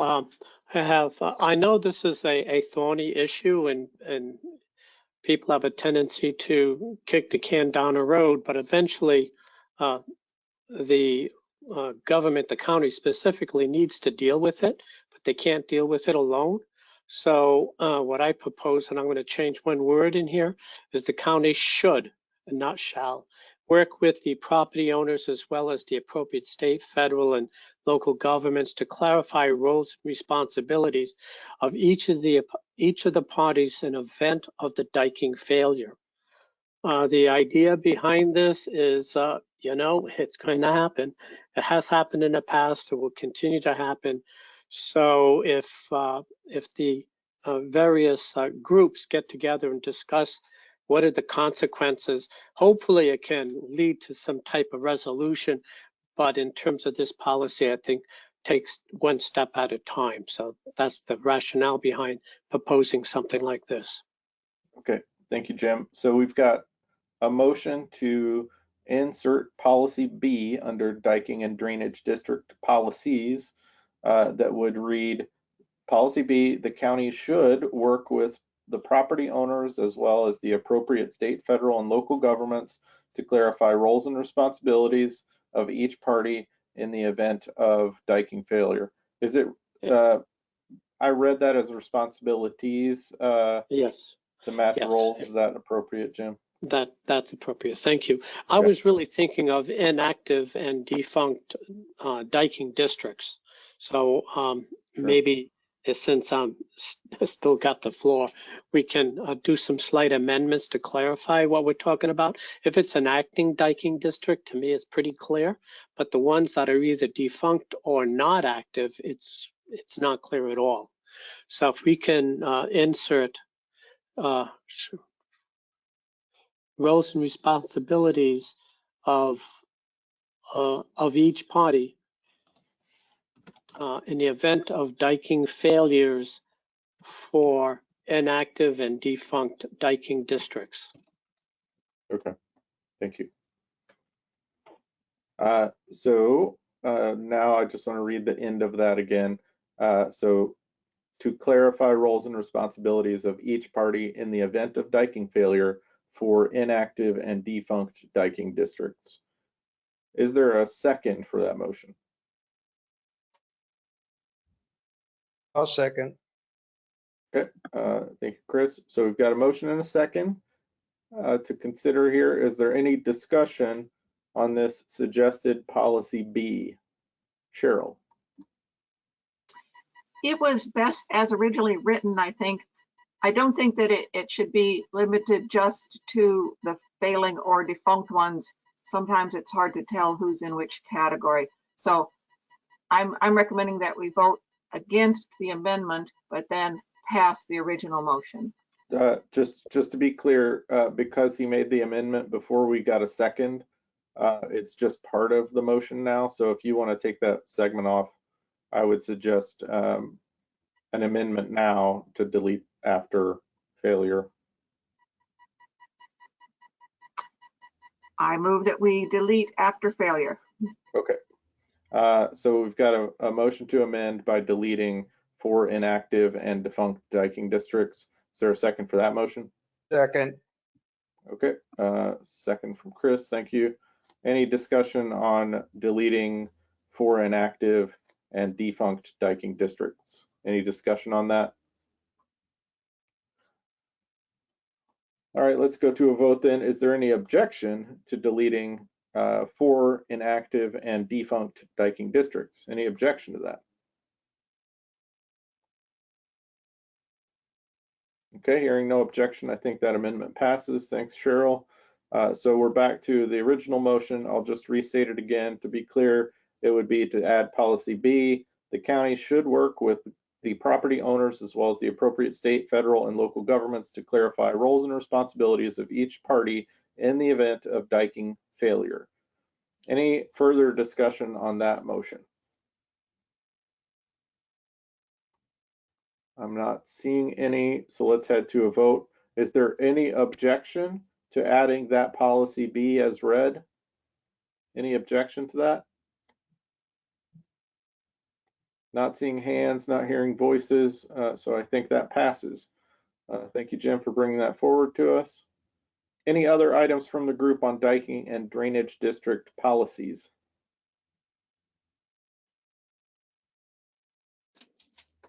Okay, how about water supply system policies? Any feedback for Nadia? Yeah, so I was looking at policy G, which is a pretty funky old policy that was deleted.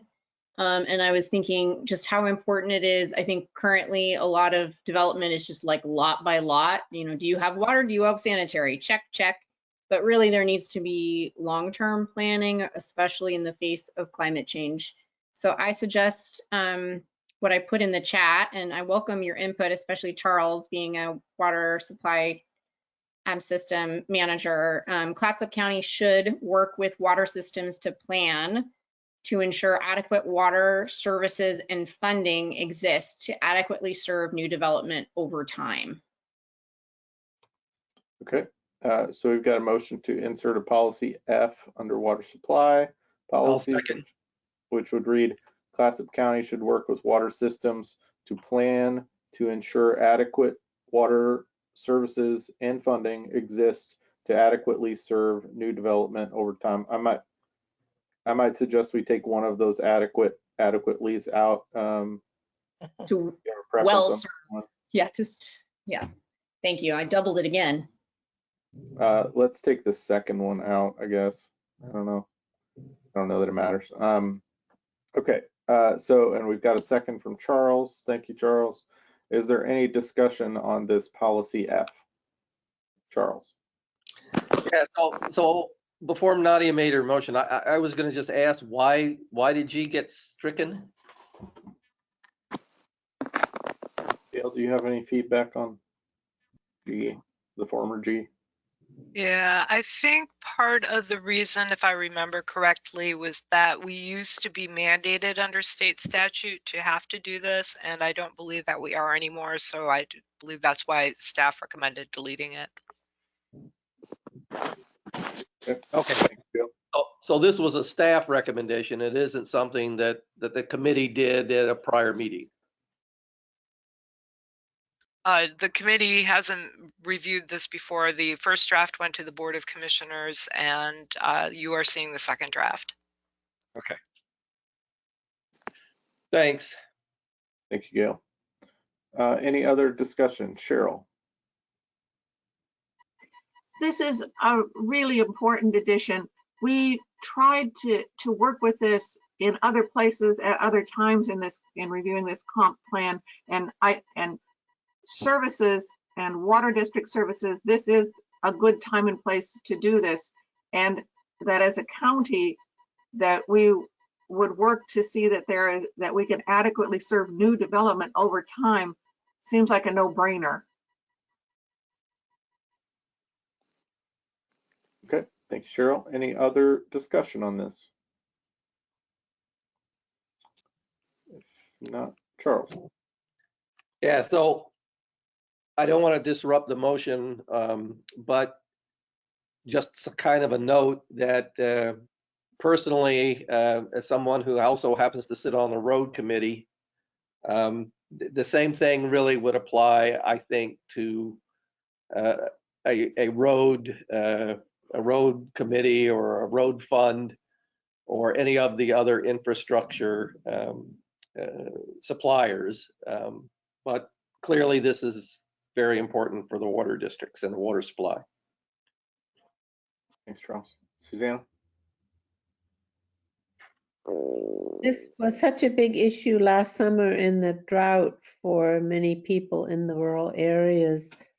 I think also water supply county should be studied. And also, I know we also discussed gray water system development and facilities and a number of facilities geared to water level demands. Is that somewhere now incorporated in this plan, Gail?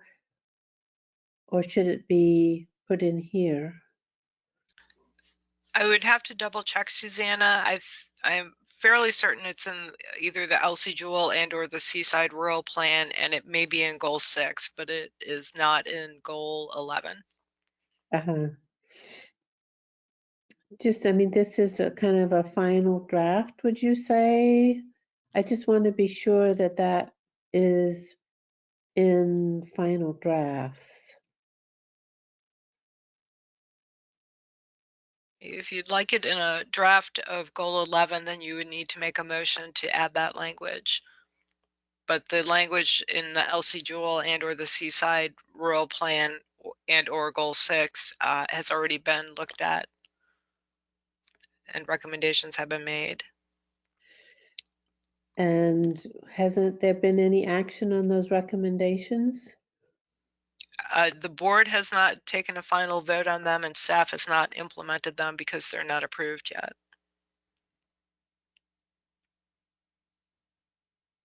I feel a little bit of maybe a catch-22, but maybe it's just my brain. I don't know. Can I make a motion to include that here? After we just did, are we on a motion already? We are on a motion now. We're talking about this policy F that's on the screen about water system planning. Mm-hmm. Okay. Any other discussion on policy F? Okay, let's go to a vote on policy F then. I'll reread it. So this would be to insert a policy F reading, Clatsop County should work with water systems to plan to ensure adequate water services and funding exist to serve new development over time. Is there any objection to the addition of that policy F? Any objection to that? Okay, hearing no objection, I think that policy passes or motion passes. Thank you, Nadia, for bringing that forward.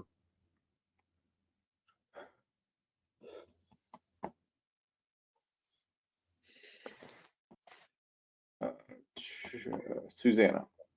So And then now Jim. could I make a motion that the county in new develop, not just new development, but in anything that needs county approval to have out there that the whole gray water system that is a state statute now is available for people to see, but also to have policy linking facilities to water uses. And so that you could have development by a small house with few facilities and a lower benchmark of water supply. Again, I'm not saying that well. The lower benchmark isn't right, but I apologize, Susanna. I'm a little unclear on what motion language I should take out of that. Some of that was just the county should support or outreach on development the use of gray water systems and also a policy around you have to have a certain amount of water for development, and it would be enough for a house with multiple bedrooms and multiple facilities, which if you had a small house and not very many facilities, you would need a lot less water. So I want to have it in policy where facilities is linked to water requirements on new developments.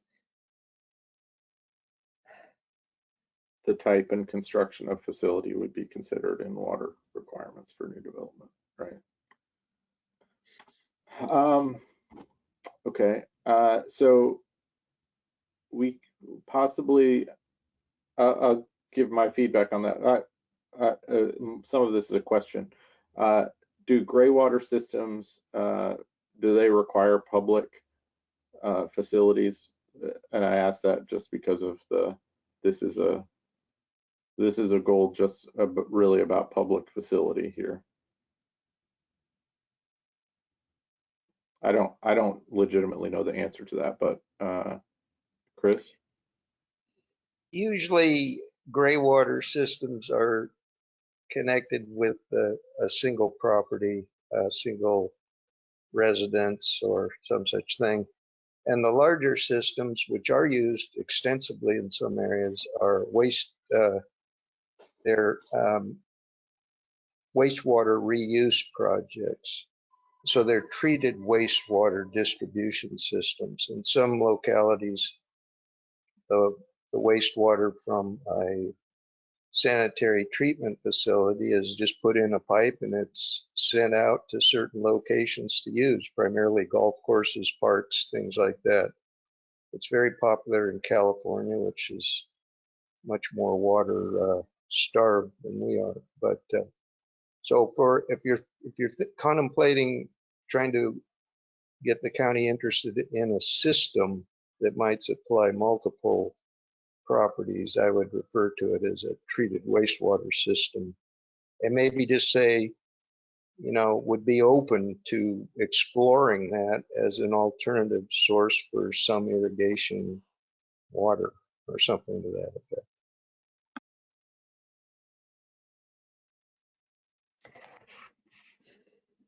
Okay. Susanna? I would like to hang on to this wording, but I realized it's correct. I don't think this is in the right place. But I think they're both important policies going forward to ensure there's enough water for continued development. Okay. And I don't think there was a second. If there's not a second, I would say let's just hang on to it for now.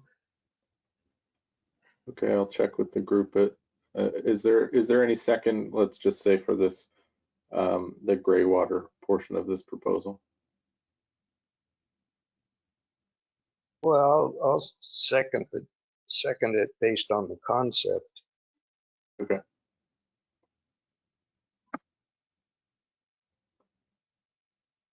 Gail, is that that language that you're highlighted on the screen, is that your suggested language for this? That was the language that was included in the Elsie Jewell community plan that I think Susanna is referencing, the same with policy H below it. Okay, great. Thank you for clarifying that. Yes, thank you, Gail. So, so we've got a motion and a second for policy G.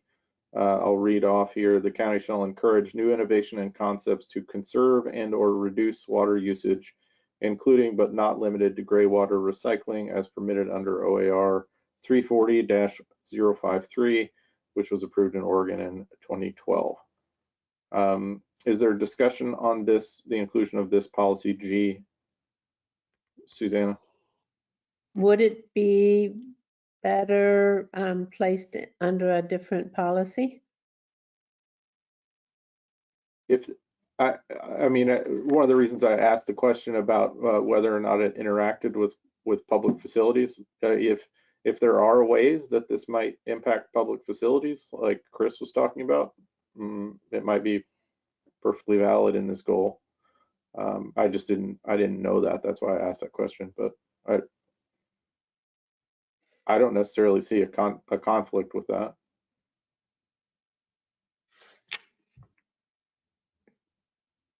Okay.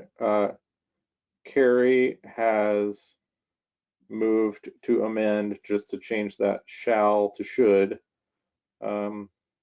Is there a second for that motion to change shall to should in the proposed policy G? I'll second it. Okay, so I certainly recognize Chris, so I think there are a couple there. So we got a motion to change shall to should. I'll just check with the group on this one since we've done this a fair number of times. Is there any objection to changing this shall to should?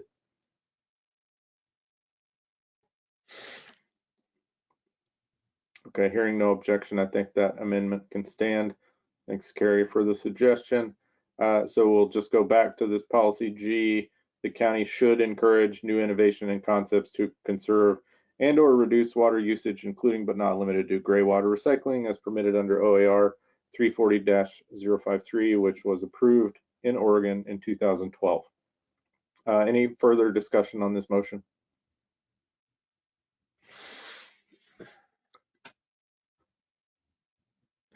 Susanna? I think the wording of surplus capacity is problematic since we're always in a drought or a flood. We're not on the same section here, Susanna. Oh, I'm just reading. Are you reading policy G? I'm reading policy G only. Not, Oh, not I am so sorry. That's right. We only did the shall, should. Never mind. Okay. So any further discussion on policy G? Okay, let's ask, is there any objection to policy G as amended, which would read the county shall encourage, or should, excuse me, should encourage new innovation and concepts to conserve and or reduce water usage, including but not limited to gray water recycling as permitted under OAR 340-53, which was approved in Oregon in 2012. Any objection to that motion? Seeing or hearing no objection, I think that passes. Susanna, is policy H reflective of the second concept you were wanting here? It is, but I would move to adopt this language, but maybe leaving out is not requiring surplus capacity, but in order to serve development should instead just have that the county should study or should review its minimum water flow requirements to ensure that its requirements are consistent with actual usage patterns and then go on to the number of fixtures and or house size. And fixtures are toilets, sinks, showers, laundry, etc. Okay. So Susanna, I'm going to take this as your motion. So we've got a motion for policy H, which would read the county should review its minimum water flow requirements to ensure that its requirements are consistent with actual use patterns. Required water flow should be based on the number of fixtures and or house size. Is there a second for that motion?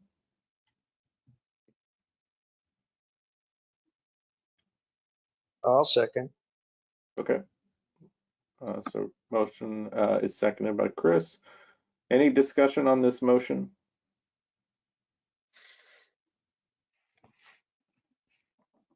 I have a question. Yep. Are there minimum water flow requirements?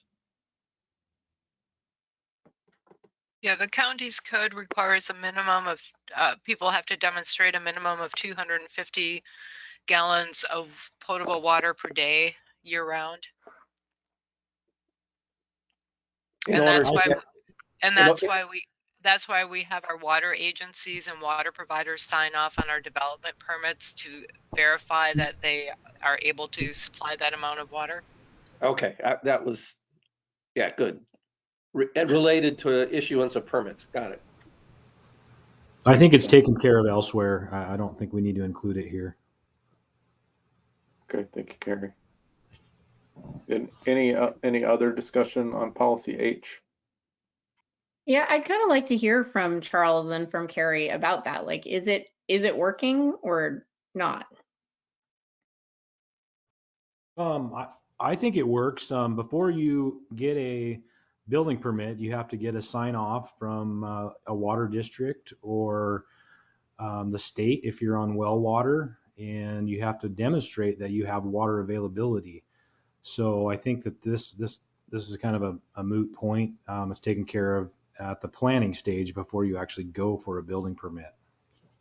So Carrie, can I ask for clarification on this? So So the way I'm sort of understanding this concept behind policy H is that, so the county has already set a minimum flow requirement, that this is saying that there might be instances, to me, there might be instances where a house uses a certain combination of fixtures that are going to require a lot less water than the county normally attributes to a minimum amount, so that this would allow the county to have some flexibility to say, oh, you're using all these super low flow appliances in your house, so we're going to allow you a lower flow requirement. And would I be understanding this correctly from your understanding? And B, would that be a reasonable idea? I think that's a reasonable idea. I wasn't necessarily reading that the same way as you, but I think that's maybe that's something that would be handled by the planning department, not necessarily here as a policy. Well, if I could chime in, I think also it's a really great idea. You know, for people that want to do a really small, low impact house or mini house, there's a name for them. I can't think of it. So I think it's a good idea, and at least as I understand the code right now, if somebody, you know, down here came in with a development permit and they couldn't supply or couldn't prove that they could get 250 gallons a minute, then the county would deny them the building permit. So that this provision would allow them to not get trapped by that. As an example, we happen to have somebody down here who put in a rainwater catchment system that did finally get approved by the county, and you know, they as an example might be able to take advantage of this and not put in quite such as large as a facility as they ended up putting in. So I think it would be useful for that. And then on the other end of the scale,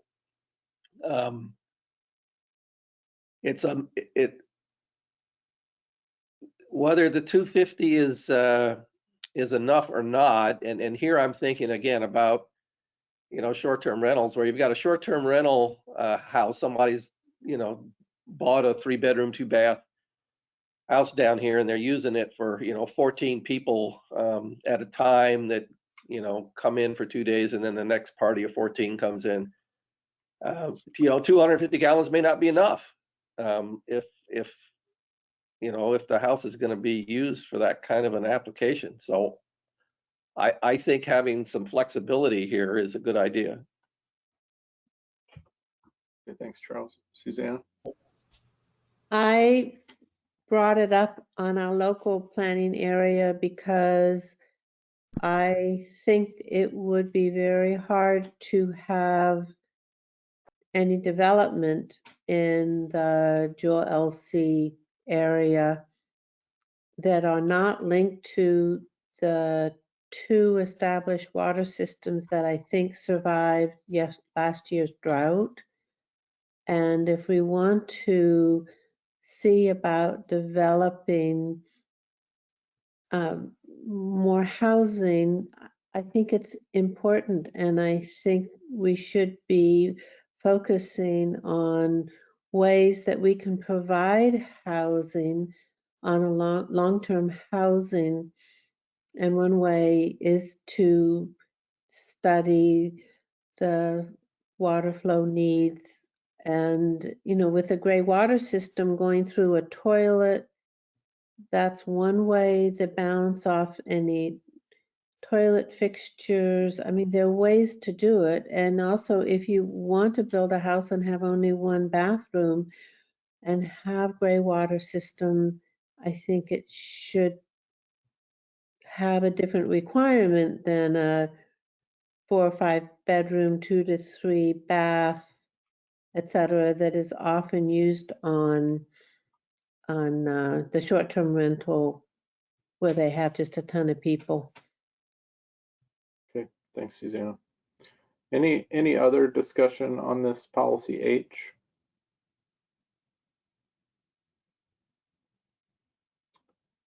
Let me check with the group then. Let's try a vote on this. I'll reread the policy. So the policy H that's moved reads, Policy H, the county should review its minimum water flow requirements to ensure that its requirements are consistent with actual usage patterns. Required water flow should be based on the number of fixtures and/or house size. Is there any objection from the group to that motion? Jim has objection. Okay, so we'll go to a vote. I'll just go around the table and ask for your vote on this motion to include a policy H. Carrie Johnson, how do you vote? I will support this one. Okay, yes. So yes. Jim Allegria, how do you vote? No. Susanna Gladwin, how do you vote? Yes. Chris Farrar? Aye. Nadia Gardner? Aye. Charles Dice? Yes. Lam Quan? Yes. Jan Mitchell? Yes. John Orr?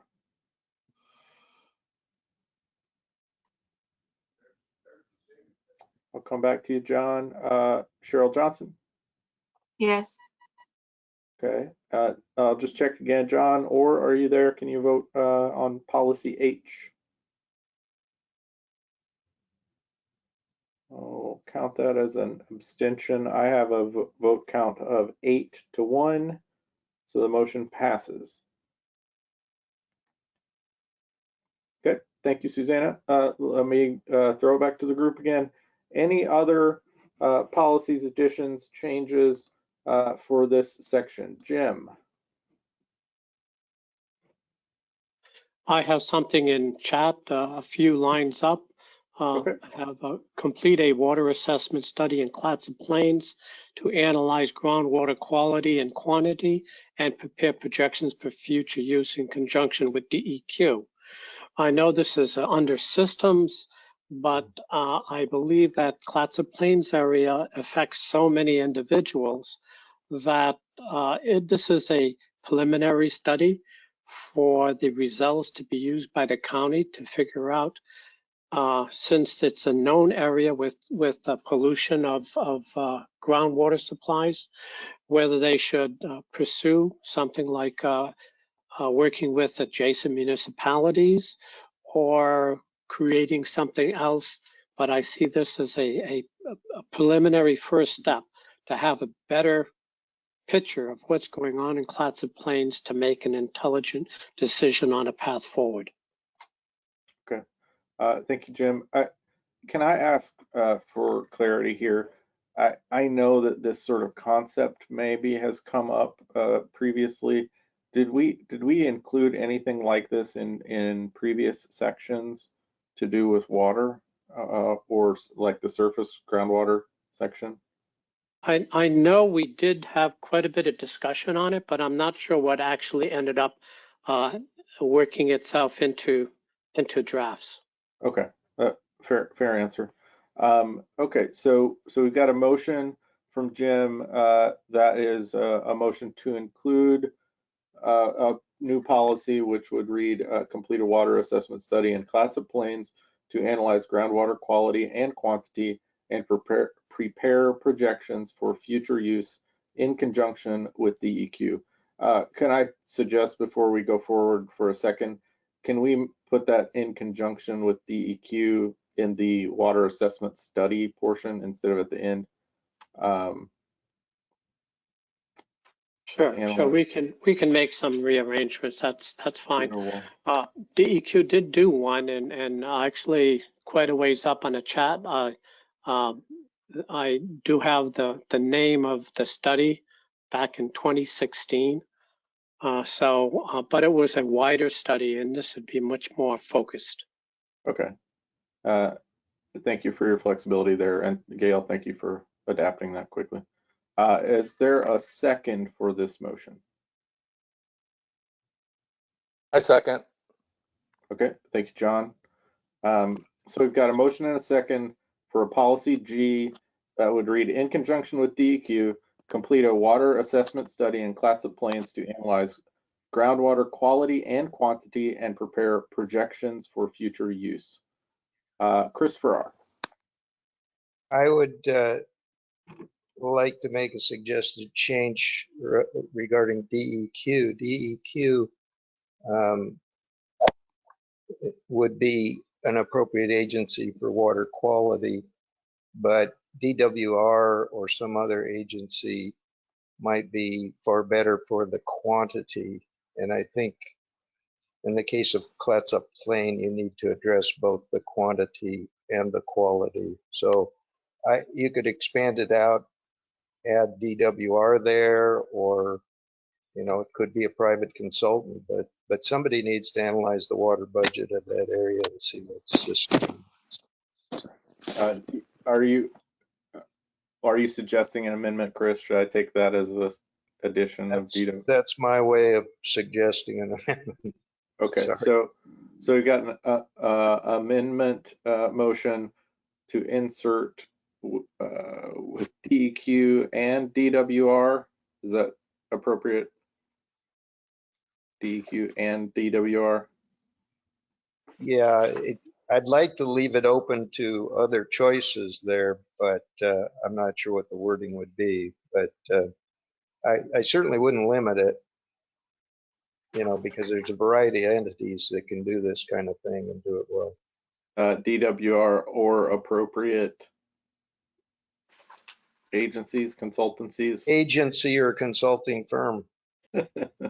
Okay. All right. I know, it's kind of wordy. Yeah. I'll second.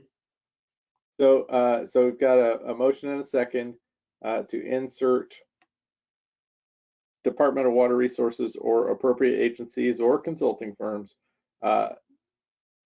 after DEQ in the original motion. So this is just expanding who the county would be working in conjunction with. Is there any discussion on this motion to amend?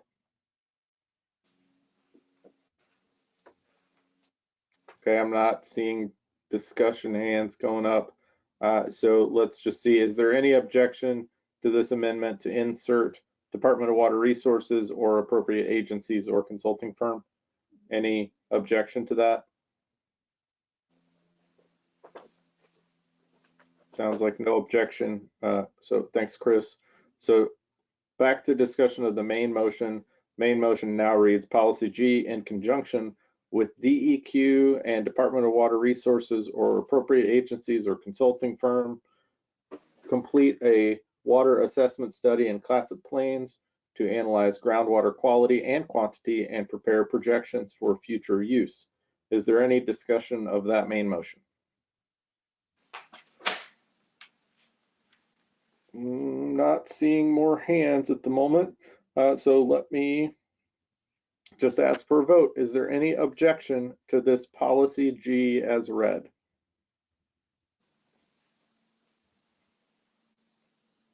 I'm seeing no hands, not hearing objection. So I believe this passes without objection. Thank you, Jim, for the suggestion. I want to recognize that I've got a motion in chat. I will also recognize that we're coming up close on our self-imposed time limit for today. But Nadia, do you want to read your motion? Yeah, I just want to make sure that this got in each of our sections, right? So actually probably bring this one back up to the beginning. John, do you mind muting while you're playing guitar? Okay. Thank you. I'll bring my ukulele and we can have a band. It could be under public facilities. I don't know what the difference between public facilities goals are in general, public facilities policies. I guess, goals versus policies. So under policies, maybe we put it under general public policies, make it J. It looks like we've already got a J. It's okay. We've already got a J. Okay, well, Well, my suggestion is I think we can combine J with what you have, Nadia. Yeah, great. Okay. I lost track of what we had where. That's fair. So Nadia, can you read the policy addition off, and then we can go into discussion and such? Well, yeah, so we could just add that to J there. So I think that works just fine. The county should relocate, current public facilities, and where feasible, new and expanded facilities should be designed and constructed to withstand a Cascadia event, earthquake, and outside the tsunami hazard areas. Okay. So we have a motion to make an addition to policy J. We've got a second to it. This addition would read, where feasible, new and expanded public facilities should be designed and constructed to withstand a Cascadia event, earthquake, and outside of tsunami hazard areas. Is there discussion on this addition to policy J? Any discussion on this? Okay, let me check then. Is there any objection to this addition to policy J? Again, it would read, where feasible, new and expanded public facilities should be designed and constructed to withstand a Cascadia event, earthquake, and outside of tsunami hazard areas. Any objection to that addition to policy J? Okay, so seeing or hearing no objection to that, I believe it passes. Thank you, Nadia, for that suggestion. I want to check with the group here, conscious of time. Are we happy to leave this goal, goal 11 at this point? Do we have any other pressing items that we need to consider for goal 11? Are we happy wrapping it up today with the input that we've given?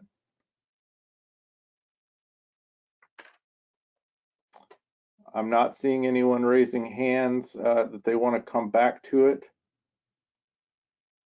So let's put a bow on goal 11. Thank you for your work on this today. Let's move to, we've got a couple of administrative things to handle before we wrap up. First one is public comment. I will give a space for public comment, but I'm going to be brief because there are no members of the public that I see on this call at this time. So this is just our statutory requirement. Is there any public comment or input at this time? Could I have a question? Sure, though we also have closing comments, but go for it, Jan.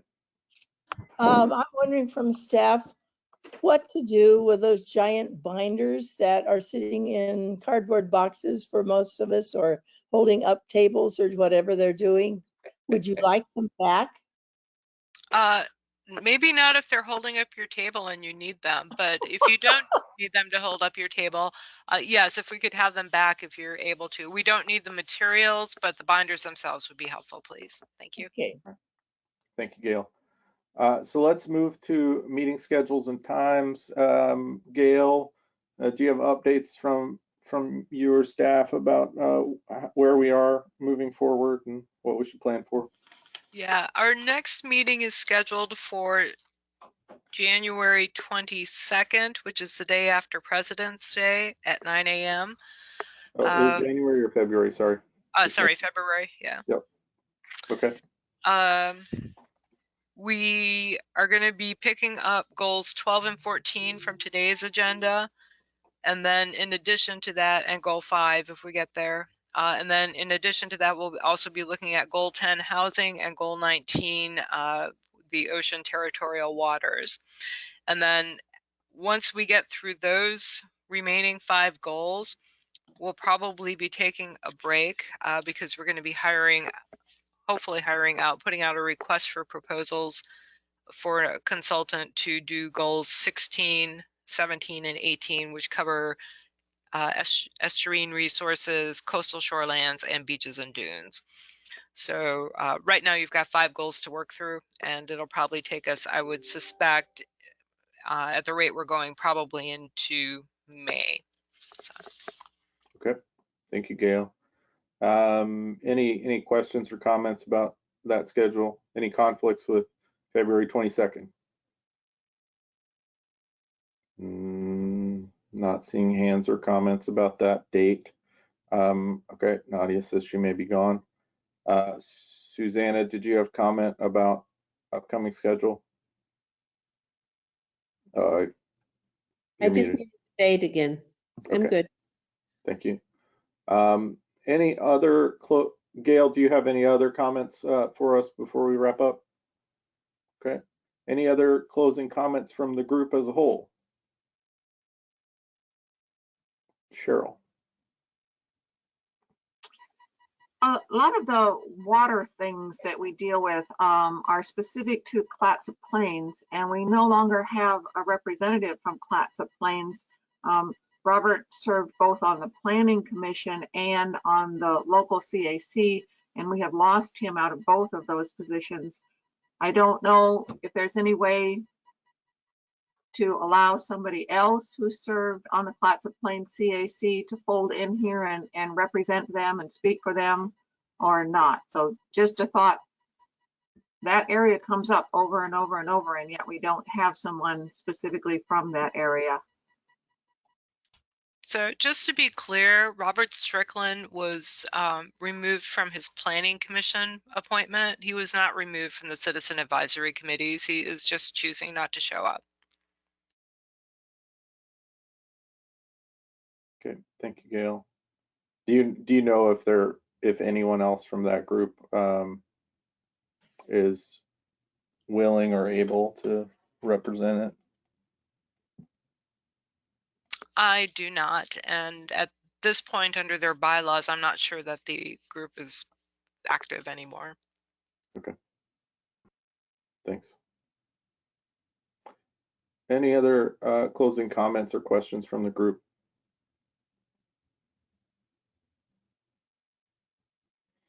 Well, if not, thank you all for your contributions today. Glad we got through a couple of goals in their entirety anyway, so appreciate that. Gail, thank you, and Julia for your work today dealing with us and our noodling through all of this. So we appreciate it. Look forward to seeing everyone in February. Have a good rest of your day.